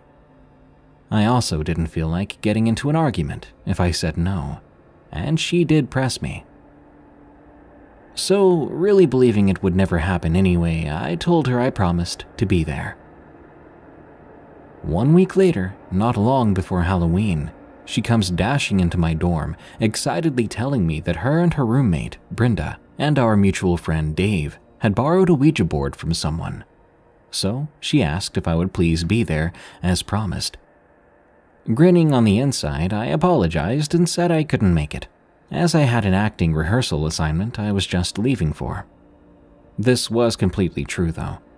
Visibly hurt, she left, but I wasn't feeling bad about not having to honor my foolish promise. However, as I gathered up my bookwork and prepared to leave, I got a phone call. It was the classmate I was supposed to practice with. He'd suddenly come down with a very bad cold and had to cancel. He said he was so sorry for this last-minute cancellation. This sickness just came out of nowhere. I told him he had nothing to apologize for. It wasn't his fault. I told him to get well soon, then hung up the phone. Well, now I had no excuse not to go to Jane's room. I mulled it over briefly and called a friend of mine who was also a believer. Quickly explaining the situation, he suggested God may very well have had a reason for me to be there, and if I'm not actually participating, I should be fine. I was already leaning in that direction, and since my promise had been to just be there, not participate, hopefully God wouldn't think I was splitting hairs in that regard. I went up to Jane and Brenda's room. As an aside, I want to mention that they had lucked out and had been assigned a corner dorm. Given how the dorms were laid out, all the corner rooms were roughly twice as large as normal, so there was plenty of space for the two of them. I opened the door and it was pitch dark, except for the flashlight Dave was holding over the Ouija board. Jane and Brenda were currently using the planchette. They all acknowledged me as I entered, and I waved to them. Then I went to lay down on the lower of their beds.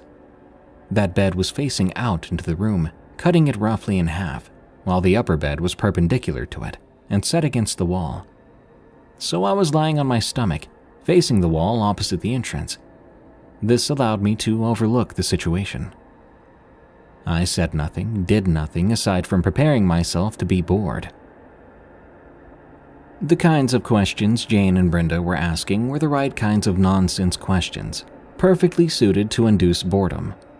This actually made me feel a bit better, as it didn't look like anything potentially dangerous was happening. Just as I was thinking about leaving, however, something else beat me to it. The planchette suddenly moved to "bye," and as that happened, I felt a very strange pressure suddenly stop. I'm not sure how I didn't notice it when I first came in, but it was impossible to miss when gone. It was very similar to when you're outside on a hot, humid day and suddenly enter a well-air-conditioned building. All that heat and humidity gone, and you're now able to relax. With the removal of this pressure, though, the last thing I could do was relax. My dog ears, so to speak, perked up, and I probably did look like that RCA dog as I cocked my head thinking, what the heck was that? I had no time to consider it, however, as Jane and Brenda immediately began the ritual to summon another spirit. It didn't take long. This encounter I remember much more clearly than the first. This spirit said its name was Ani, and it claimed to be a 19-year-old Greek fisherman who had died in the Mediterranean back in 1914. With that, Jane and Brenda began to ask it personal questions, but these were more of an important nature than the silly things from earlier. Brenda's grandmother was very ill. Was she going to die? Jane was very concerned about meeting the right man. What should she look for? Now, as I said earlier, I'm a Christian, and I trust that what the Bible is just what it claims to be, the inerrant Word of God. I realize this may be offensive to some, though that is hardly my intent. I have a responsibility to relay the truth as accurately as possible. With that in mind, the Bible says clearly that when we die, we are essentially asleep and know nothing. Aside from extremely rare exceptions, nobody is conscious after death. Ghosts, as popular culture thinks of them, don't exist. Good angels, fallen angels, and the spirits of dead hybrids, condemned to wander the earth, comprise the overwhelming majority of spirits that interact with humans. With that thought in mind, I suddenly became angry. That anger quickly moved to outright fury. Whatever this being was, it certainly wasn't a dead teenage fisherman, and it was lying to these innocent young women. Without a doubt, it was a lie that could not be tolerated. Suddenly, the planchette's responses became jumbled and confused, mere gibberish. And though afterward she said she couldn't remember why she did it, Brenda asked, "Is there something in the room that's bothering you?" With no hesitation, the planchette deliberately spelled out my first name. At that instant, I had one of those experiences that seemed to take some time, but must have been only a second or two. Now, I'm not afraid of human beings. I know there are those who are stronger, smarter, faster than I am. I know there are those who could kill me in a flash with a pencil, but I'm not afraid of them. They still have to put their pants on one leg at a time. They still have to deal with bathroom essentials like we all do. They're just like me, flawed and mortal. But this thing, whatever it was, terrified me. I guess the best visual representation with how my mind's eye perceived it would be the scene near the end of the Fellowship of the Ring film, after Frodo puts on the One Ring to escape Boromir. The Eye of Sauron was able to now see Frodo and looked down on him, overwhelming with fury. This creature was ancient and filled with malice.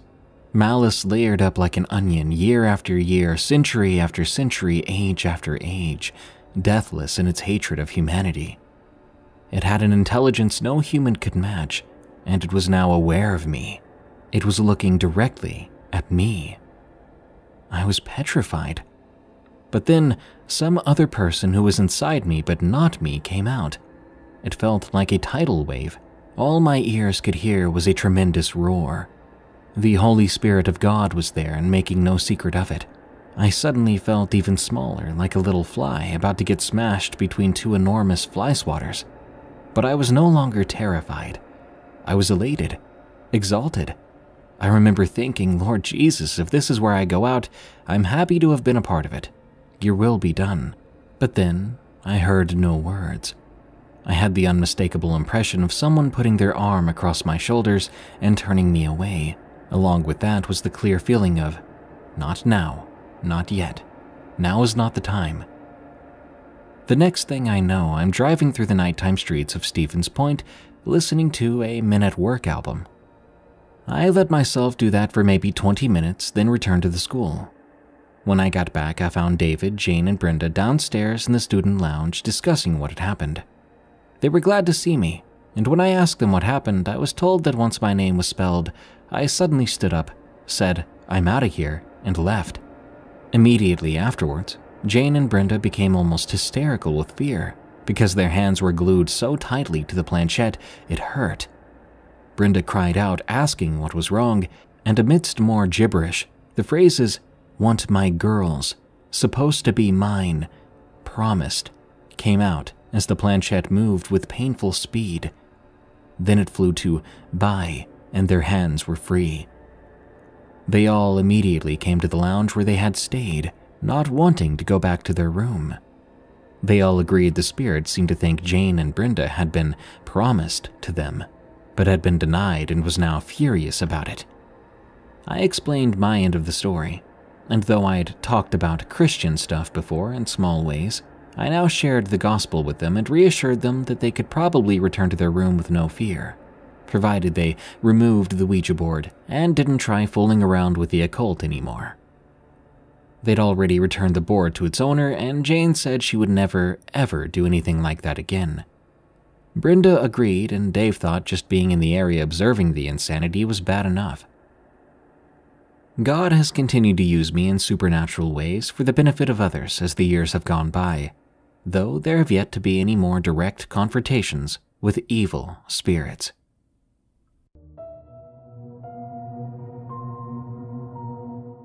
Thank you for listening to another unsettling episode of Unexplained Encounters. You can send us your story to have it narrated on the show at darkstories.org. Unexplained Encounters is an EerieCast original series.